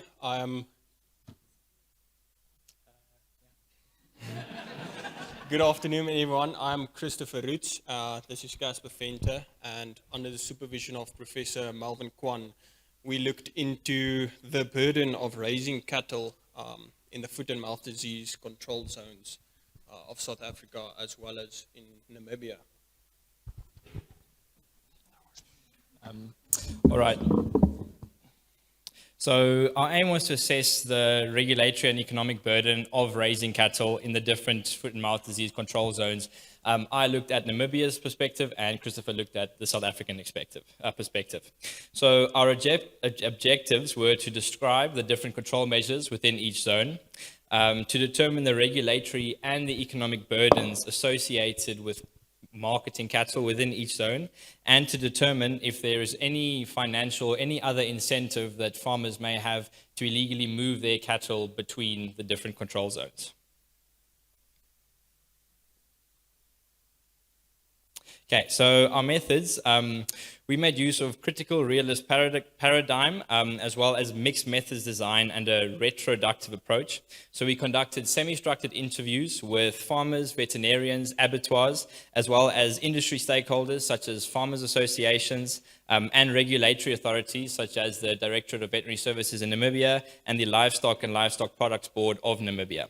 We collected secondary data from government and industry reports available online and compared market access, pricing, and regulatory frameworks between the different FMD control zones.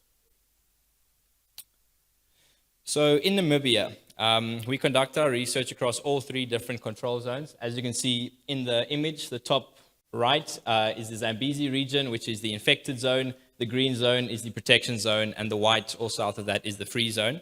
So we conducted interviews in Windhoek, Rundu, Okahanja, and Katima Mulilo, and we found that farmers in the free zone consistently receive higher prices for their cattle than farmers in the control zone. And this holds true for all grades of meat and the different meat marketing styles. However, despite the price disparity and the economic incentive to move cattle, farmers don't do so. And this is mainly due to Namibia's strict regulations and effective enforcement. This enforcement is aided by the widespread use of NAMLITS, the Namibian Animal Identification System, that includes a visual and an electronic ear tag, as well as the government enforces penalties such as jail time and destruction of livestock, which further deters illegal movement. And the FMD control measures are largely respected by farmers within the area as they know the economic impact it can have on the Namibian economy. And lastly, the geographic and physical barriers such as deserts, national parks like Etosha, international boundaries with Botswana, and functional fences also further limit illegal trade and movement.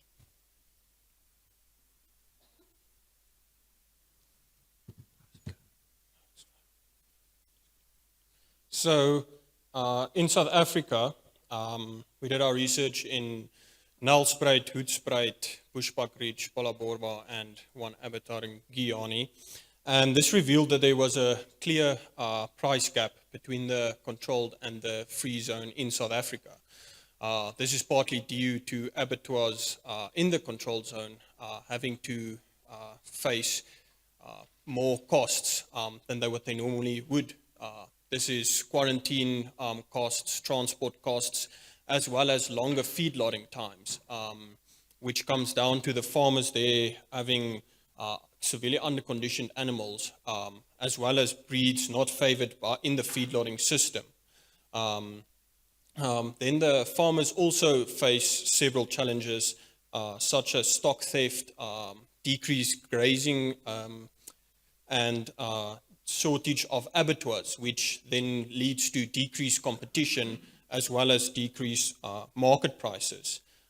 Further than that, abattoirs themselves struggle with irregular supply from the farmers because the farmers mainly sell cattle when they are in need of cash, such as over Christmas time or when school fees need to be paid.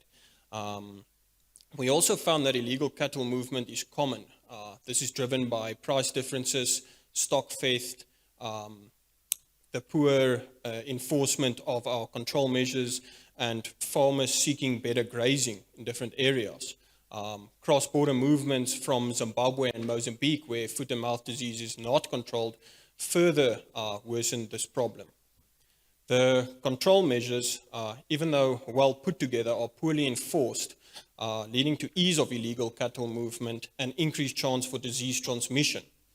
Understaffing of state veterinarians, non-functional equipment, lack of severe punishment, and weak farmer trust further complicated the enforcing of control measures. Complicating factors that we encountered in our study were differences in cultural farming methods, as well as geopolitical influences, market distortions, regulatory enforcements, the time constraints we were faced, and the scope of our VRE project. Further than that, we would just like to thank Alistair Shamkanya and Frank Shitate with their help in organizing the Namibian part of the project. Thank you very much.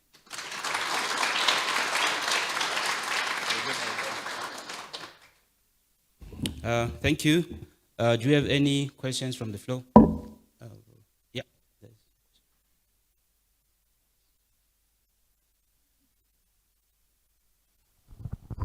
I just want to know the situation in the Caprivi or Zambezi province. In 1977, I was stationed in the Caprivi of those days, and we ran foot and mouth disease vaccination programs right through. And at that stage, it fell under the state vet of Pretoria. And now I see that it is considered as an infected area. Can you elaborate on that, please? So at the moment, that Caprivi region is considered the infected zone. They do, but that is mainly because of the endemic buffalo that are in that region. And so they don't control the buffalo, the TB in the buffalo population, of the foot and mouth and buffalo population. And so it's considered effective. But they do still do vaccinations through that zone and the protected zone. And that now falls under the responsibility of the Namibian Directorate of Veterinary Services. And if cattle farmers do want to market their cattle to the sort of international market through commodity-based trade, they have to go through certain regulations such as 2 FMD vaccines, a quarantine period, and a few other regulations to be able to do that. The vaccination isn't done as much as it should be. There's a lot of challenges that do face that, but yeah, it's an infected zone and vaccination does occur.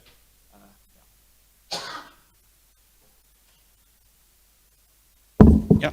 Do you have any more questions? So I'll reserve my questions for this gentleman until I get my Section 20 authorization. Otherwise, I'll get them in trouble. Thank you very much.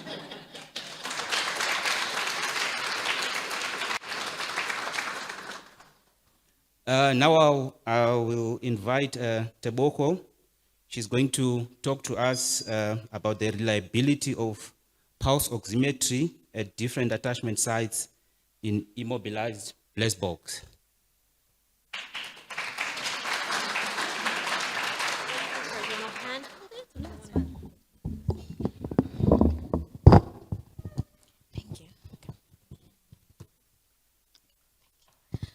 Good afternoon, honored faculty members. My name is Tabogo, a final year vet student. It is an honor to share my research today on the reliability of pulse oximetry at different attachment sites in immobilized blast box. Wildlife frequently requires chemical immobilization for purposes such as translocation, disease monitoring, and research. However, commonly used agents like opioids and alpha-2 agonists may cause marked respiratory depression, predisposing animals to hypoxemia. Immobilizing drugs such as etofine and thiofentanil cause hypoxia by suppressing the respiratory centers in the brain. They impair gaseous exchange, and they cause muscle rigidity of the chest and abdominal muscles, leading to inefficient breathing. Animals placed in dorsal or lateral recumbency may struggle to breathe due to the pressure imposed on their diaphragm and lungs, which can further worsen the hypoxemia. Hypoxemia is defined as a lack of oxygen in the blood, typically when arterial oxygen saturation levels fall below 95%. When oxygen saturation levels drop below 80%, it is classified as hypoxemia, and it poses a serious risk to organ failure and death. This risk highlights the importance of monitoring tools to monitor oxygenation and ensure early detection of hypoxemia and survival of the animal. Coaximetry is currently the most accurate method used to monitor arterial blood oxygenation levels, but it has its limitations. It does not offer continuous measurements, it is very invasive, requiring arterial blood sample collection, and it is very expensive. Pulse oximetry, on the other hand, is an innovative device designed to give continuous and real-time estimates of blood oxygen saturation levels. Compared to the coaximeter, it is non-invasive, cheap, and easy to use. Pulse oximetry is a highly useful tool, but in order to measure reliable blood oxygen saturation levels, the pulse oximeter probes need to be attached to an appropriate site, which can vary among species. In impala and cattle, the most reliable site was found to be the tail. In the white rhino, it was found to be the third eyelid. In llamas and alpacas, the tongue and nasal septum are the most reliable sites, and in horses, the cheek is the most reliable. The reliability of pulse oximetry in immobilized blast box has not yet been studied. That is why the aim of this study was to determine whether pulse oximetry is a reliable method to monitor blood oxygenation in immobilized blast box, and if so, which attachment site provides the most reliable SpO2 readings. This study was conducted in parallel with another research study comparing the cardiopulmonary effects of etofine and thiofentanil in immobilized blast box. 8 adult blast box were included in this study, and they were mobilized on 2 occasions, once with etofine, then again with thiofentanil. Once the animals were immobilized and deemed safe to approach, pulse oximetry probes were placed at 4 different attachment sites, as explained by Mteto and others in 2020. We specifically used the Nonin PalmSat 2500A pulse oximeters and the Nonin 2000T transreflectance probes. The first probe was attached to the cheek using a modified kitchen tongue, which was inserted into the mouth, ensuring that the LED light and photodiode faced the buccal mucosa. The next attachment site was a shaved area on the caudal margin of the ear, and we used a transmission probe specifically for this site. The third probe was placed against a non-pigmented area on the ventral aspect of the tail, and the final probe was inserted into the rectum and positioned against the rectal mucosa. Following secure placement of all pulse oximeter probes, arterial blood samples were collected at 5-minute intervals. Within a minute of blood collection, pulse oximeter results were recorded as well. At 40 minutes of immobilization, the animals were reversed. The arterial blood samples were analyzed using the Avoximeter 4000 coaximeter, which we used as our reference method. The arterial oxygen saturation values measured from the coaximeter were then compared with the SpO2 values recorded from the pulse oximeters. In order for us to compare the 2 devices, we needed to demonstrate our data to be highly accurate and highly precise. We therefore used the Bland-Altman analysis method, which assesses the agreement between two measurement techniques by evaluating bias and precision.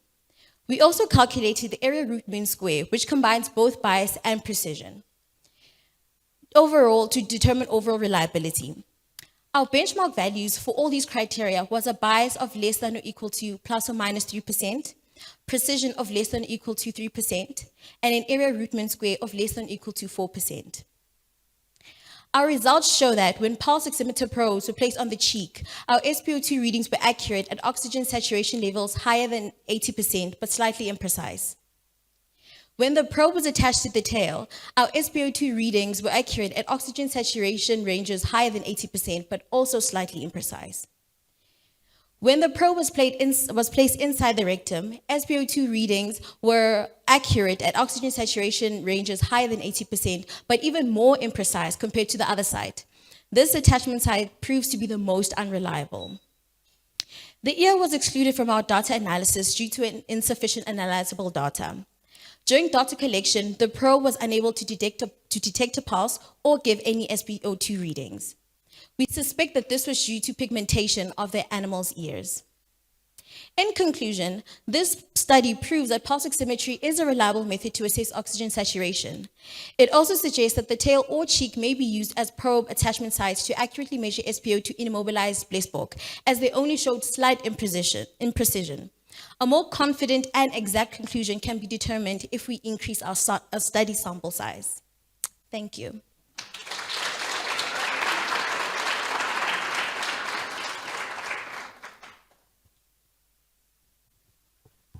Thank you, Tebogo. Do we have any questions from the floor? Yeah.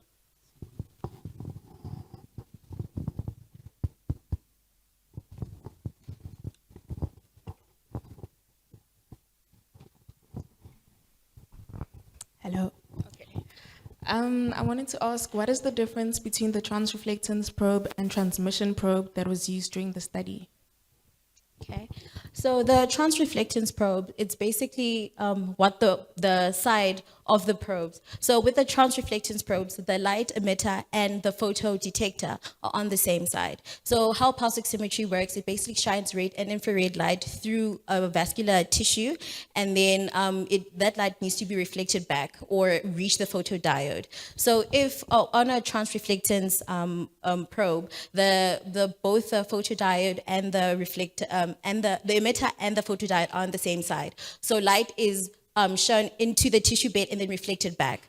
But on a transmission probe, the probe basically works light, the LED light shines red or infrared light on one side, and it has to go through the tissue, and then the photodiode is on the other side. So then it needs a tissue bed that can actually that's small enough so that the light reflected or is shone through to be able to reach the other side. So that is the difference. Transreflectance, photodiode, LED emitter on the same side. Transmission, they're on different sides.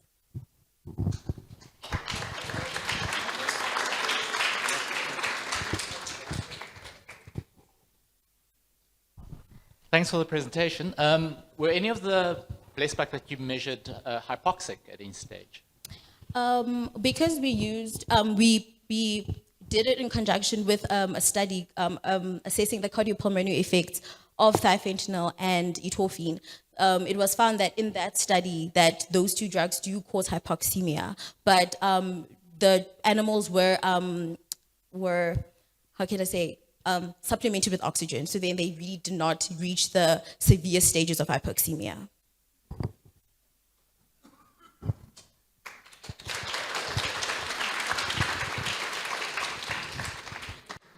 Thank you, Tebogo.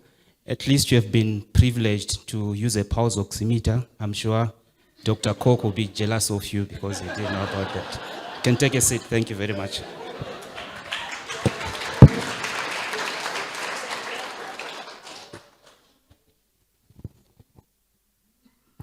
And my last presenter for the session is going to be Danielle.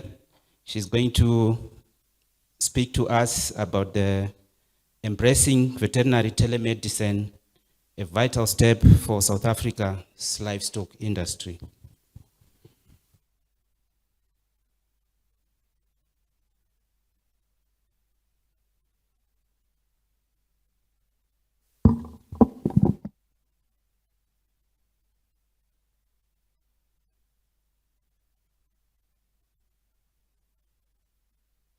Hi everyone, I'm Danielle Pretorius and I will be presenting to you my narrative review on for my final year VRE project. It's about embracing veterinary telemedicine, a vital step for South Africa's livestock industry.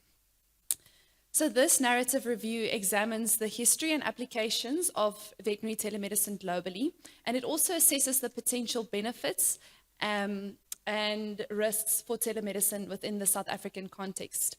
It also highlights the crucial need for establishing rules and regulations for the veterinary telemedicine and indicates areas for further research. So the concept of healing at a distance emerged in the 1970s, which is later termed telemedicine. Veterinary telemedicine evolved through 3 stages. Initially, it was driven by our technologically competent veterinarians, which used ultrasound vendors, and then facing resistance due to a lack of computer literacy, and finally expected to become essential due to technological advancements. Veterinarians have historically engaged in long-distance consulting, now known as telehealth, since the invention of the telegraph and the telephone. And then our biggest catalyst was the COVID-19 pandemic, which led to a rapid increase in our veterinary telemedicine globally, with a more than 100% increase in farm animal consultations. So firstly, we need to define a few things. So telehealth is an overarching term encompassing all the uses of technology, for gathering and delivering health information, care, advice, and or education. It includes telemedicine and teletriage, and this can be without an established veterinarian client-patient relationship, also known as a VCPR.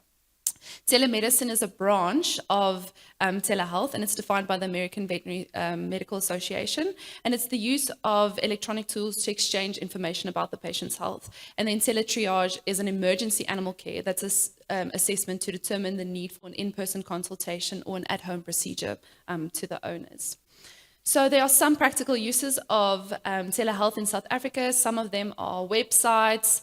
It can help to expand our geographical access for emergency services, as we said, with the teletriage. And then our information and communication technology can also help us in our developing countries like South Africa to foster the cooperation among the livestock owners and to improve performance through a continuous data gathering, analyses, and information sharing. So what are some of the benefits of veterinary telemedicine? Firstly, and I think most importantly, is it reduces the load on our veterinary healthcare system. This is especially crucial given the shortage of veterinarians in our country. It also provides us with the necessary animal care in our remote areas where resources are limited. It lowers the financial cost, especially related to travel time and follow-up treatments and travel hours. It also aids in the timely recognition of zoonotic diseases, which can enable a prompt treatment, isolation, protecting our farmers, our farm workers, protecting our economic trade, and also our veterinarians and other animals. But we always have risks and concerns. And the biggest one is a lack of physical examination. This can potentially lead to misdiagnoses, and then also it creates limitations in prescribing certain prescription drugs. Other concerns that we also have is the overprescribing of antibiotics and the lack of a follow-up for an adverse reaction, or unstable internet connectivity and the limited mobile network in the rural areas. Veterinarians also have the uncertainty about the cost of virtual consultations, and then there's also your legal and your ethical issues in your data privacy and security. There can be a possible miscommunication between the veterinarian and the client, and then there's wasted time due to the need for a follow-up consultation in the end, and then harm to the veterinarian's reputation due to a possible misdiagnosis. So what are the so if we consider these risks and our concerns, our first step in establishing veterinary telemedicine in South Africa needs to be that we need to establish specific rules and regulations for veterinary telemedicine in the livestock. These guidelines can be informed by those from developing and developed countries like India and America, and key elements to consider would be the mode of telemedicine, client consent, the patient management, information exchange, consultation types, etc. These regulations should also address our issues like the prescribing of medication and maintaining a valid VCPR. So to mitigate these risks and addressing our concerns, we need to establish the veterinarian's professional judgment. It's crucial in determining the need for the veterinarian's professional judgment is crucial in determining the need for physical examination, especially with an established VCPR. Clear guidelines for prescribing medication through telemedicine are absolutely necessary, and the improved internet infrastructure is vital for wider adoption. Implementing data privacy and security measures are essential. Veterinarians should value their professional opinion for teleconsultations. So studies have shown that clients are increasingly more willing to pay for valuable online advice. So in conclusion, this review veterinary telemedicine holds significant potential to revolutionize South Africa's livestock industry by addressing our key challenges like our veterinarian shortage and our limited rural access. To effectively harness this potential, South Africa needs to establish comprehensive regulatory frameworks specific to our local context, investing in training and education for our veterinarians on the appropriate and the ethical use of telemedicine, and addressing infrastructure development, particularly improving our internet connectivity in our rural areas. By addressing these considerations, South Africa can build a more resilient, efficient, and sustainable livestock sector through the strategic adoption of veterinary telemedicine. The review also indicates areas for further research, like the suitability of telemedicine in the South African context, specifically focusing on cost reduction, rural access, and mitigating our veterinarian shortage. So to reiterate, veterinary telemedicine holds significant potential to revolutionize South Africa's livestock industry. These are my references. Thank you.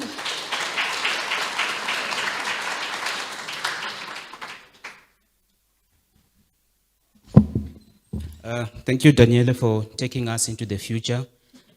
Do we have any questions to have before she? I would like to comment. I'm representing Ruvasa here today. Excellent talk. Wake-up call, hard to hear. Unfortunately, this is where we're going.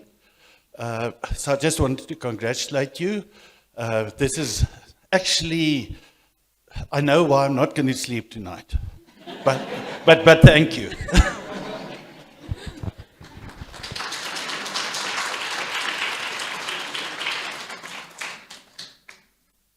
Do you still have any questions from the floor? If we don't have any questions, thank you, Daniela.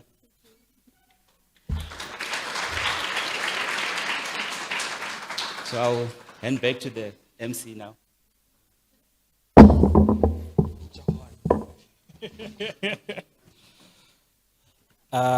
John, Titenda, very well done. And to the students as well, undergrads, that was well presented. And shout out to the spontaneous questions that came from your colleagues. Well done, well done.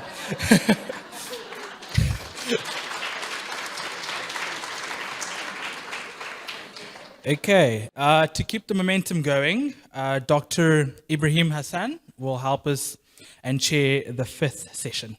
Thank you, Dr. Ibrahim.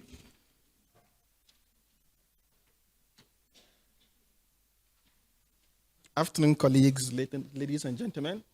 My name is Hassan, as he had rightly said. I was not looking forward to chairing this afternoon session because I was worried after a very sumptuous meal, most people, a visceral pulling will have set in and most people will be sleeping. But I think the audience have kept us really engaged. So without wasting much of our time, I think I need to call on the first presenter. Casey, I think I would just, Casey Ndwadane. Please. Apologies if I don't pronounce your names very well. He will be presenting on perceptions on anthelmintic use and resistance in goat under communal production systems.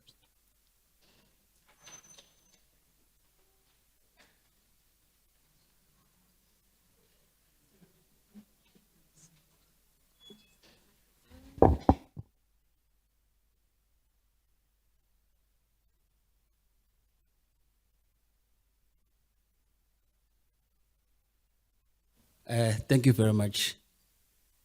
Greetings, everyone. My name is Mr. Kanyisani Cyril Ndwandwe.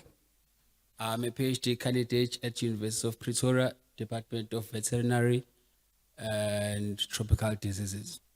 Today, I'll be telling you more about perceptions on antibiotic use and resistance in goats under communal production systems in the KwaZulu-Natal province. Before I start on with my presentation, I would like to thank my supervisors, Professor Chris Marufu, Professor Anna Soteti Kambule, and Professor Michael Chimonyo for their unwavering support and effort they put through towards this project.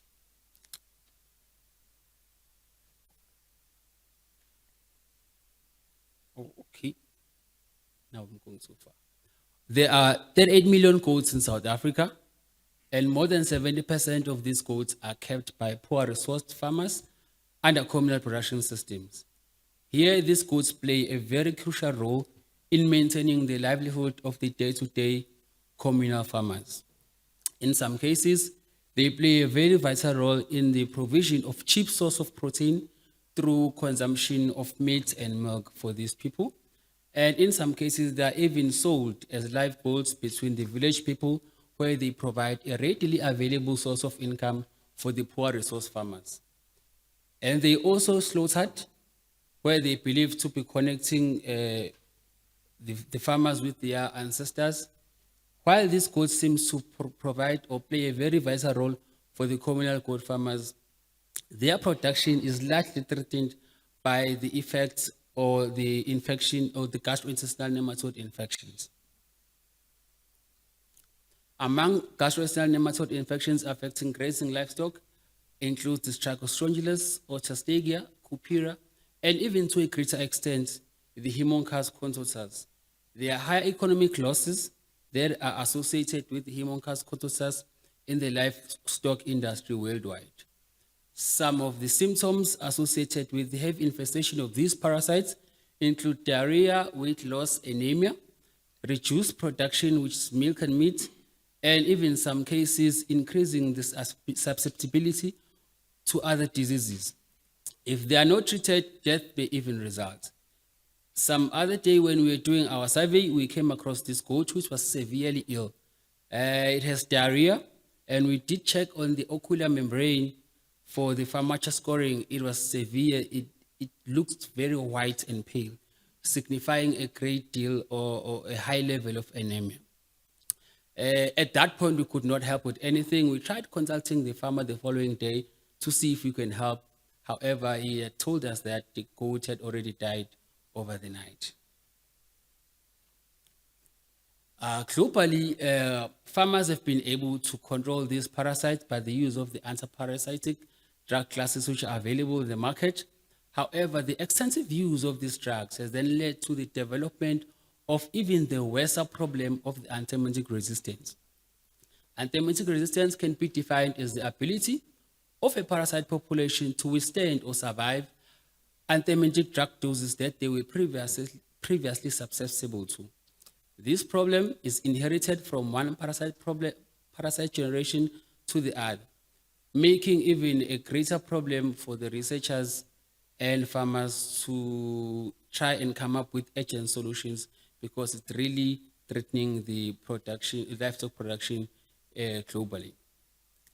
Sometimes breeding resistant flock or members of the flock can reduce the need for overdosing these animals, therefore controlling the antibiotic resistance, or even dosing your animals according to the manufacturer's instructions, or sometimes making sure that when you treat your animals, you don't treat all of them at once. You only treat those who only show severe infection signs while leaving the other members of the flock untreated.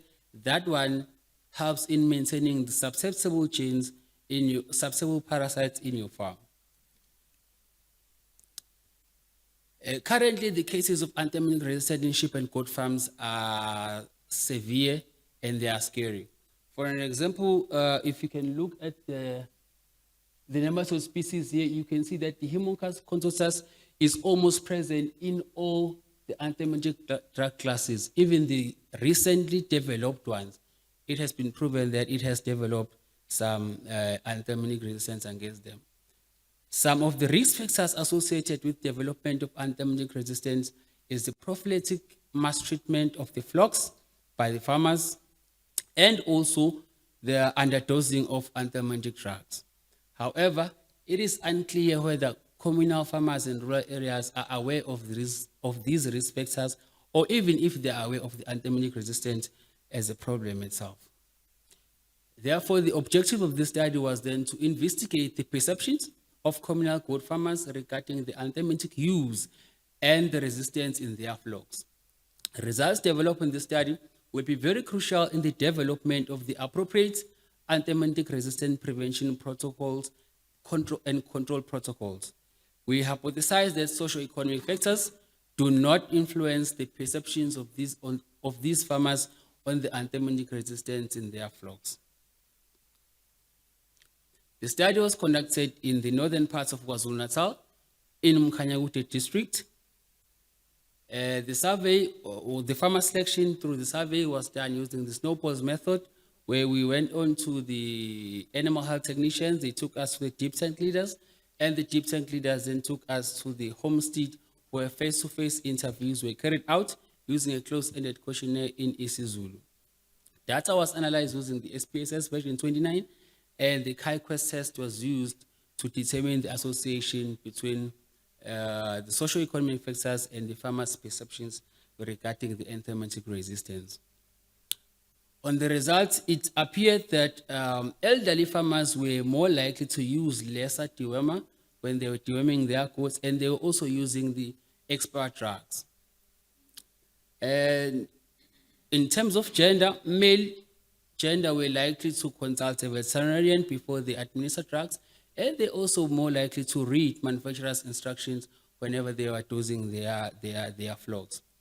In less educated farmers, obviously they did not read manufacturers' instructions, and most of them did not consult a vet when they were administering antibiotic drugs in their flocks.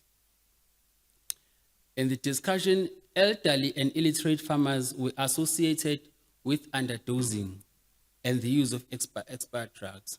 This was attributed to the fact that for them, antibiotic drugs are too expensive for their affordance, and as a result, they are trying to save their antibiotic drug product to last them longer, even if they're underdosing, they don't know what problem are they creating.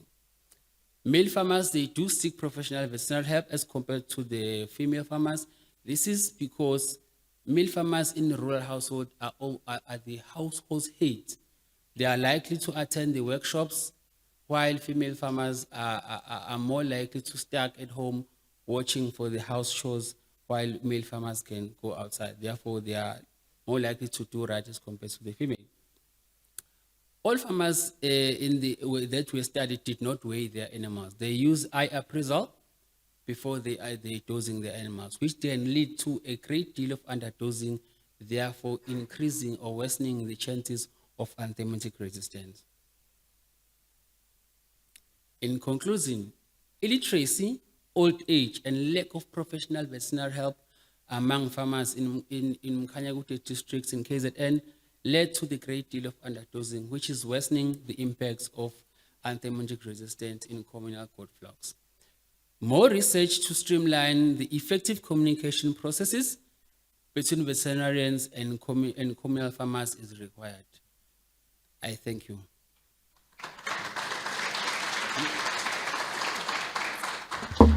Thank you for that presentation. Any questions, please?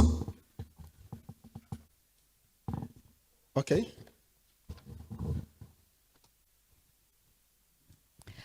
Did you by any chance find a reason why the women were not likely to attend the workshops or follow the instructions on the manuals? Okay, thank you so much. In rural areas, most like I've mentioned, male are almost the household head, and whatever is in livestock is watched by males. Whatever is in the kitchen, that's why females they will spend most of their time. You are unlikely to find a female taking livestock into the deep tank, but you'll see males there. That is the reason. Thank you. Okay, yeah, there's one more there. Thank you. So you've identified something that we've known for years. Animals are underdosed repeatedly. How do we solve that? Have you come up with any solution how we actually make sure that the animals get the right dose? Because we know that drives resistance, whether it's helminths, whether it's bacteria. But what do we do to change it? Because we keep saying it, but we never seem to have a solution to that one simple problem. Okay, thank you very much for your question. The most important crisis first is lack of knowledge. They just don't know. What I ask them and what seems to be working for them at the current moment, which is also unreliable, is when they buy these products, they ask whoever is selling them that how much to give it to a young goat, how much to give it to an older one. And then they just estimate on that one, which is also a problem. So I think more research and more involvement of professional veterinary help to be engaged in rural farmers can be a solution. Thank you. I think I also have one question. You did mention the fact that farmers tend to use these drugs and try to underdose because of the quantity. They want to save on cost. Did you investigate, or what is their perception on the use of plants as alternative treatment for ailments?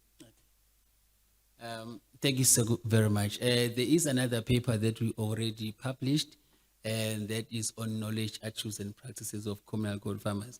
Yes, they do use traditional plants, and for them, I think it's working. And we even published and we got the names and all of them. Yeah, they are doing it. Thank you so much. Can we please clap for him, please? Our next presenter is M. Duat, who will be presenting on prevalence of Anaplasma marginale and A. centrale in African buffalo and the Kruger National Park, and characterization of strains using genotyping techniques.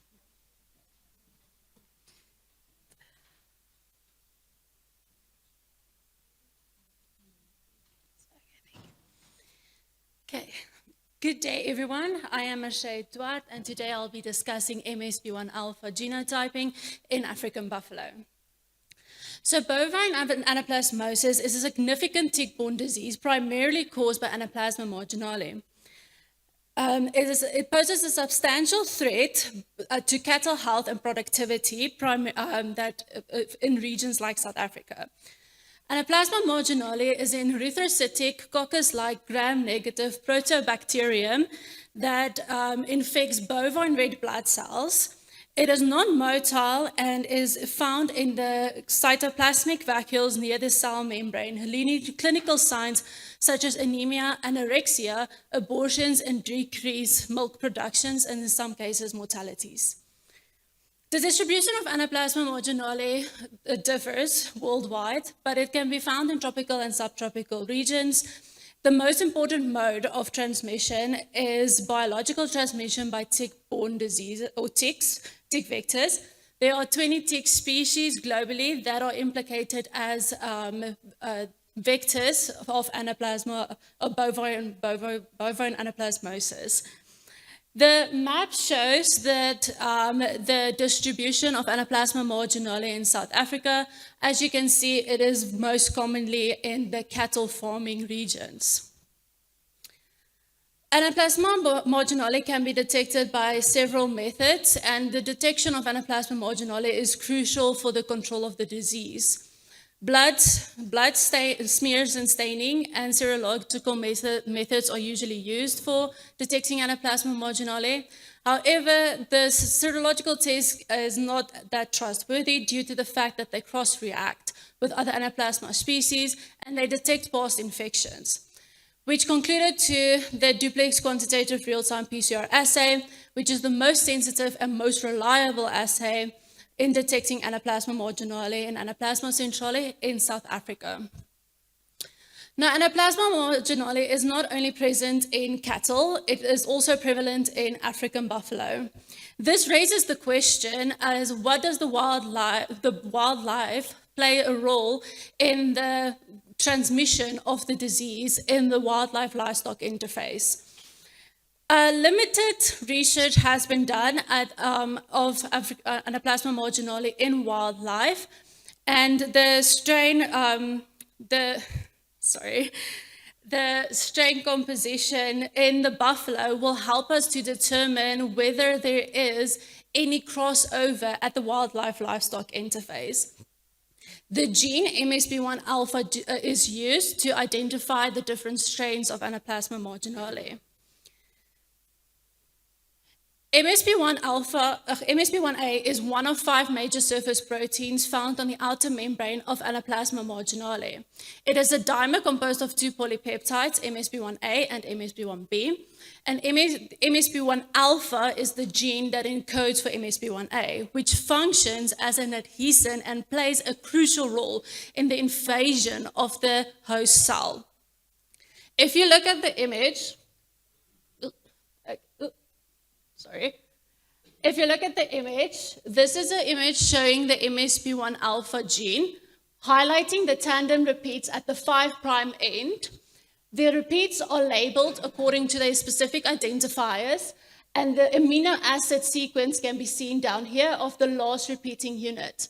Now, the specific identifiers are used to name the genotype of Anaplasma marginale. In this case, it's C27, C42, and C13.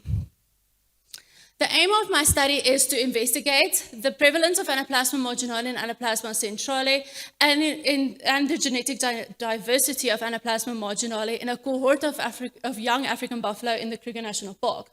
My objective 1 is to detect Anaplasma marginale and Anaplasma centrale using the duplex real-time PCR assay. And then objective 2 is to determine Anaplasma marginale strain composition using the MSB1 alpha genotyping and then comparing that with the cattle genotypes from the Manisi community. Now let's look at the study area. This is the Manisi community. This is the Manisi community, surrounded north, east, and south by wildlife areas. Then this is the Kruger National Park. The pink dot shows the African buffalo movement tracked between May 2023 and June 2023. The red dots indicate the sampling sites, and the colored dots indicate the individual buffaloes moving within the 10 kilometers of the Manisi community border. These buffaloes are the key to investigating the infection at the wildlife-livestock interface. We started with 596 blood samples stored at the biobank. We did DNA extractions, and then we conducted a qPCR to detect Anaplasma marginale and Anaplasma centrale.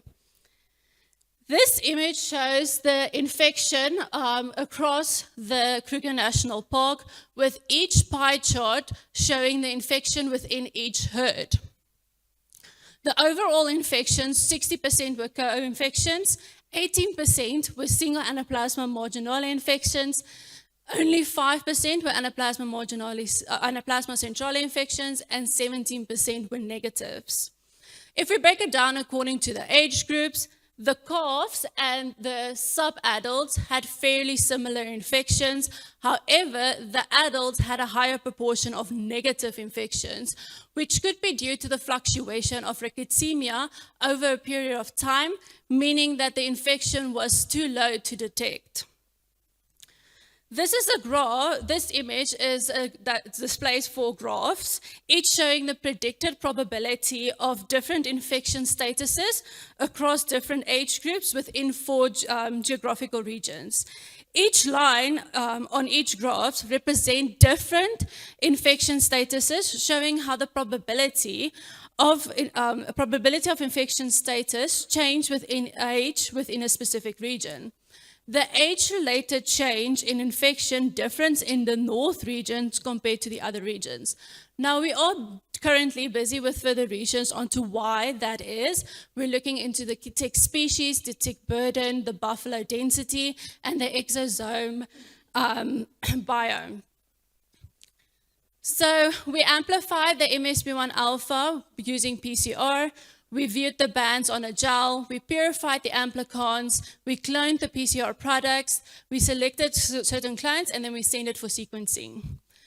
To be accurate and compare the genotypes from the Manisi community to the buffaloes, we've selected the buffaloes within the 10 kilometers of the Manisi community border, and we selected samples with a CT value between 20 and 25. Since the CT value indicates the DNA concentration of Anaplasma marginale, meaning that if the CT value is low, the DNA concentration will be high. Here is a gel of the MSB1 alpha gene genotyping. This is the positive control. It is a cattle positive control.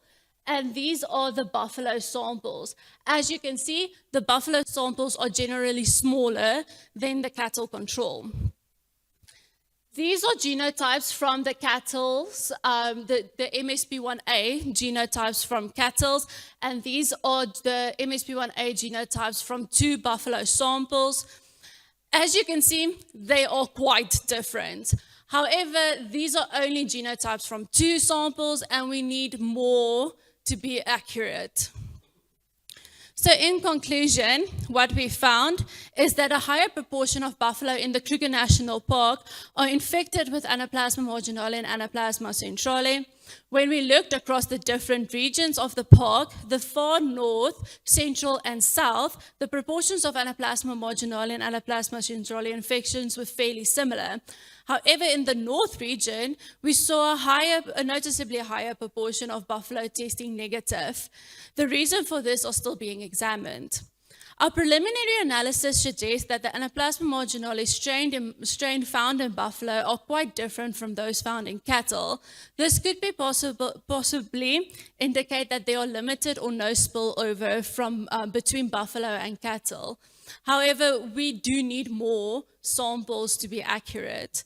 Since the MSB1A protein helps the pathogen to bind to bovine and tick cells and plays a key role in invasion, if there's variations in the MSB1A protein, it may influence how specifically it binds to different mammalian hosts. Thank you.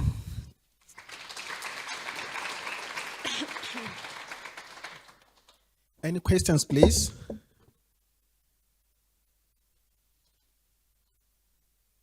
Okay, thank you. Round of applause, please.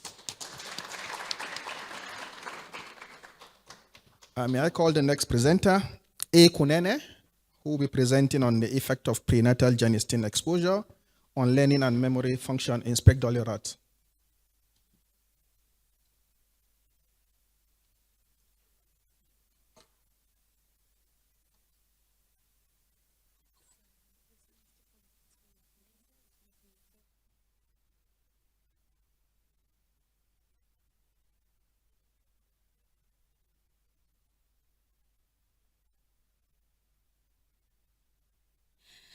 Good day, everyone. My name is Ashanti Kunene, and I will be presenting on my research titled The Effects of Prenatal Exposure to Learning and Memory Function in Sprague Dolly Rat Offspring. Learning and memory are fundamental brain processes that allow us to acquire knowledge, adapt to new experiences, and survive in our environment. These brain processes are largely regulated by the hippocampus, a brain region responsible for storing, forming, and retrieving memories. At the core of these lies synaptic plasticity, the brain's remarkable ability to strengthen and weaken communication between neurons. Mechanisms like long-term potentiation and long-term depression ensure that memories are encoded and updated, making synaptic plasticity essential for healthy cognition. However, these processes are vulnerable to disruptions during sensitive periods of development, particularly the prenatal period. One concern we have today is the effect of endocrine disrupting chemicals. EDCs are environmental contaminants that interfere with the endocrine network, resulting in various diseases and dysfunctions associated with estrogens, androgens, and thyroid hormones. They exist in the air, land, drinking water, and in consumer goods. They can be classed into different classes, such as phthalates, PCBs, and BPAs, to name a few. So, how do they work? EDCs can either mimic or block natural hormones. Some EDCs don't need to be structurally similar in order to exert their effect. When EDCs bind to hormone receptors, they will either initiate or inhibit hormone receptor signaling, thus disrupting normal signaling pathways in areas like the brain, reproduction, and metabolism, thus leaving long-lasting effects that could be long-lasting, essentially, especially exposed during pregnancy. Among natural EDCs are phytoestrogens, which are plant-based compounds commonly found in soy and legumes. The most studied of these is genistein, which has a structural similarity to estradiol, the body's main estrogen. Genistein can bind to estrogen receptors in the brain, including in the hippocampus, where learning and memory are regulated. While it has been linked to beneficial effects such as neuroprotection and a reduced risk of certain diseases, some studies have also shown that exposure to genistein can interfere with the brain development if exposure occurs prenatally. Prenatal exposure to genistein has been associated with disruptions in hormone balance, altered synaptic signaling, and learning and memory function. Importantly, because genistein can cross the blood-brain barrier and the placenta, offspring can be directly exposed to genistein during critical stages of brain development. This raises a critical question. With the rise in the use of plant-based alternatives happening worldwide, what are the long-term effects of prenatal genistein exposure to learning and memory? The study therefore aimed to assess the effects of prenatal exposure to genistein on learning and memory function in rat offspring. 2 behavioral tests were conducted to assess learning and memory: the Morris-Water maze, which assessed spatial learning and memory, and the novel object recognition, which assessed recognition memory. Furthermore, we assessed changes to the ultrastructure of the hippocampus using transmission electron microscopy and changes to protein level expressions of key proteins involved in learning and memory using Western blotting. So once mated and pregnancy of dams was confirmed, dams were then divided into 3 groups: the control, G5 dams receiving 5 milligrams per kilogram, and G10 dams receiving 10 milligrams per kilogram of genistein. Dams were given either the vehicle or genistein from gestational day, or GND7, to GND21. Following the birth of offspring, dams were given the vehicle from postnatal day, or PND1, to PND21. On PND21, offspring were weaned off and began receiving the vehicle from PND22 to PND84. Between PND86 and 89, 2 behavioral tests were conducted. The Morris-Water maze is a circular pool divided into 4 quadrants with visual cues allocated to each quadrant. A platform is submerged beneath the platform, and animals are trained to find this platform. Training involves 4 trials, with each trial starting in a new quadrant, and the time taken to find this platform is recorded. This was then followed by a learning test and a probe test where the platform was removed. This test is spatial learning and memory, the ability to remember objects or locations using knowledge about the physical environment. The novel object recognition is done in an open box and consists of 3 phases: habituation to the box, familiarization to 2 identical objects placed in the box, and a test phase where 1 object is replaced with a new object. Each phase lasted 3 minutes, and interactions like sniffing or touching the object with the nose were recorded. A discrimination index was used to assess the preference for the new object over the old object. This tested recognition memory, the ability to recognize previously encountered objects, places, or events.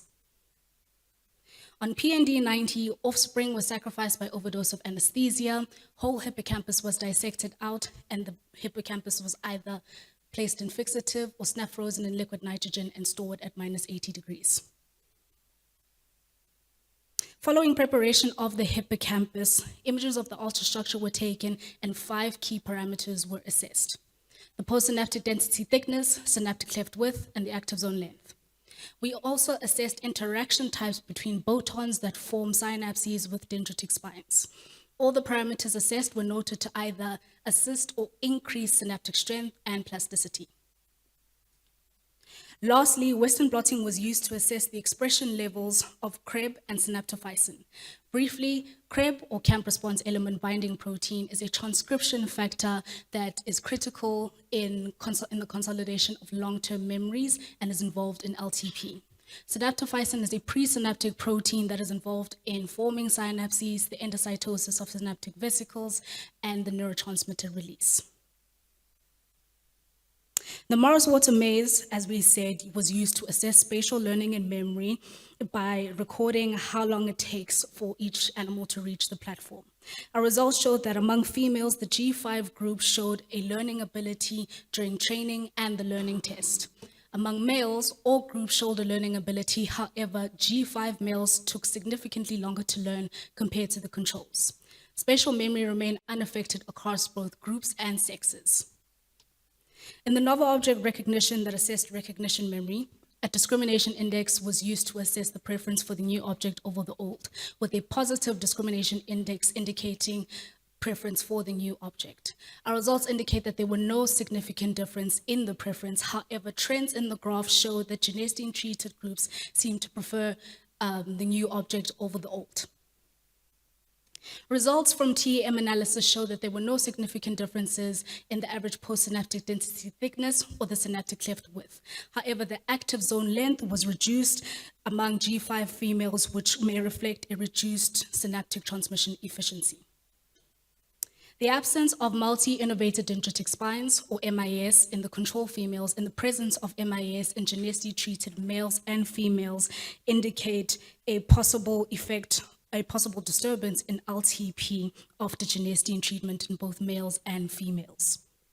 Our results also show that there were no significant differences in the expression levels of CREB and synaptophysin following genistein exposure in males and females. These findings reflect the complex role of phytoestrogens as EDCs. Genestein's ability to bind to estrogen receptors allows it to interact with pathways involved in synaptic plasticity and memory formation. Previous studies have described both beneficial effects, such as neuroprotection and improved spatial learning and memory, but have also described adverse effects, such as impaired learning and memory and altered synaptic signaling. Our results show that the outcome depends strongly on timing, dosage, and sex, particularly when exposure occurs during sensitive prenatal windows. These findings are relevant given the increasing consumption of soy-based products, which are marketed as healthy alternatives and are even present in infant formulas. Understanding their potential influence on the brain development is important. The evidence from this study contributes to ongoing discussions about how the maternal diet and environmental exposures can shape offspring cognition. To conclude, this study demonstrated that prenatal exposure to genistein can influence learning and memory in rat offspring, with effects that appear to be dose and sex dependent. Behaviorally, low-dose exposure appeared to reduce spatial learning ability in males, while recognition memory remained largely unaffected. Structurally, subtle hippocampal changes such as reduced active zone length and altered synaptic spine formation suggest that a possible disruption in synaptic plasticity has occurred, even though protein expressions remain stable. A few limitations to note. The sample size for CREB expression, novel object recognition in females, and the synaptic connections assessed was relatively small, which may have limited statistical comparisons. Considering that genestein's effects appear to be dose and exposure dependent, extending the dosing period to include a postnatal exposure may have provided a more comprehensive insight into genestein's long-term impact on cognitive function. Finally, the study focused on behavioral and structural outcomes without assessing hormonal assays or broader molecular analyses, which could help explain the mechanisms underlying the observed effects. Overall, these findings highlight the need to carefully consider the potential impact of the maternal diet and phytoestrogen exposure during pregnancy in light of the growing global consumption of soy-based products. Thank you very much.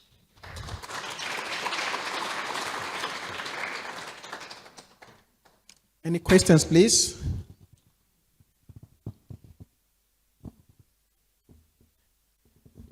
Questions? Okay, perhaps I should ask one. Can you clarify for me? I don't know if I heard you wrongly. Did you say that you guys so it's about the study design. Did you guys expose the offsprings to the plants even after weaning? And why? Okay, no, that's fine. No, that's fine. Okay, thank you.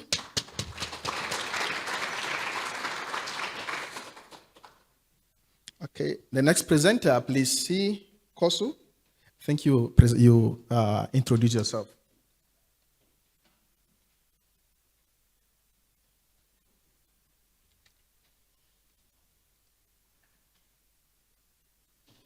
Good afternoon, everybody. I am Carlo Andrea Cossu from the Department of Veterinary Tropical Diseases. Okay. And today I'm going to present my PhD project entitled Infectious Disease Surveillance in South African Wildlife, a 4-year multi-pathogen investigation under One Health lens. How can I? Okay. Thank you. So I'm going to guide you through the structure of my PhD thesis, which is made of 12 chapters, of which 10 are in publishable format. So the overarching aim of my project was to disseminate epidemiological baseline information for a wide array of pathogens, and most importantly, to provide means for record keeping and monitoring. This means that the population of interest was quite broad. It basically included any animal we could get samples from, well, wild mammal at least, across the whole country.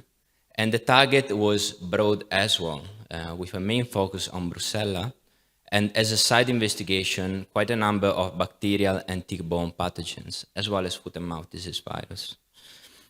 Given the comprehensive nature of this project, we had the unprecedented opportunity to use the results, the data that were being generated by the project, to feed and train the system that was being used for generating the findings themselves.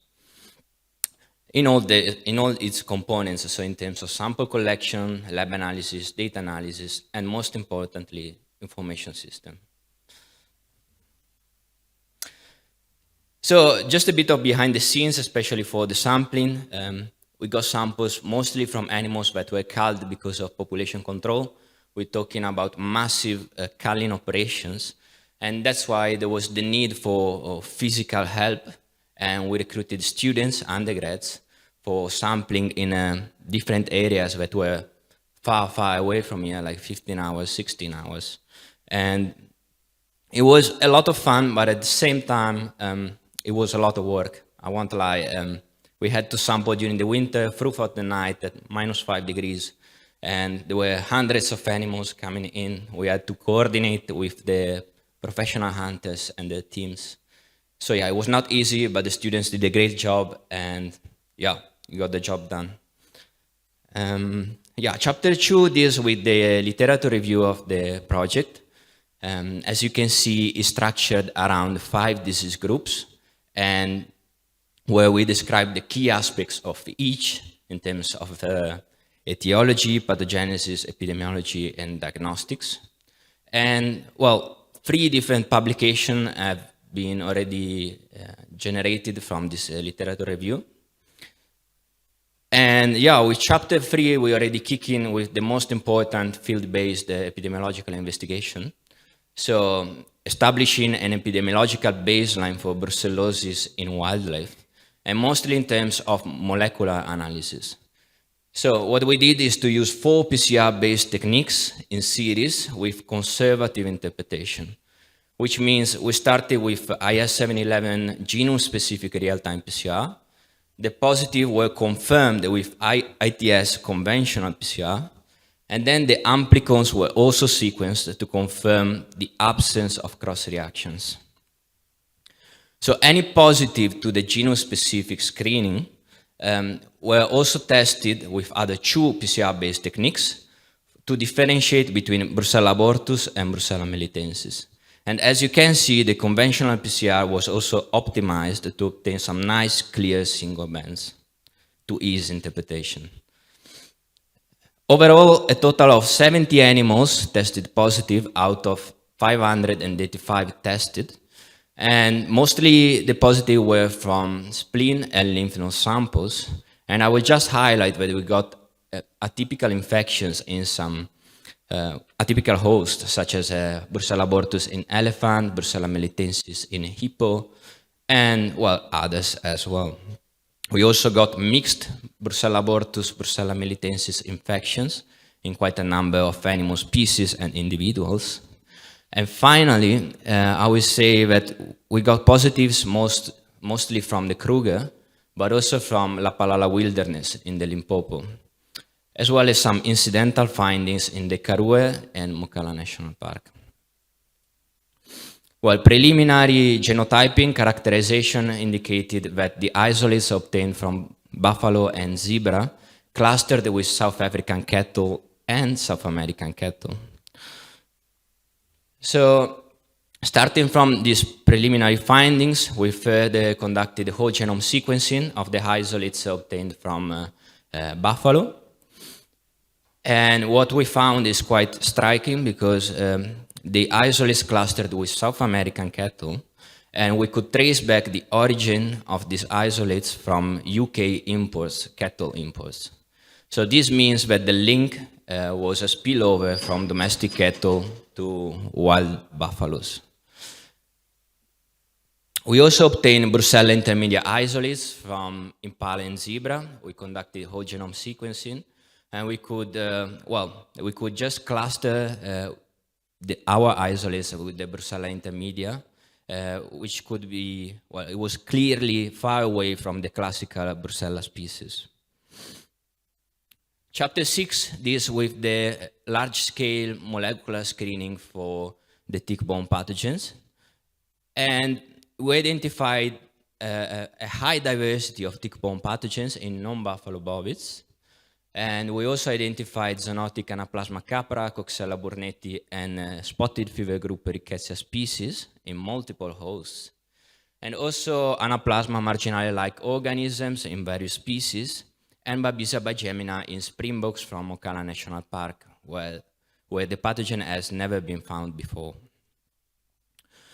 So based on this large-scale screening, we then performed some further investigations, side investigations, demonstrating enhanced detection of Rickettsia and Terrilia parva in various hosts, as well as very basic serological screening for foot and mouth disease, identifying exposure not just in buffalo, but in kudu and in giraffe from Kruger National Park.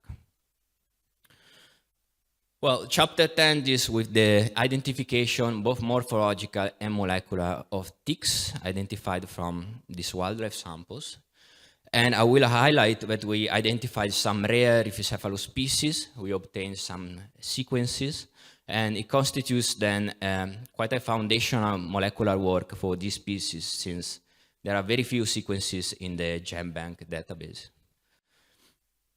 So finally, Chapter 11 describes the development of Aleph-1, which is a software for One Health disease monitoring, which is basically where all the data obtained from the studies were pulled into a relational database. And yeah, the application is basically a central repository of polymorphic data with user experience, which allows the user to, well, either select a project and register and view all the data related to his projects, or enter the guest mode and view the public data shared by other projects. Well, I will just outline very briefly the functionalities, which are registration, so customize the registration forms for each data type. When you register the data, all the team members from the team gets notified. Then there is a list of any data type with filtering, export, edit, and delete functions. A profile functionality, which has the details of individual data with all associated data types, as well as finally a dashboard where the user can basically see an overview of all the data with maps, graphs, and counts. So finally, what can we say after our project? Well, the future perspectives but first of all, there is the need for expanding the molecular surveillance, especially for brucellosis, where serological surveillance is basically what is being used nowadays. And also, I would say to improve molecular characterization using next generation sequencing, most of all. And we demonstrated with Aleph-1 that there is the possibility of establishing a surveillance system which is based on stacking up the data from different projects. At some point, they get published, and then all the people that have access to the app, so anybody, veterinarians, lab people, anybody can access and view the information that are public from all the different projects. So it is basically a decentralized surveillance system which still aids the government in disease monitoring and dissemination of information. And finally, I will say it is very important to strengthen collaboration, especially multi-sectoral and international partnerships, because this can help, especially for shared pathogens across diverse ecosystems, to establish disease models, which are then useful for disease monitoring. So this is all for me. Thank you very much for your kind attention.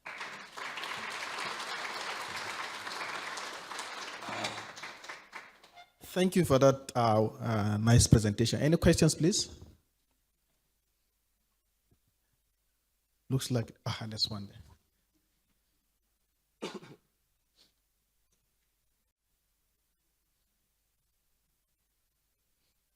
Thank you very much for your nice presentation.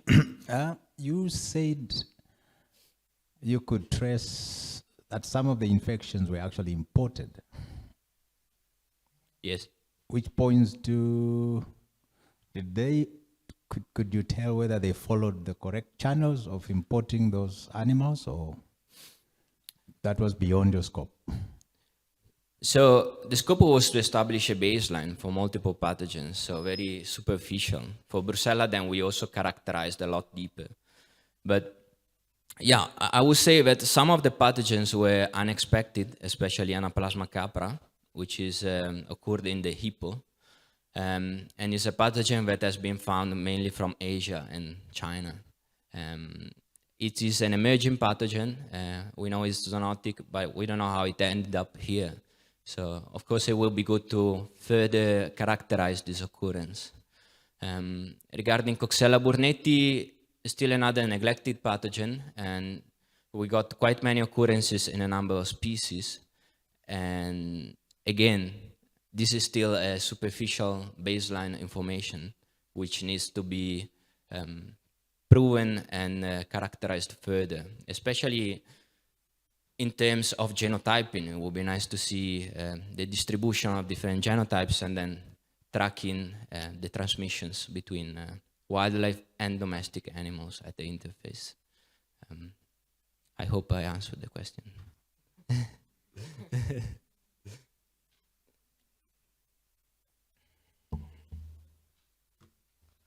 I think you are being political in answering your question. Any other questions, please? Okay, thank you.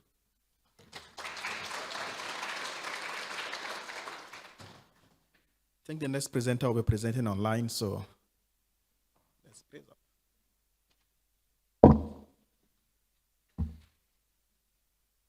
Good afternoon, ladies and gentlemen.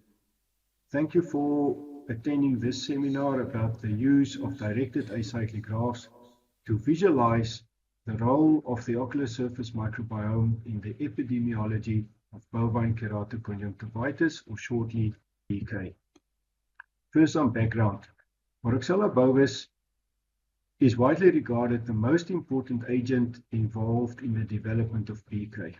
This bacterium has traditionally been seen as a contagious pathogen being carried by symptomatic or asymptomatic cattle, transmitted through the feeding action of lacrophagous flies, while fluctuating levels of injurious environmental factors imposed a seasonal trend. More recently, however, metagenomic studies have shown that Moraxella bovis is a likely component of the core ocular surface microbiota of cattle. This classifies Moraxella bovis as a symbiont with pathogenic potential rather than a contagious pathogen. But how does this aspect influence our interpretation of BK epidemiology? And it was these considerations that gave rise to the objective of my study, to define the ocular surface microbiome and to integrate it with existing BK epidemiology.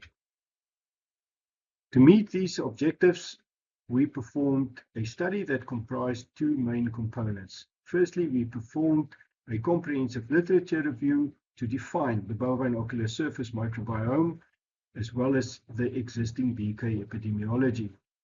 And then we constructed a conceptual framework to integrate the concept of the microbiome among the existing BK epidemiology.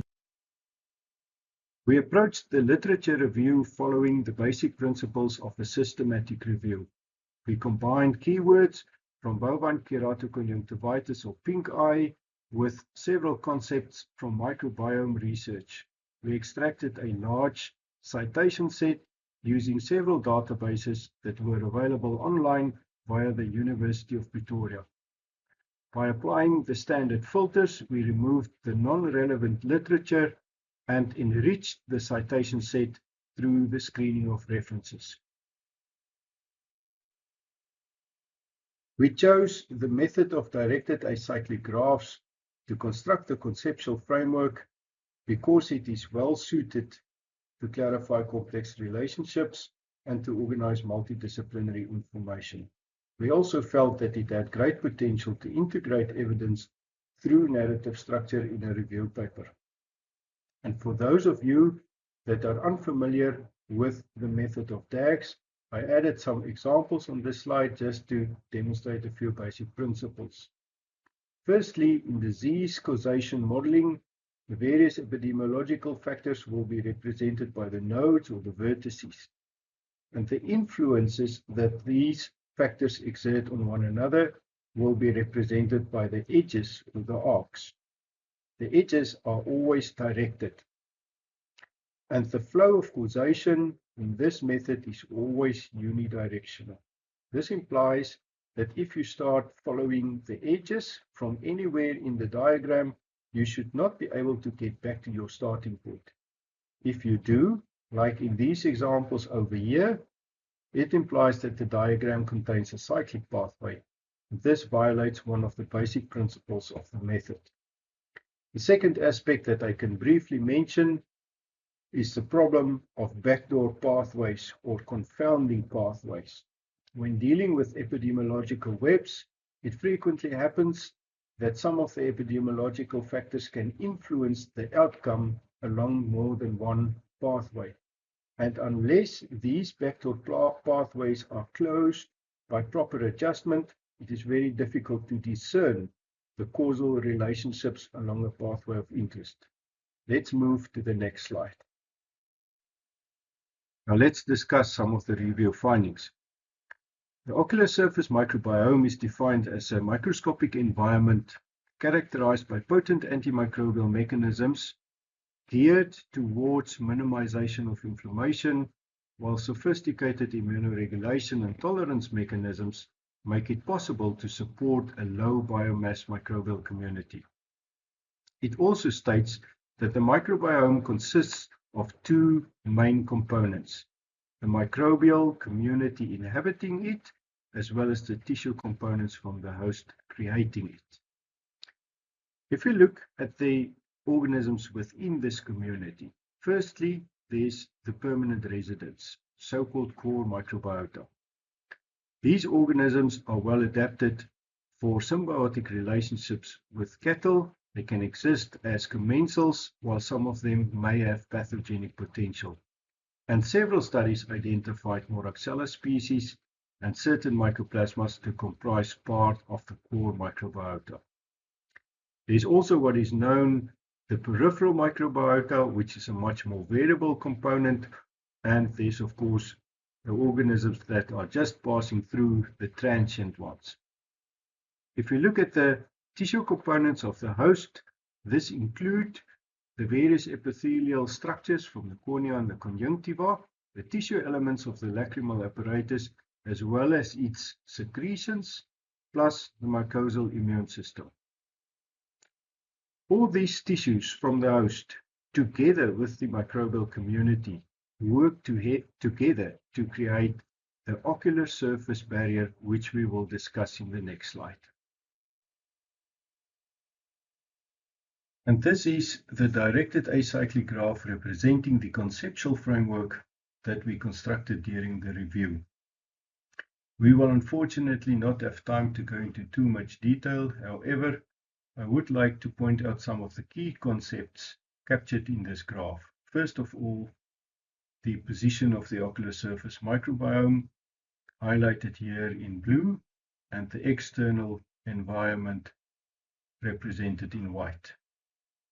Then, focusing your attention on barrier function right here at the deep end of the microbiome, you can appreciate how barrier function acts as a gatekeeper between the eye in the healthy state and the inflamed eye during BK.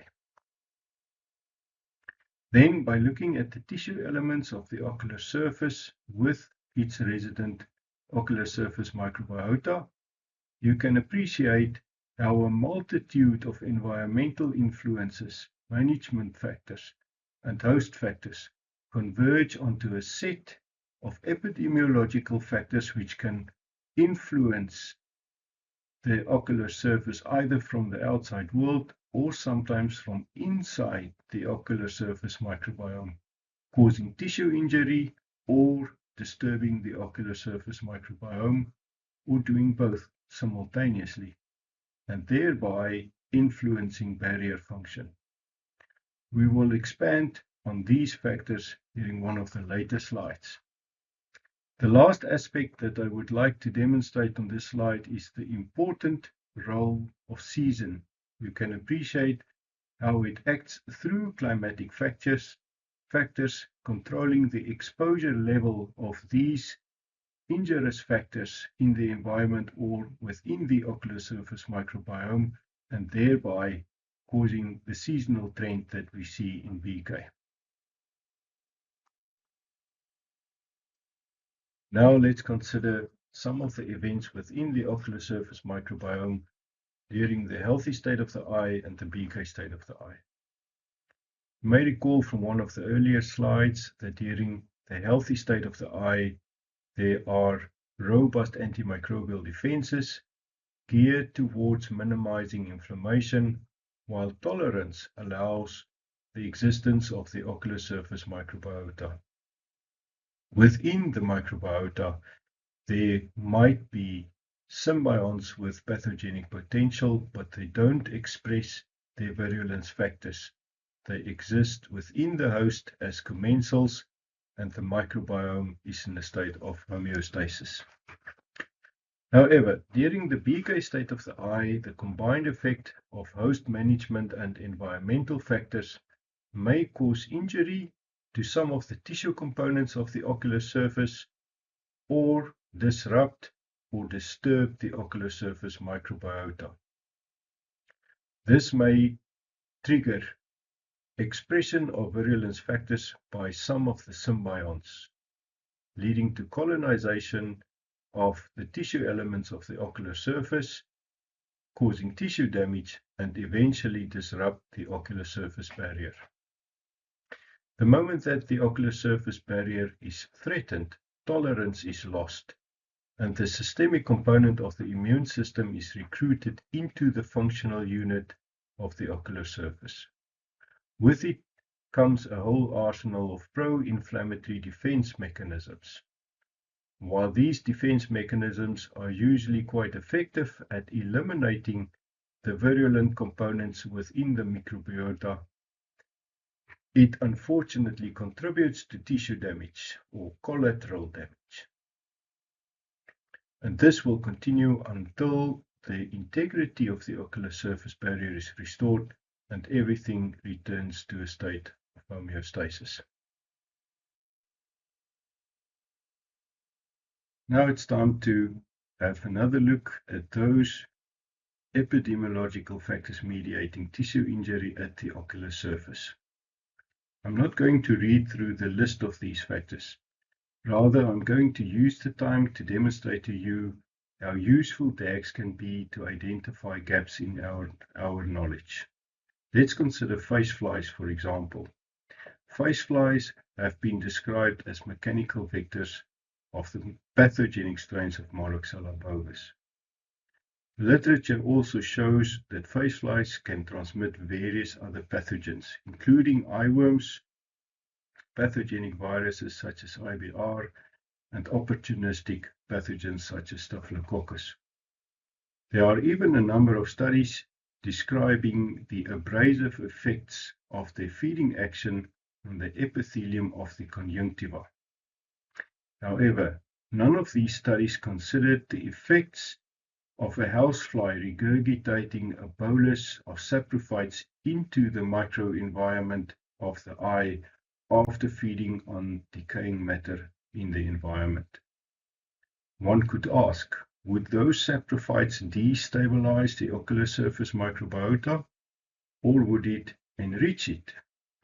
In other words, will it have a negative effect or a positive effect on the resilience of the ocular surface microbiome? No one knows.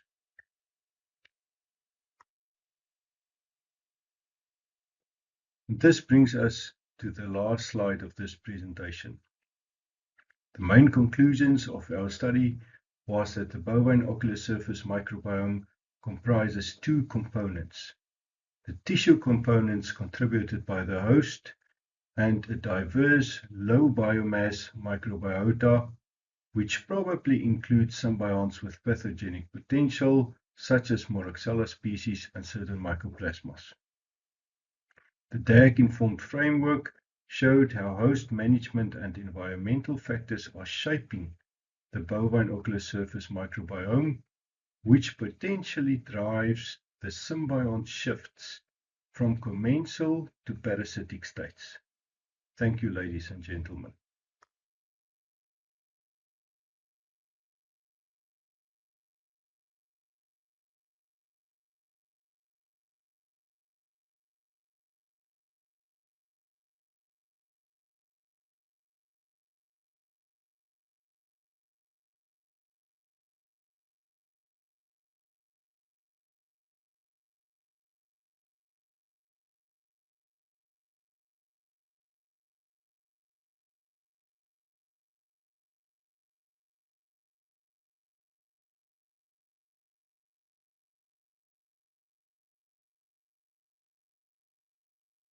Question 5 and Kubertin to Dr. Hassan. And next up, we hand over to a man who owns more Hawaiian shirts than a Hawaiian native. My direct boss, Dr. Johan Stale, who will be doing the departmental showcasing. So I want you guys to think of this as the department's, what you call this now? Talent show. But but because it's a formal event, I've asked Johan to cut out his dancing routines for now, although I do have a surprise for you guys shortly after his presentation.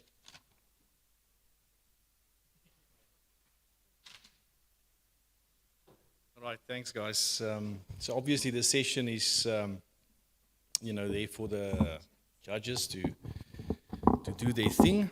So we're going to be entertaining you. So the first dance routine is with me and Lindy and the cha-cha-cha. You ready? Huh? Okay.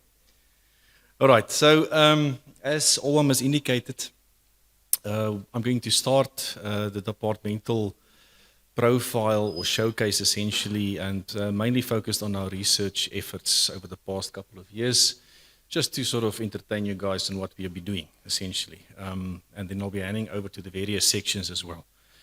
So looking at our department, as you all know, we're quite a diverse department comprising 4 main sections.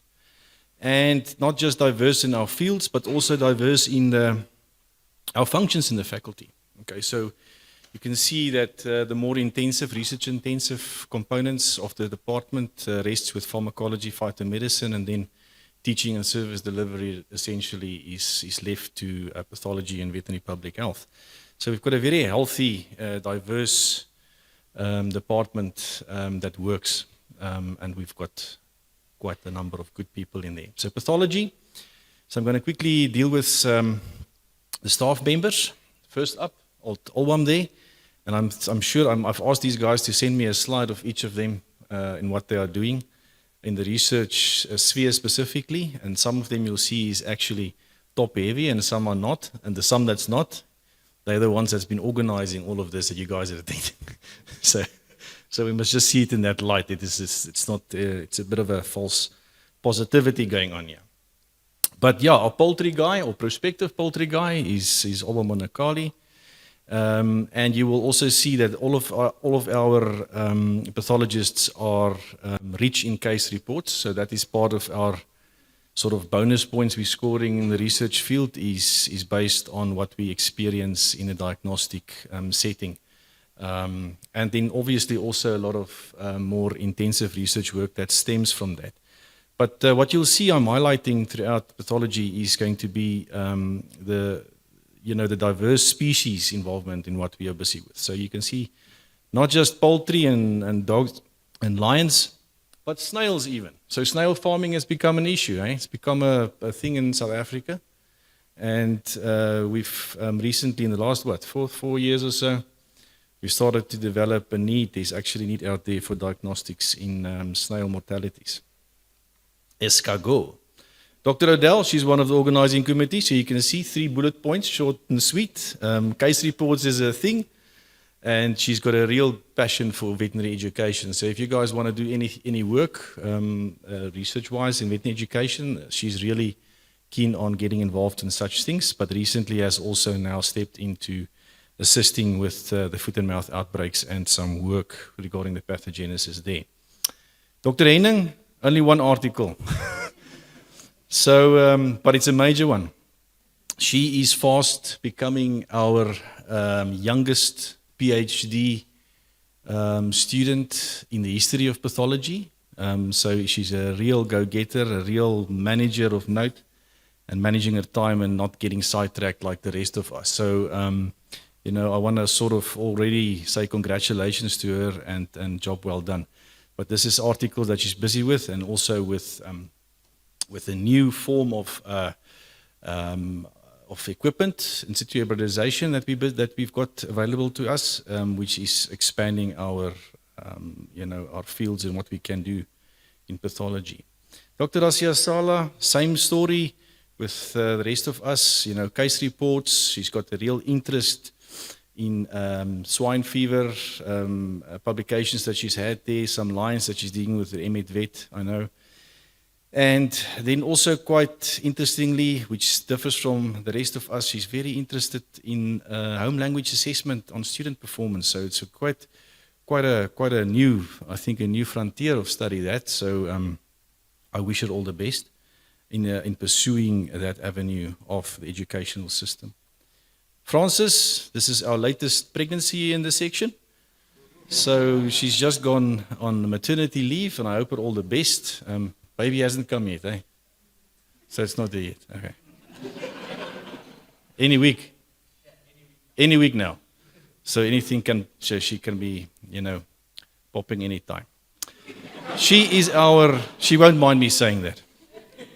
She's that kind of person. So very eccentric, I think you'll all agree. Very much interested in a lot of the things that I am interested in regarding wildlife, reptiles, the funny bits and things. And laboratory animals. So laboratory animals, all of you doing laboratory animal work, needing a pathologist, please, Dr. Cameron Ellis is your go-to girl. Professor Mitchell, I had to chop and change a little bit of things here. She's one of our 2 extraordinary lecturers in the section, together with Gillian Taylor doing aquatic work. And I got to say, I can call her the matriarch of our research in the pathology section, and without her, I think our outputs would be half.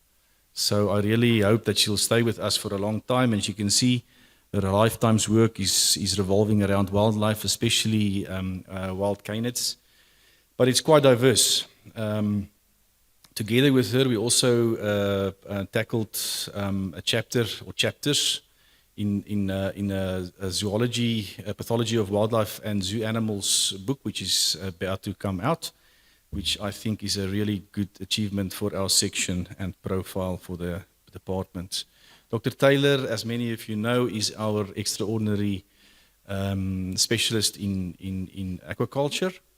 And me and her, together with with a student in Namibia, is also investigating some oysters. So you can see how it's going. Oysters, snails, you name it. You know what's next. Koi. So we're also doing some work with the MSc student in koi neoplasia, koi cancer, big problem in the country. And then carpedema virus, which is something which seems to be a big problem in our polluted river systems, which has been killing carp, wild carp, but also seemingly koi. Our diagnostic capacity still lacks quite a bit, so we need to work on that. And then myself, now I picked that image on purpose. And it actually is the reason why I am probably owning the most Hawaiian shirts in the faculty. Because when I saw my picture on my ID card, which that is, I got a fright myself. So to soften my edges is why I'm wearing those shirts. Okay. Anyway. Yeah, so as you all know, wildlife is my thing. My PhD, pretty stagnant at the moment, unfortunately, being busy with lots of other things. Co-working in many PhDs, three PhD projects there, including from fish, sheep, and dairy cattle, and then the oysters as well, and the IMEDVET project where we're doing buffalo with Dr. Sajaki, and another MSc project where we're working on the histological characteristics of Emonchus species and in the abomasum. So a lot of things I'm involved with. I want to end off with just stating to all of you that many of you will know the faculty assisted us in acquiring a digital slide scanner, which has opened a lot of doors for us in many fields, and we're very thankful for that in the diagnostic setting, but it's also certainly proving now to be very important in the research efforts or research capabilities that is opened and doors that's opening to us. And then obviously with Lisa Oudendal and Aliska Henning, which is also now played with in situ hybridization, acquired equipment. We also have that available. So these things, please talk to us. We're open to any collaborative work, involving these new avenues of research in which we can get involved. And that's my part. Next is going to be, I just want to also give a big thanks to our laboratory staff and personnel that is without them, obviously, they didn't want their pictures. I asked them. But anyway, so without them, none of these are possible. Everything just falls flat. It's those people behind the scenes that we should never forget. Okay, farms and tox. Who's next? That is John.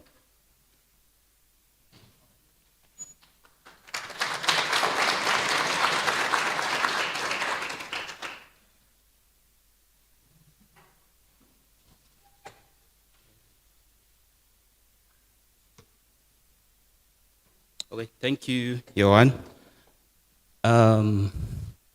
So my talk is not going to be as colorful as Johan's, the one that you were seeing a lot of pictures. So we still a shy section. We all relatively new.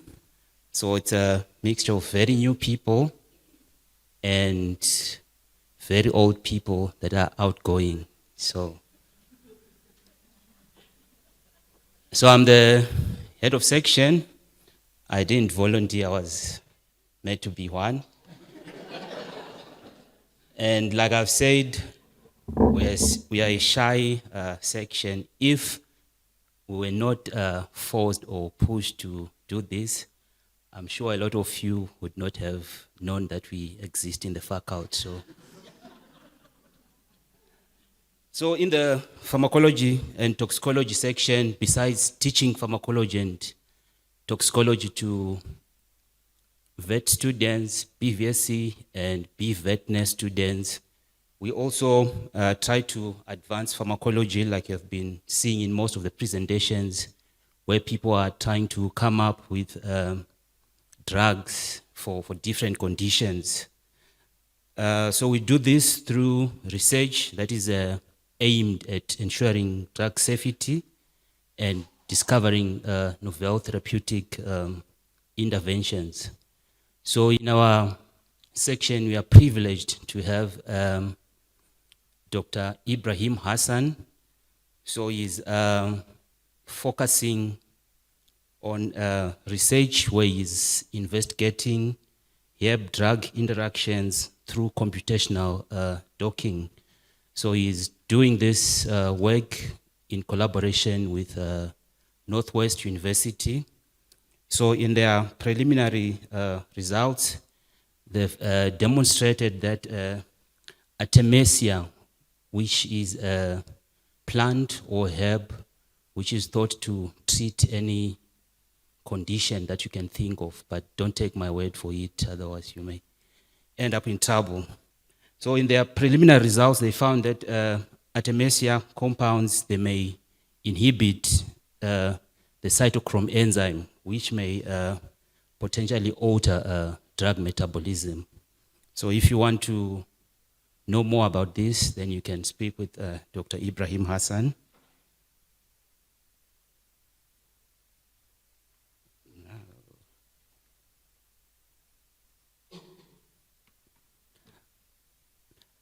Also, as part of my PhD project in collaboration with CACS, I'm trying to investigate novel cancer therapeutic options.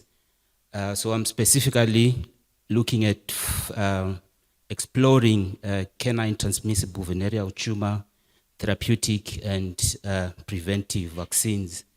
As some of you in clinics, you may know that we are rapidly experiencing a lot of increasing resistance. So drug resistance is not only in antimicrobial resistance, we're also starting to see that with chemotherapeutics as well. We also have been privileged to get support from the UK VMD. So they are also supporting some of the work and research that we are trying to do on veterinary antimicrobial regulation and stewardship in South Africa. So they've made some funds available for us. So we'll be hiring a postdoctoral fellow that is going to help us in this work. So I've been told that I'm running out of time, so I'll try and move to the next session, to the next. So we also have the toxicology in our section. So we have Prof. Mayberg and Dr. Asive. So as part of MedVet, she's trying to strengthen veterinary toxicology through public awareness, field response, and research and education. So she had featured in the Mzansi podcast, and there was a lot of interest when she presented that podcast. So with that interest, now she does field investigations where she responds to farmer queries, requests, and she does some diagnostic work there. She also does case consultations. She's also publishing in the Farmers Weekly, Vet News, and she's also involved in teaching, not only in the Faculty of Veterinary Science, but also she does teach medical students on plant poisoning and mycotoxicosis. So we also have the support of the university. We've recently procured an HPLC machine. So if other departments like the Milk Lab, if you want to collaborate with us, you're welcome. So we hope this piece of equipment is going to strengthen the study of drug kinetics and safety. We also have an organ bath that we can use for assessing effects of drugs in isolated muscle tissues. So for capture myopathy, I hope maybe that's something that we can collaborate on in the future.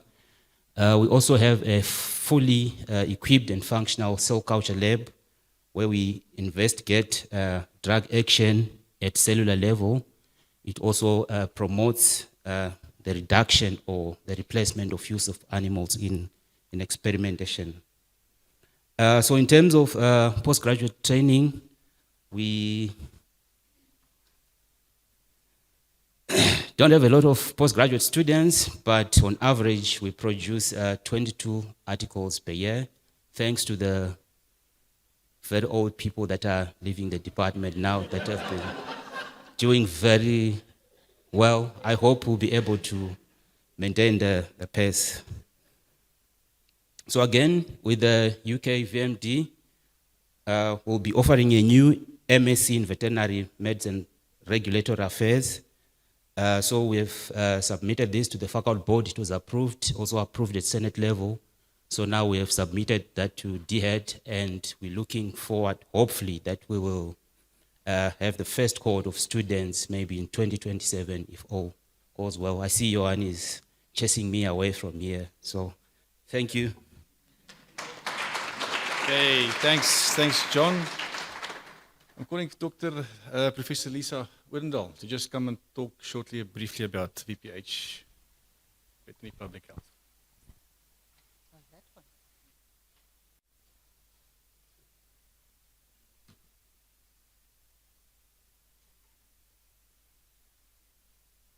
Okay, so veterinary public health is a pretty wide field. You can do control diseases, zoonotic diseases, antibiotic resistance. So that's what I focus on, zoonotic and control diseases. So I like section 20s.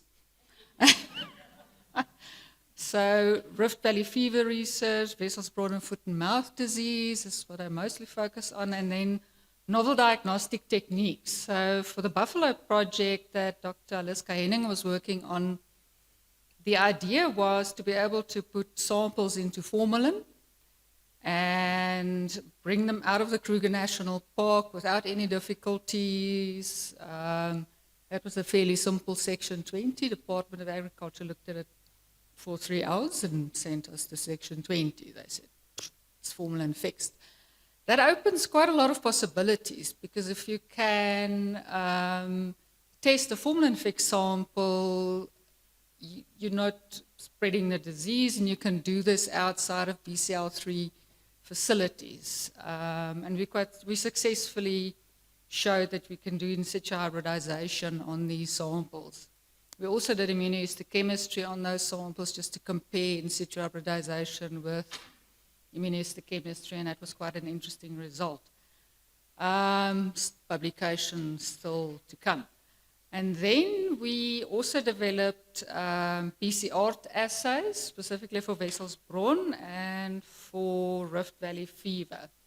We compared 2 different techniques, and the one shows more promise than the other, so those publications must still also come. And at some point we'll review the histopathology of Wessels-Braun, which there is interesting papers in the past that seem to have gotten lost. And then there's other smaller projects. One tends to get sidetracked into other stuff, so we got sidetracked into porcine babesiosis as a potential zoonotic disease. Unfortunately, we didn't find it. And then Jared Morris's project, where I'm a co-supervisor. Okay, and then Dr. Vashni Govender, her interest is One Health, field epidemiology, risk assessment, antimicrobial resistance, and stewardship, and community engagement. So she's currently doing a PhD entitled One Health Food Systems Approach to Antibiotic Resistance, profiling Staphylococcus species isolated in emerging broiler production sectors in Gauteng. And she has 2 MSc students, as you can see, also busy on antimicrobial resistance projects. She's a member of the African Society for Laboratory Medicine, and is also a member of the, National Department of Agriculture Integrated National AMR Surveillance Program. Okay, thank you. Right. Thanks, Professor Odendaal. last but not least, our flagship researcher, of the faculty and the department, I'm sure, is Professor Lini Mago. She's going to finish off with what they're busy with in phytomedicine. Lovely. Thanks so much, Johan. Saving the best for last, I think. Thanks. And if you do rush me, I'll step on your feet during our cha-cha later on. Okay, well, good afternoon, everybody, and thanks again for the great participation that we've had during this faculty day. So I'm going to talk about the section phytomedicine, of course, and it's only me as the only academic staff member, but I will extend it a bit, so I won't just talk on one slide. And luckily we have Kolosa Makolo as our lab manager, and at this stage she's also temporarily managing the VetPal and the cell culture labs while we are filling those positions. Then we have an intern, Wendy, who's been fantastic helping us, and the postdoctoral fellow that we have now is Dr. Nelisiwe Masuku. And this time last year we had 4 postdocs, now we've got 1, so I'm hoping by next year we'll have about 8. So they really are the lifeblood of our research. They help us amazingly in getting the research done. So why do we look at natural products? All the undergrad students have seen this, how many small molecule drugs have been discovered that are derived either directly or synthesized from natural products. So this is where there is a massive opportunity that we have probably about 10% of the world's plant diversity. A lot of plants have not been looked at. And so with these problems that we have of antimicrobial, anthelmintic and acaricide resistance, we need to look a bit broader and to look at other options following global trends as well to see how we can make best use of plants, either as fodder supplements or sources of lead compounds for new pharmaceuticals. So just an example that I also showed to the undergrads, 2015, ivermectin or avermectin as it was then and then derived into ivermectin, came from a natural product, as did artemisinin, this lovely anti-malarial drug. And it's often quite astounding when you look at the hospital and you see how many plant-derived drugs are still being used. There's the atropine, codeine, morphine, vincristine, vinblastine, quinine. I could go on and on for hours. How many plant-derived compounds are still in general use today, which is quite incredible when most of these were found by ethnopharmacological studies where there's been a traditional use. So we follow that as leads to look at the plants. We have these 25 to 30,000 plant species, a small fraction of which are used in traditional medicine, but many that are not. And they've got very interesting chemistry. So based on a chemotaxonomical sort of function, then we can also select interesting plants with new, novel biochemical type compounds that no chemical person or scientist can synthesize. But with the advent of AI and drug discovery, that's a very exciting space. So some of these plant compounds might give us some good lead structures for new pharmaceuticals. So with our students, a bit of background just in the last 10 years since I've been leading the program, we have graduated 28 PhD, 8 MSc students. We're hoping to increase the number of MScs by trying to find a flow, a lead of students, because we don't have an honours program. We don't have an undergraduate that's based on just not pure veterinary. So we have microbiologists, pharmacologists, botanists, veterinarians, people from all over the place that come and do PhDs. So we currently have 6 MSc, 8 PhD students in our section, and about 18 papers a year that we're generating. So we're trying to push that along, but also to try and protect the work that we do have that has a possibility of being patented. We're paying a lot more attention to that now as well. And as I said, we are a research intensive, and that's very, very much driven by the translational medicine research theme, which is one of the major themes of the faculty in the last few years. And that has led to a number of very important collaborations throughout the faculty. And of course, we collaborate a lot with other departments of the university and also extensive other collaborations, which has led to our, I suppose, success in producing so many papers. So these are major areas that have been started off by translational medicine research theme projects with different departments. Bovine mastitis project's been going on for a few years now. supported by the university and then by the National Research Foundation. And now with the Technology Innovation Agency, we've got some really great partnerships with them, looking at giving us generous funding to take it further, to try and develop products based on indigenous biological resources and chicken feed antibiotic additives and antidiarrheal projects. So to carry on, anthelmintics in goats and sheep, and then bovine skin diseases. There are a number of students working on all these areas. And then also fish bacterial pathogens, working with Gillian Taylor from the other sections. So that's very important, as biofilms are a massive problem. And we found that a lot of these plants are very interesting activities in disrupting biofilms that are often a source of clinical infections. So as people have mentioned before, as Sive and Bishop talked about, we look at the chemistry of the plants, like this well-utilized Leonotis leonuris. We need to know what exactly is in those plants, looking at the chemistry of them, so we're not giving anybody or any animal anything that could have long-term effects or that's known to be a poisonous or a cumulative toxin, because often when people say, is that plant toxic, we don't really know because we've never looked, sort of thing, or looked at the long-term cumulative effects if it is going to be a companion animal or a human taking that. Okay, so that's basically all the work that we do. You can read faster than I can. Something to watch is the Southern Centre for a Consortium for Indigenous Psychopharma, which is a massive university-wide collaboration taking on a lot of departments and faculties for indigenous plants and psychopharma. And so what we're looking at is the potential to produce active, safe, potentized plant extracts or fractions or even feed material that can be added as a feed additive in chicken feed or fodder for ruminants, or selective extraction, and then to lead compounds that can be chemically optimized to increase activity and reduce toxicity for the pharmaceutical industry. And med plants for vet is something, if anybody is interested in the use of medicinal plants or herbal formulations for veterinary healthcare, we are all welcome to join that. I've been a member of that for the last couple of years, and it involves a lot of international training programs because, of course, a lot of this research is done in Europe, some in the USA, but they've been world leaders in this field for many years. So that's something anybody can join in, just to be part of that. And with that, nothing would be possible without this amazing group that we have. We have some fun. We do a lot of work. People work long hours, weekends, holidays and things. So these are all the amazing people that get lots of awards and that enjoy what they do. And they all help each other. So without that, we wouldn't be anywhere near where we are. So thanks very much for your attention. Thanks, Johan.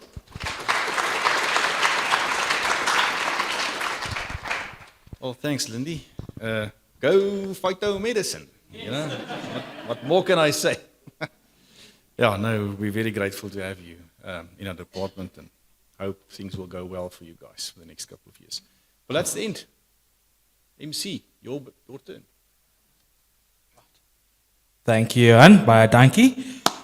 All right, as I said to you guys earlier on, I have a surprise for you. Can you please welcome the Onderstepoort Community Choir to come through?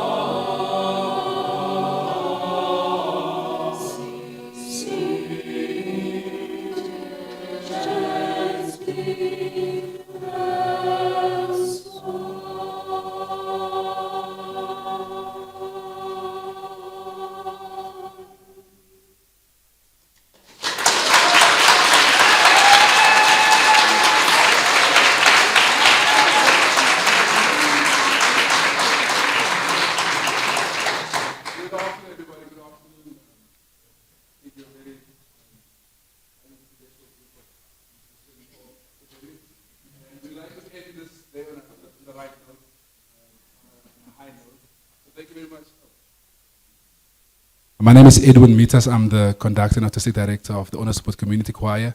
And I guess this is something more than just agriculture, where we can give something, a touch of culture to the faculty.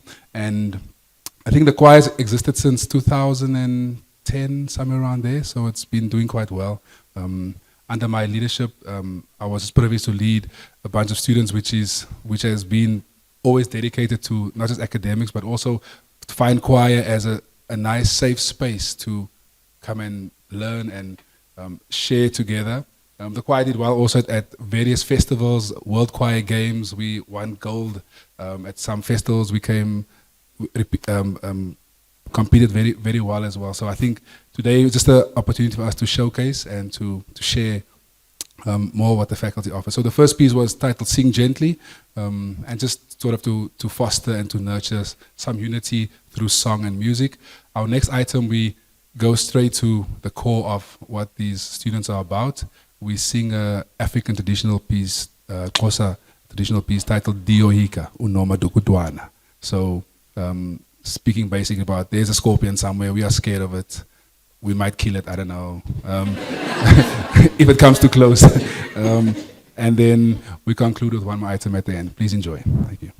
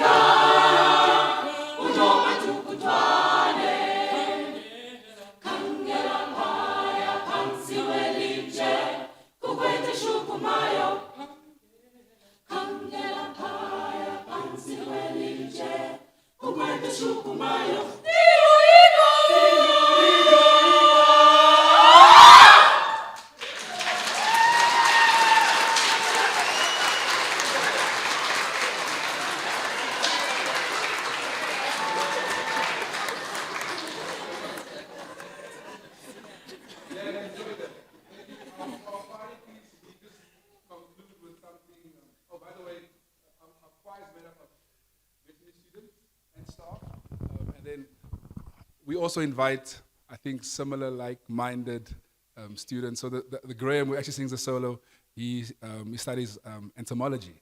And it's fitting that entomology students think about a scorpion. So well done, Graham. So we just conclude, we always sing this piece at the end of our rehearsals.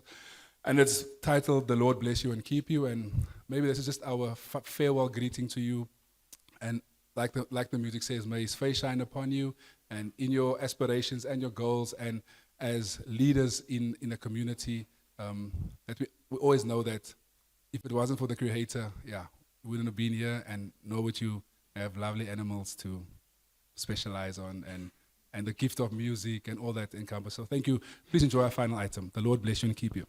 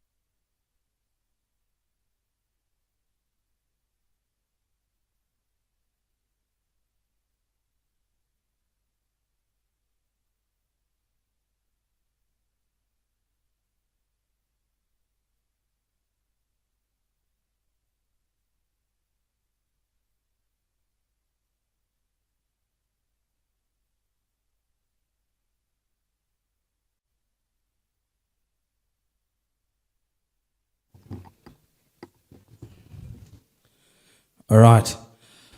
Thank you, Honored Support Community Choir. Next up, please help me to welcome the Deputy Dean of Research, Prof. Marinda Verstesen, to present the Faculty Research Prize Giving Awards.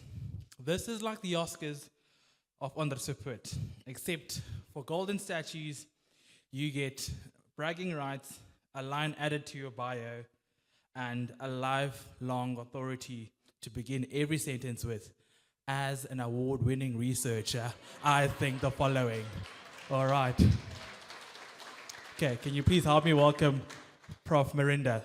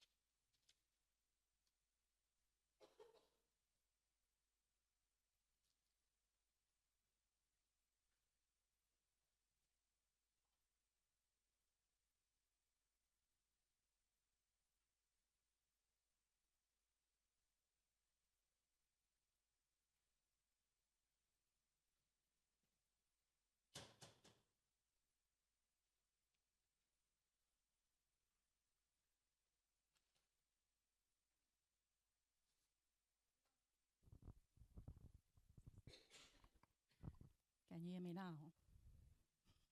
Great stuff.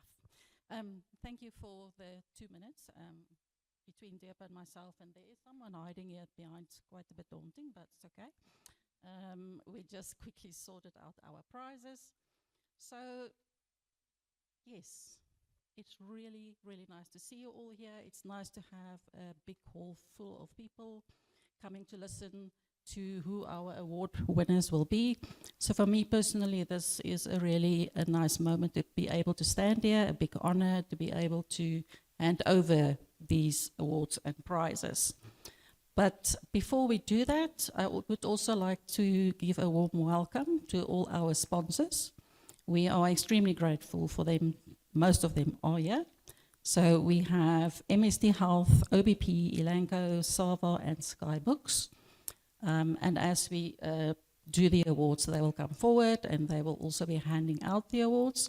But to our sponsors, thank you very much for your continued support. It's really, really a nice thing for us to see that how you continually keep on supporting our research, our young talent, and we're really grateful for that. So thank you very much for that. Good. You see, I've got a whole book. So it's going to take time. I hope you're not in the mood for some cocktails. I see the dean is already looking at me, so I need to better move on. So let's start with the heartbeat of our faculty. Who are they? Our students. Whether they're undergrads or postgrads, they are the heartbeat of this faculty. So for me, I would just like to take a small moment just to say congratulations to all of the students that has presented today. You all have done a brilliant job. Undergrad, postgrad, posters, everything was really awesome. I was amazed with the creativity, the passion, and the effort that you've put into these presentations. And I just want to say from my side, I'm extremely proud of you. You are doing so well. I feel like a very proud mother telling everyone about her brilliant kids. So thank you for that. I really like that. But also, we needed a few adjudicators, so I'm not going to forget about them. There will be some prizes handed out to them later, then you will meet them as well. But thank you for sitting here today and listening to everyone, and also giving your time and your thoughts on these prizes and who it should go to, and you will see later it was quite difficult for them. Good. So, heartbeat. We always start. Let's start with the youngsters, our undergrad students. So I'm pretty sure most of you do know that our final year students, for the last 18 months actually, they are responsible to also do a research project. And those were the 5 presenters that you've seen today that spoke about the VRE projects. I think they were really brilliant. So I hope all of them will be lining up to sign up for MSCs. When they're done with their CCS years, I think we're all ready to take them in. So just come talk to me. I will ask the dean for money, don't worry. Okay, so what I'm going to do is I will also invite the dean, because he will be in each and every photograph as well, together with our sponsors, to hand over the prizes. And we're always going to start with the runner-ups first. We've got really nice prizes this year. You will see some of these little certificates comes with envelopes. So if you've got one of those, hang on to it. It's quite important what's in there. So don't lose them. I'm just saying. So the first one, it is the undergraduate or the VRE oral presentation, the runner-up. I don't have all the names in front of me because this is what the other guys were doing while we were listening to the music. So our, is this the runner-up? Yes. Okay, Sava. I know that Dr. Zianda could not be here. She sent her apologies, but Didi Claessens is here and she will be coming forward. They are also sponsoring something that she's got with her. It looks quite interesting. Colorful, I like that. The dean thinks it's a coloring book. I mean, really. But yeah, he's got a little boy, so we understand, don't worry, he's strange. Okay, so the runner-up, who's got the thing now? You, Pascal. Thank you. So that is Pascal Vivier.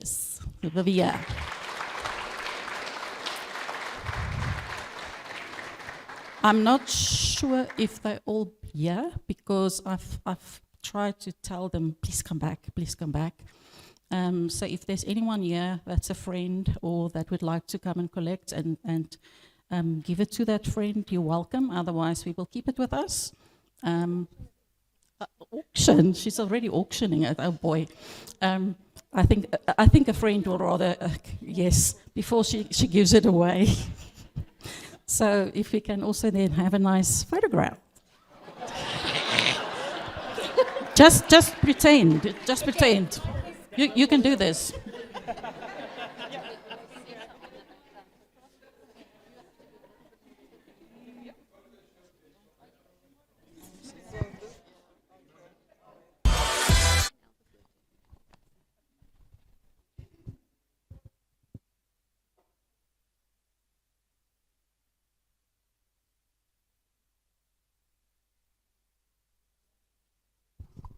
So in the meantime, you can play with that book.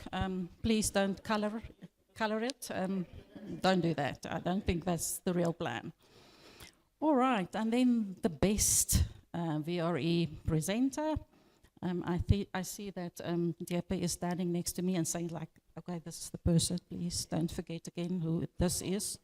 And in this case, it is sponsored by Elanco. So Elanco, Dr. Greta Larish. Here she comes.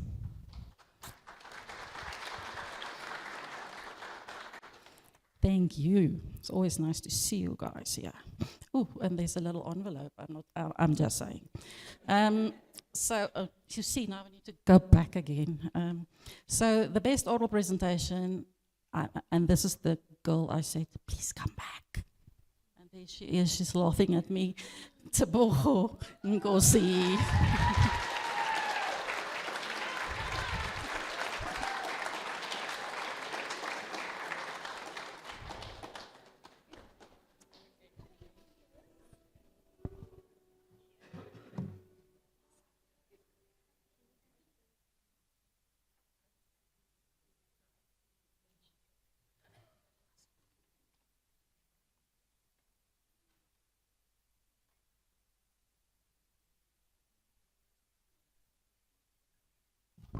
Thank you and congratulations.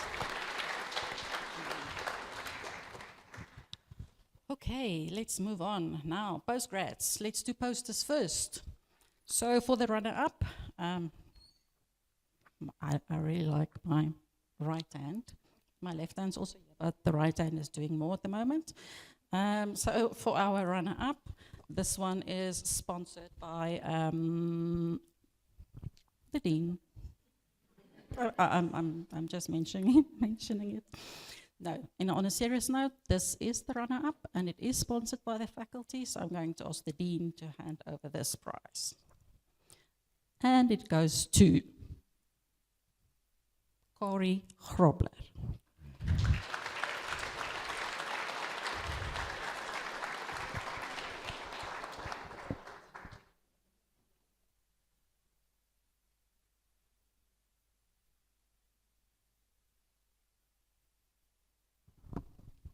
Okay, and now the best poster.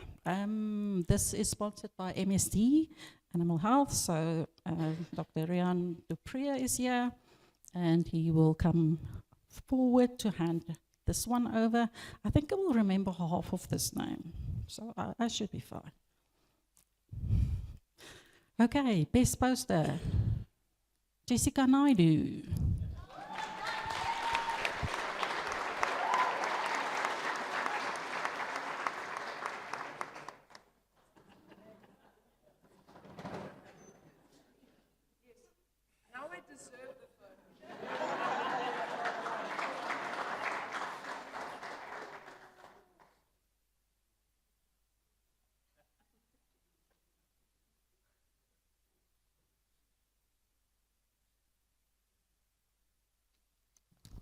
Thank you and congratulations. All right, we still have postgrads. We've got lots of them, we really like them, or some of us like them.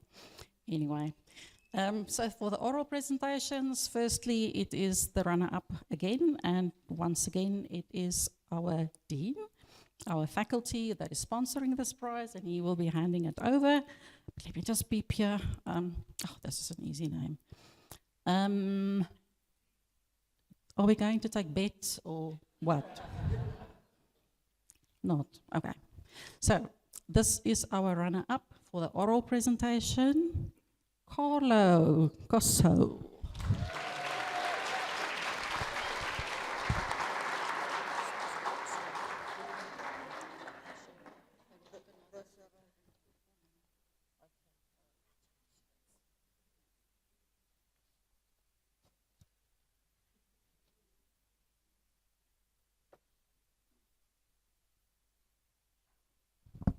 And I just want to say that Carlo is really that busy, as he showed you on those slides.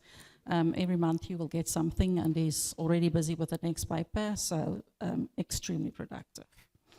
Then we have a very interesting thing.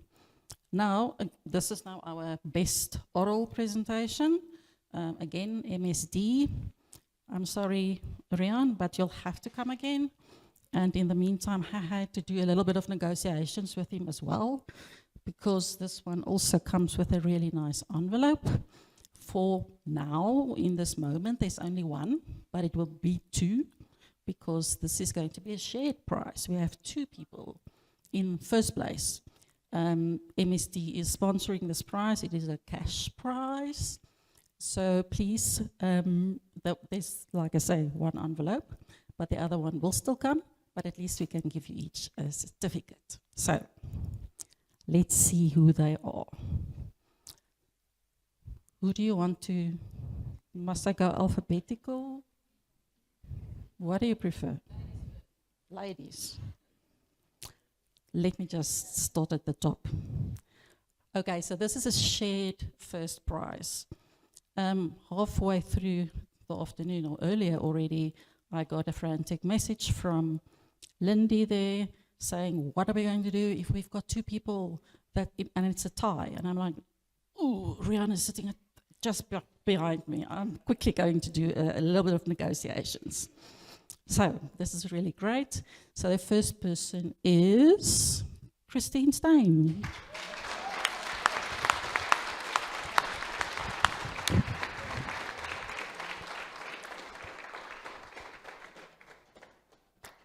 And while she's coming, I'm going to announce the other one as well, and that is Bishop Ramachoma.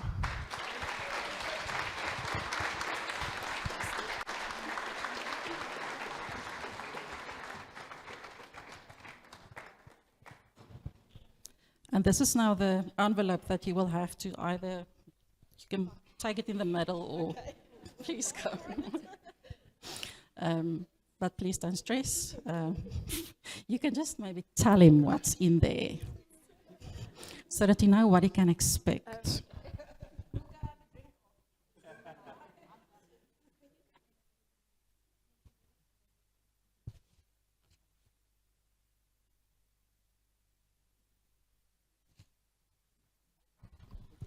Thank you.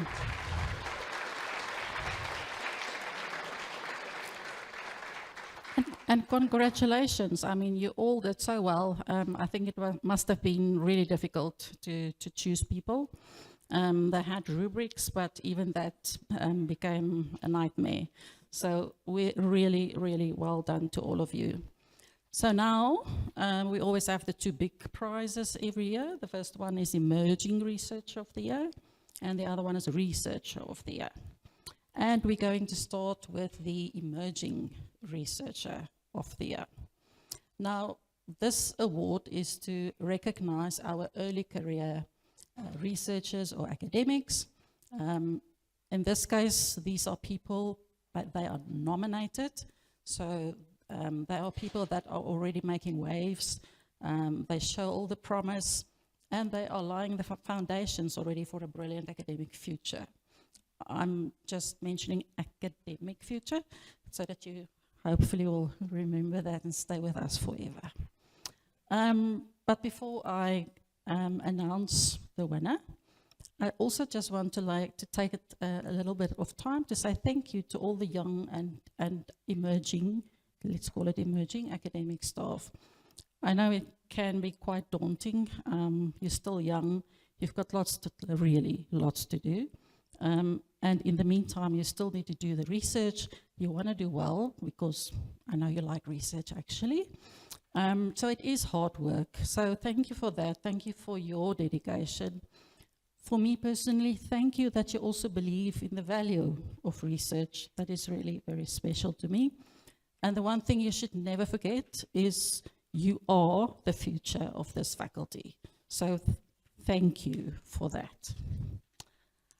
So we were very lucky this year. We actually had 3 nominations. So it's always amazing, because sometimes you're like, please just say the names. But this year it was brilliant. We had 3 nominations. They're all brilliant. And again, it was like, oh boy, what are we going to do now? But I mean, we do have our rules and how to determine the winner. But I just want to say that just by being nominated, it's really already a great honor. I mean, that means that you have already shown your potential, your talent, your commitment, and that your peers are actually recognizing that in you already. So just being nominated is really, really an honor. So I hope they're all here, because I will be calling them up so that you can see them and we can have a nice photograph, and then we will announce the winner. So in no particular order, and for those 2 that might not be the winner, please don't disappear. We do need a nice photograph as well. So in no particular order. Chris Blichnout from CAX.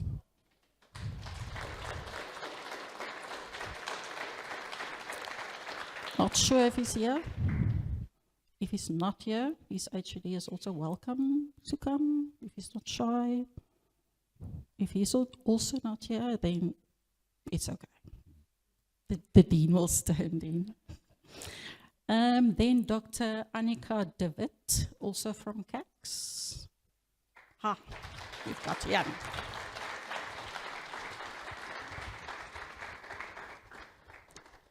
I see our HOD is slowly but surely coming forward as well. And then the third person is someone that you've heard already today, Dr. Ibrahim Hassan from Paraclinical Sciences.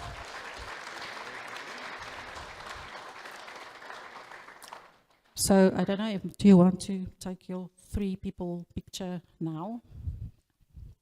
3, 4 people, how many ever we are?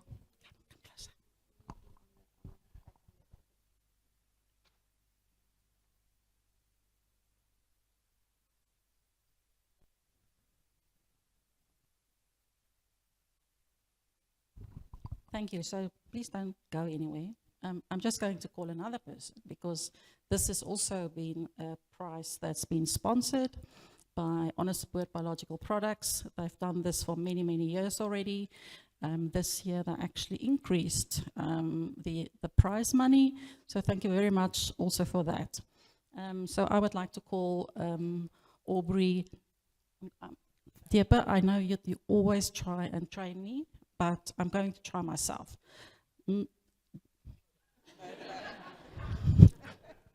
Gladla. You see, I'm really not good with language. I'm sorry.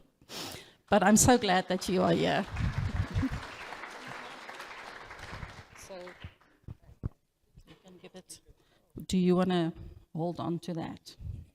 While these lot will be sweating. And if it's this one, I don't know what he's going to do. So I'm going to tell you a little bit about who the winner is and announce the winner. But for the other 2 people, please just hang out here because we've got a small something for you. Just so when you look at it, just keep on working and keep on working harder. It's really amazing the work that you've been doing. Okay, so let me tell you a little bit, and as I read this, I know the person will know who the winner will be, so, but you won't know, so, unless you want to bet on it. I mean, really? No, you're not doing good, sorry. They're not getting excited, sorry. Okay, so this person, I can't even say him or her, this person. Is enrolled for an MedVet, already have 4 publications from 2002, 3 as a first author. Has presented work at international conference, has spent 2 weeks as a guest lecturer at Ghent University, and this is amazing, is working more than 35 weeks per year in the small animal surgical clinic, which is tough. So this, for me, is truly inspiring, and it's an incredible example of that passion and perseverance, especially for someone so young in research or academia. I know you know already who you are, so congratulations, Annika.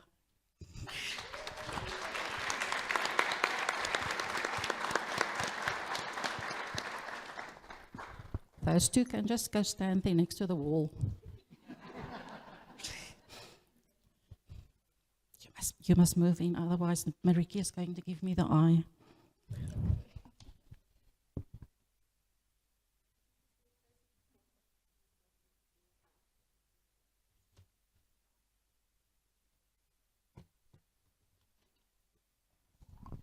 That's really brilliant, thank you. And for the 2 young men there, for you from Skybooks, we have a book for each of you. I actually don't have no idea what book is in here, so I hope it's a good one, but whenever you look at it and you need to tell the actual person, not keep it for yourself, I will come check in your office, that this is something to just inspire you.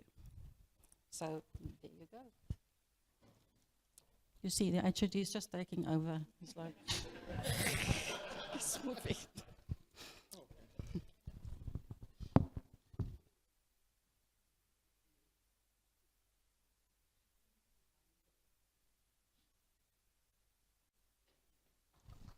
Thank you.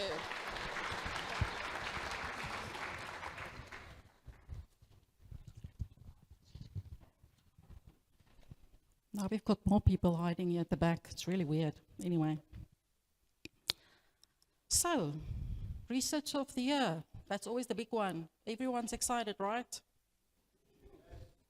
So let me take some time and ponder again about stuff. I see Dina is there like, what's your problem? But I also would really like to express my word of thanks to our extraordinary appointees. We've got quite a number of people that's appointed in the faculty as extraordinaries, which means that they are extraordinarily do a lot of work without getting any payment. We really, really like them very much.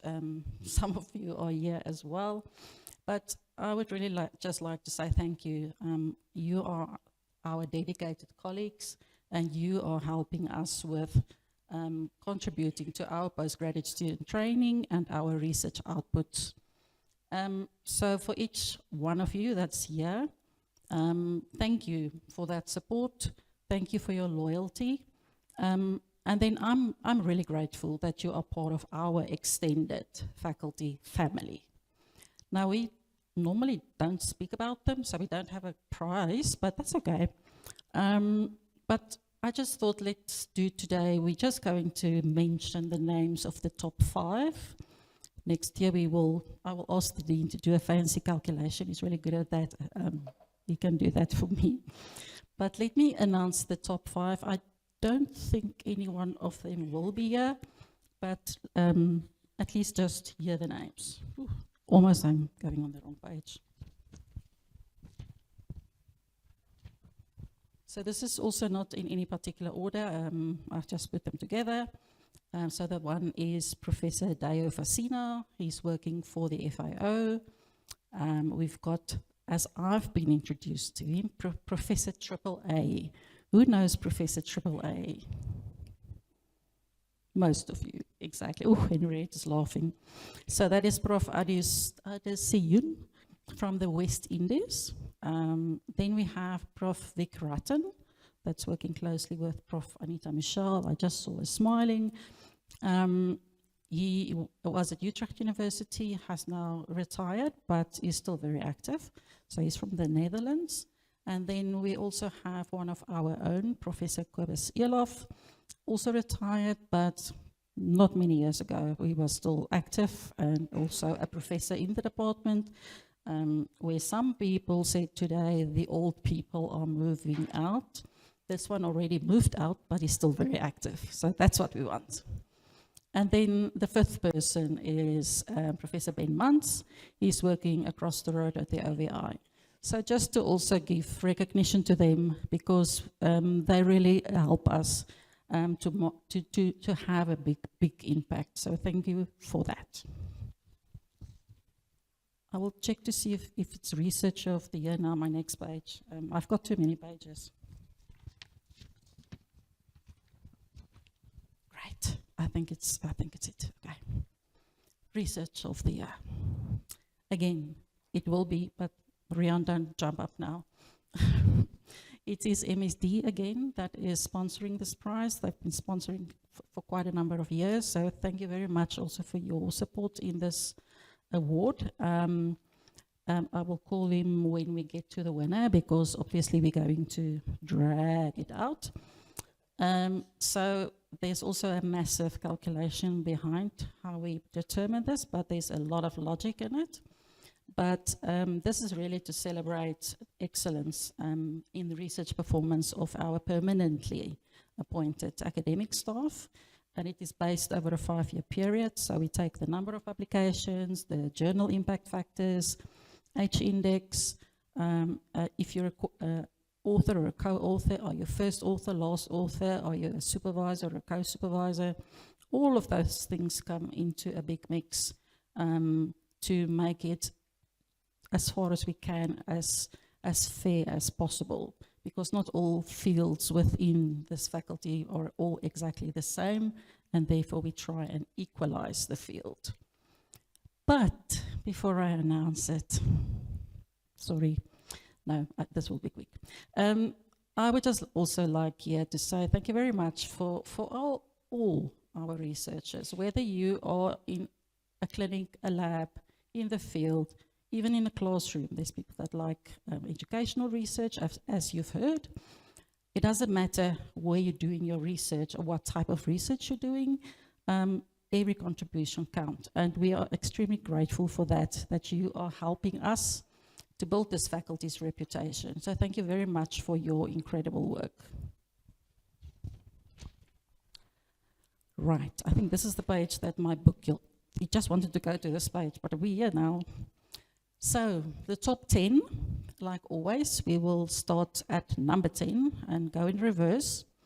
So when your name is read, please come forward. If you're not here, like I know number 10 is not, but that's a different story, then I will ask the HOD then just to receive the prize or the certificate on behalf of the person. So, in the 10th position. Still nothing. Drum roll, I like that.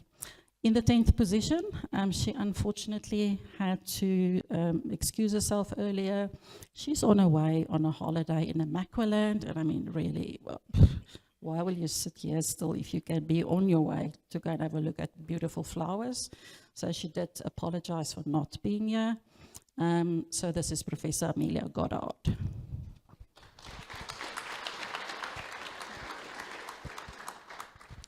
HOD.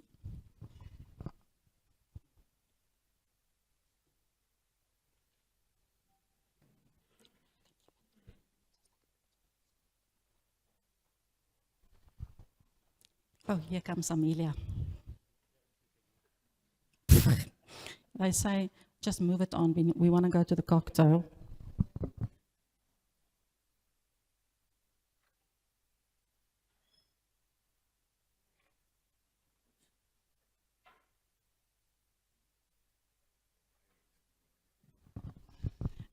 Thanks, Johan, for that.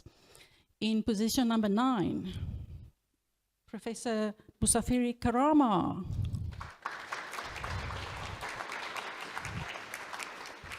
I don't see him. He's most probably in the lab. If I go out here, I will be seeing him. So HOD, please come forward.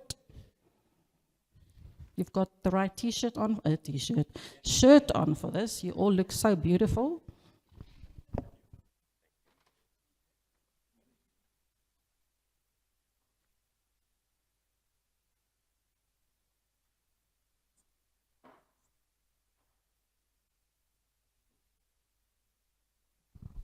Thank you. Yeah, well, number 8 is for me personally a very difficult one because it is someone that I don't know well. I won't know how to feel excited or say something funny about it. I will rather ask the Dean to handle position number 8. Nobody knows who that is. Anybody would like to guess? Professor Oosthuizen? Thank you.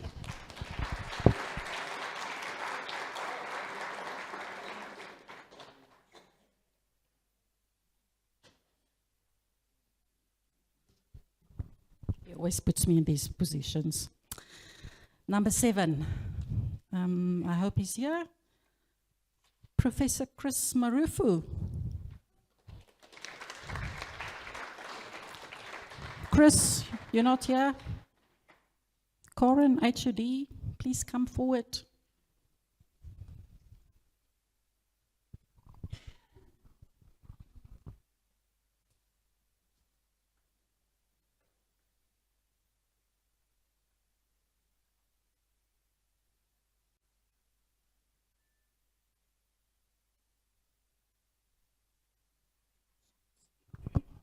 Congratulations. I think the next person might also not be here, so don't go too far away. So in position number 6, I'm trying to move it now because people are looking at me. They want to go for the non-alcoholic punch. So position number 6 is Professor Luis Neves.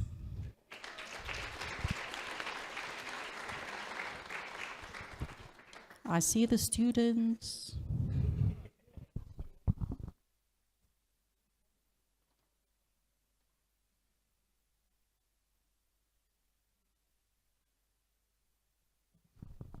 Thank you. The next one, yeah, this one won't be here. In position number 5, this is Professor Jeff Foskate, who left earlier or end of last year, took early retirement, which really sounds like good fun, and is in the USA. So if I can ask the HUD, that is hopefully, oh, yeah, she's coming. Thank you.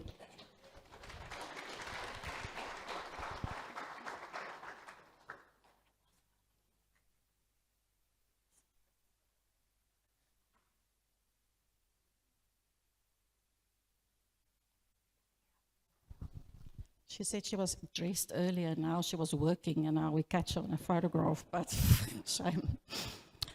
And then position number 4, this is a very special one. I really don't know how this works, but this goes to our Dean, Professor Vinnie Naidu, to me personally.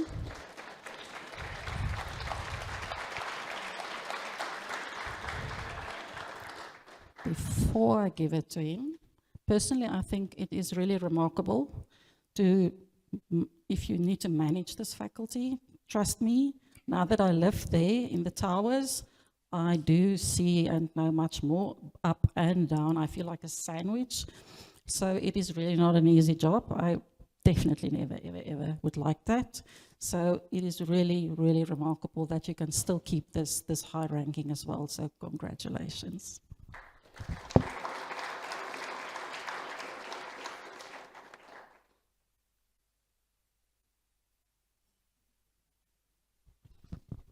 All right, now we're getting closer. Number 3.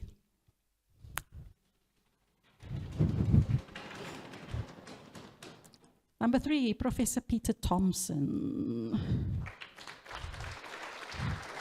I think he is catching mosquitoes somewhere.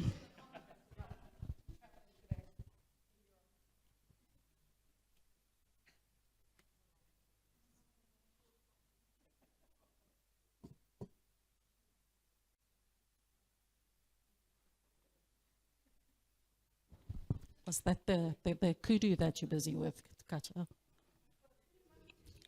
Ooh. Oh, wow. All right, number 2. It's getting exciting now. Number 2. Come, man. Really. Number 2. Professor Lindy McGaw.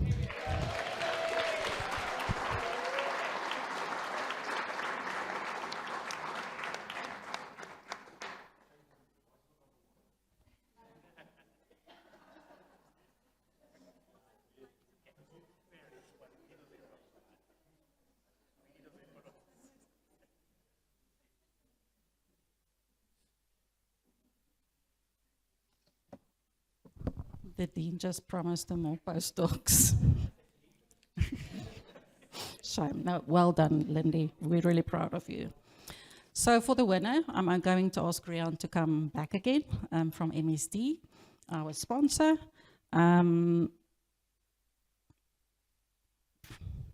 you, Rian.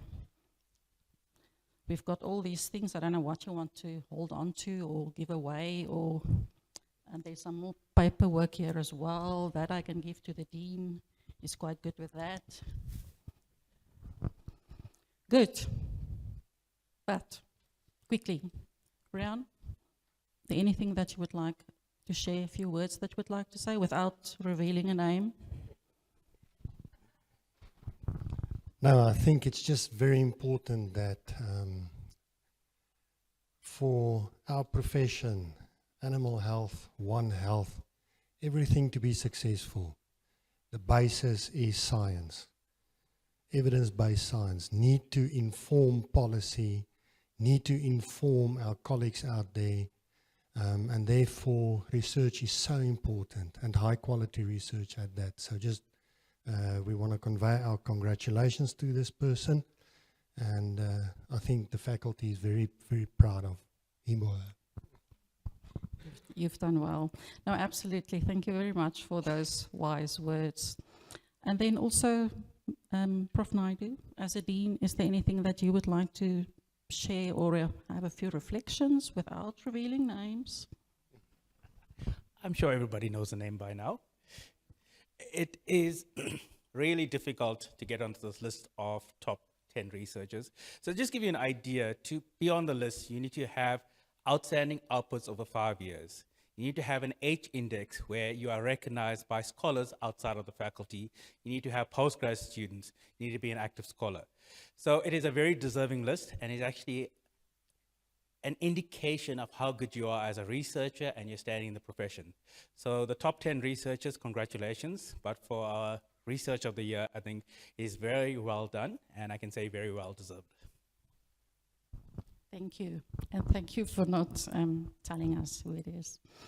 Okay, let me tell you a little bit about this remarkable person. 45 publications in a 5-year. It's just 9 publications on average per year. It's not too bad, right? Drum roll, it's really great. 5-year H index of 9, and then an overall H index of 27. Really have remarkable students, but very interesting students as well. Also, this person, although this is not a criteria, has been extremely successful in obtaining funding. Unfortunately, had to give a little bit back to President Trump. But yeah, what can we say? These things do happen. So I'm very proud to announce that this year's Researcher of the Year is Professor Henriette van Heerden.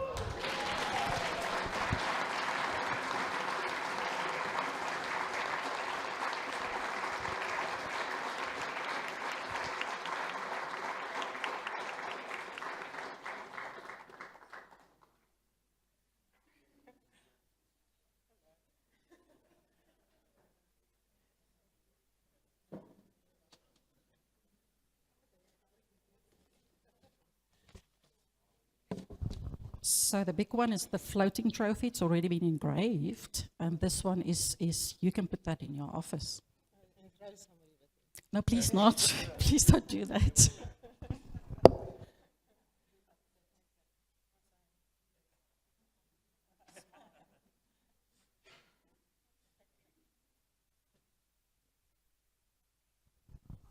Congratulations, Henriette.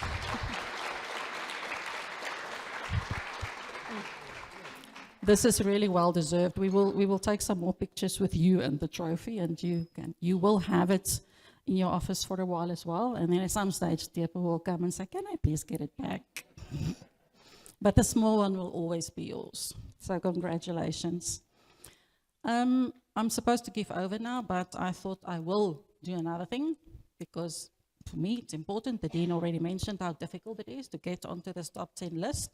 And therefore, I would also like to just recognize the next 10, the 11 to number 20 position, so the top 20 people in the faculty. If you think that we are more or less always 100 academic staff, so if you are in the top 20, that is really, really remarkable. It's really great. And if we do these calculations, it's really sometimes a 1 point that can put you in the top 10 or not. It's extremely close in some of these instances. And we would just like to say that we are seeing what you do. We appreciate your commitment behind each of those points. So thank you very much for those people that is number 11 to number 20. I'm going to read out their names. Whoever is here, I need one big family photo. I would like that.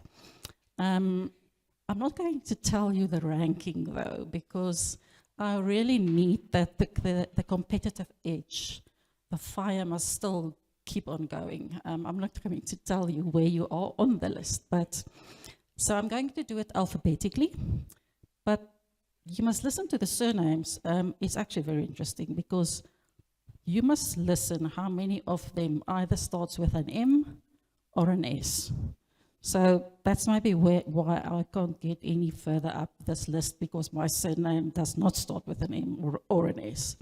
So really interesting.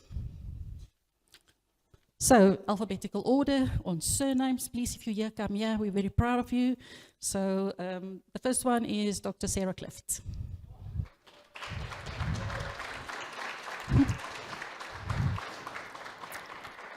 She looks like shocked. And then Professor Katja Kupel, please come.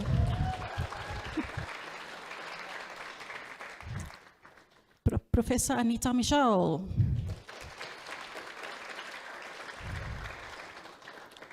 Professor Emily Mitchell.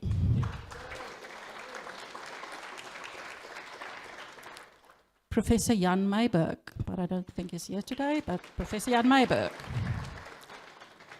Professor Nene Kekwana. Professor Claude Sabeta. Professor Ned Snelling. He's my research ethics buddy. Professor Gerard Steenkamp, I'm not sure if he's here. Professor Gerard Steenkamp, you all know him very well. And then our colorful man, Dr. Johan Stale.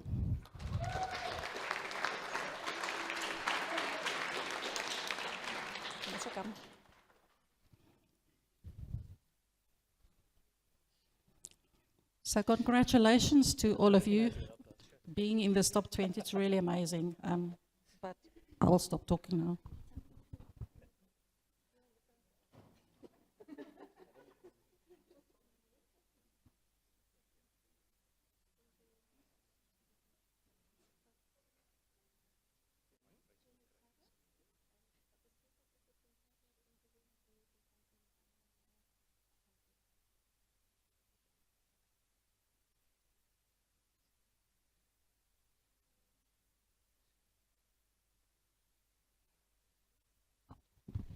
Thank you. And for you guys, thank you for pushing those boundaries and chasing those points. I know you do it because it's your passion. It's not a competition. So thank you very much for that. I need to hand over back to Dr. Olwam, and I will wait until he's here. Then I'm going to tell him, I just want to say one more thing.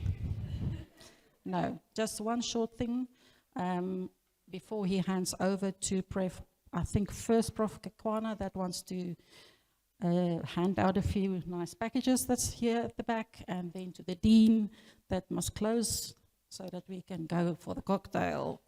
So I just wanted to say from my side, thank you very much to every researcher, student, mentor, sponsor, and guests. Thank you for being here today.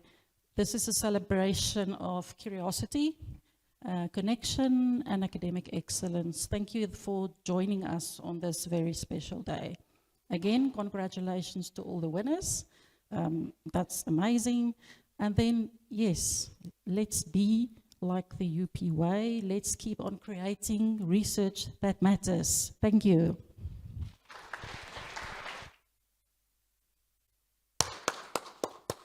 Can we just continue to give Prof a round of applause so she gets to a seat? Thank you very much, Prof. There we go. Up next, we have Professor Kekwana, just to give thanks to everyone who has come. Thanks, Prof. Please come through.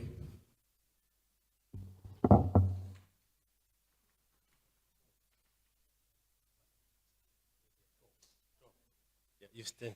Thank you. Yes.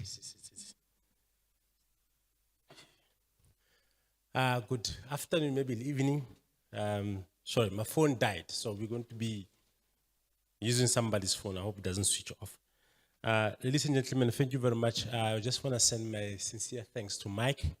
Thank you for accepting our invitation. I think the lecture was very good. I think it gave us a very good perspective of the work that you have done. Second, I want to thank the adjudicators. You want to hand over for? Okay, let me call Mike first. Mike, can you come up? Yeah. Okay, I must do it.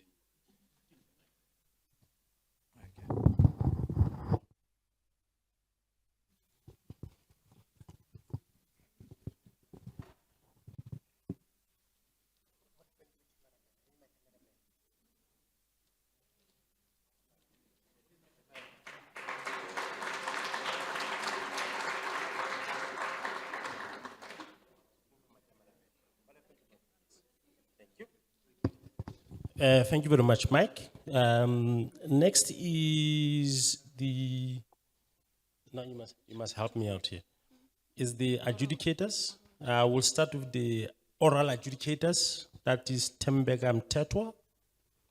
I'm going to call them all at once. Leader Avenant Rungano Mahadu. And for the posters is June Williams, Claude Sabetta, and Joe Hanako. If you could quickly come up to the stage, we have something for you.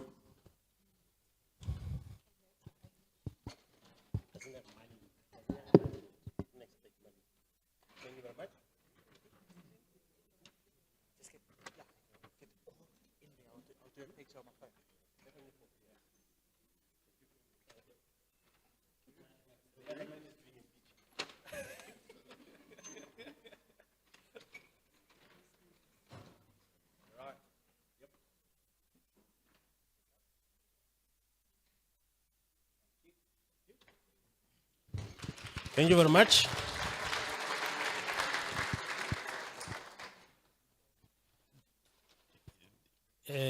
Lastly, on our list from our department, and as I call you, please also come as quickly as you can.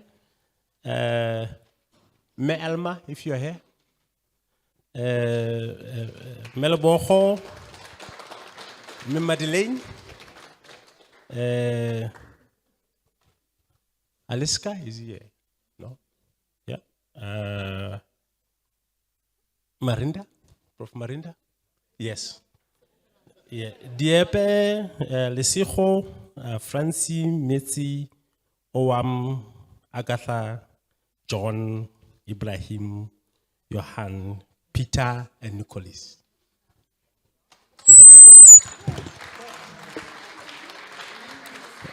And Prof. Lindy. Prof. Linda, I forgot you. Just quickly come here. We are trying to multitask.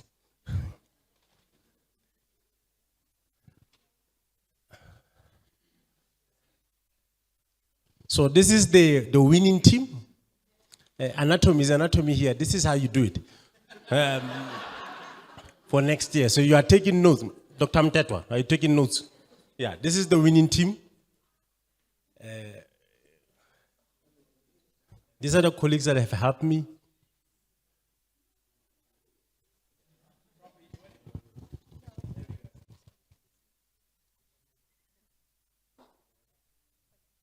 There you go. There you go. Thank you.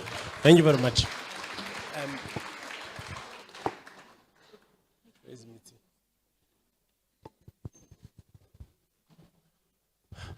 Lastly, Madeleine, if you could just come up quickly.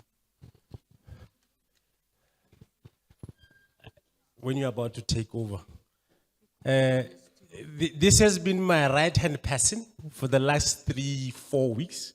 I've not been around much, but she has steered the ship. I'm very thankful for her.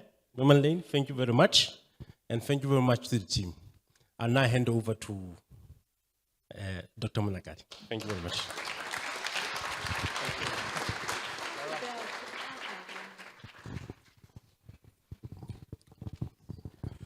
All right. Yeah, good. Thank you very much, Prof. And thank you, everyone from the Paraclinical Sciences. Nicolese, I see you go. Thank you very much. Can we please have Professor Naidu just to round it all together and send us home?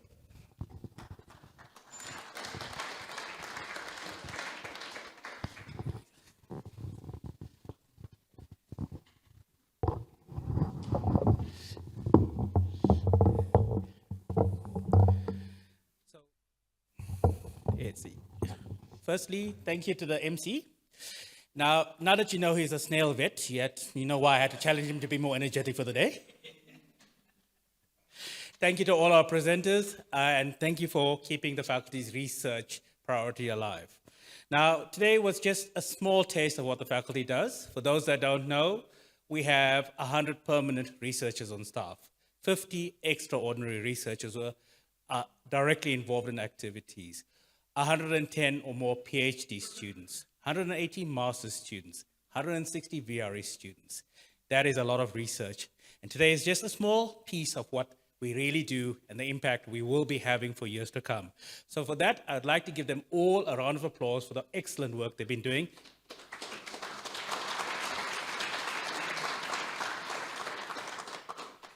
And especially our supervisors and co-supervisors who tirelessly work with them to make this a reality, because research is a team effort. You may not always see it, but it takes a lot of preparation, a lot of fundraising, and fighting with Section 20. So if you look at today's team, I think looking at all the disease research we're doing, it's quite clear that the faculty is cross-cutting different diseases, different species, and we are truly biosecurity. I think this is something we will be going forward with very strongly. The faculty was started on a biosecurity note. We are established in 1920 to fight the diseases of the time. We will go ahead over the next 100 years and make sure that the faculty still stays relevant, that Africa can still farm, that Africa's wildlife still remain with us, that our iconic edge is literally that. Now, looking at everything that was done today, I actually feel really sorry for our African buffalo. If I had to summarize, it was FMD, Brucella, tuberculosis, rickettsia, Teleria, and then Mike goes and gives them a sedative as well. A poor species blamed for everything. Mike, thank you for the wonderful lecture. It was a journey through time. I remember you saying the word Jurassic in there somewhere, so I have to wonder how long it really went on for. But I think what you've shown us is what is possible. What is possible in the veterinary field. It is a journey. It is a journey that life takes you on, and you can make whatever you want of it. You don't have to be a veterinarian. You don't have to be a veterinary nurse. You have to be in veterinary science, which is the entire field in its entirety, which is what the faculty stands for. Lastly, I want to pick on Carlo and Henriette. Only 11 publications, really disappointing. We're not another 4 coming out. With that, colleagues, thank you for joining us for a very special day. I hope you had a lovely time, and we'll see you again at a similar time next year, showcasing a new batch of research. Thank you very much.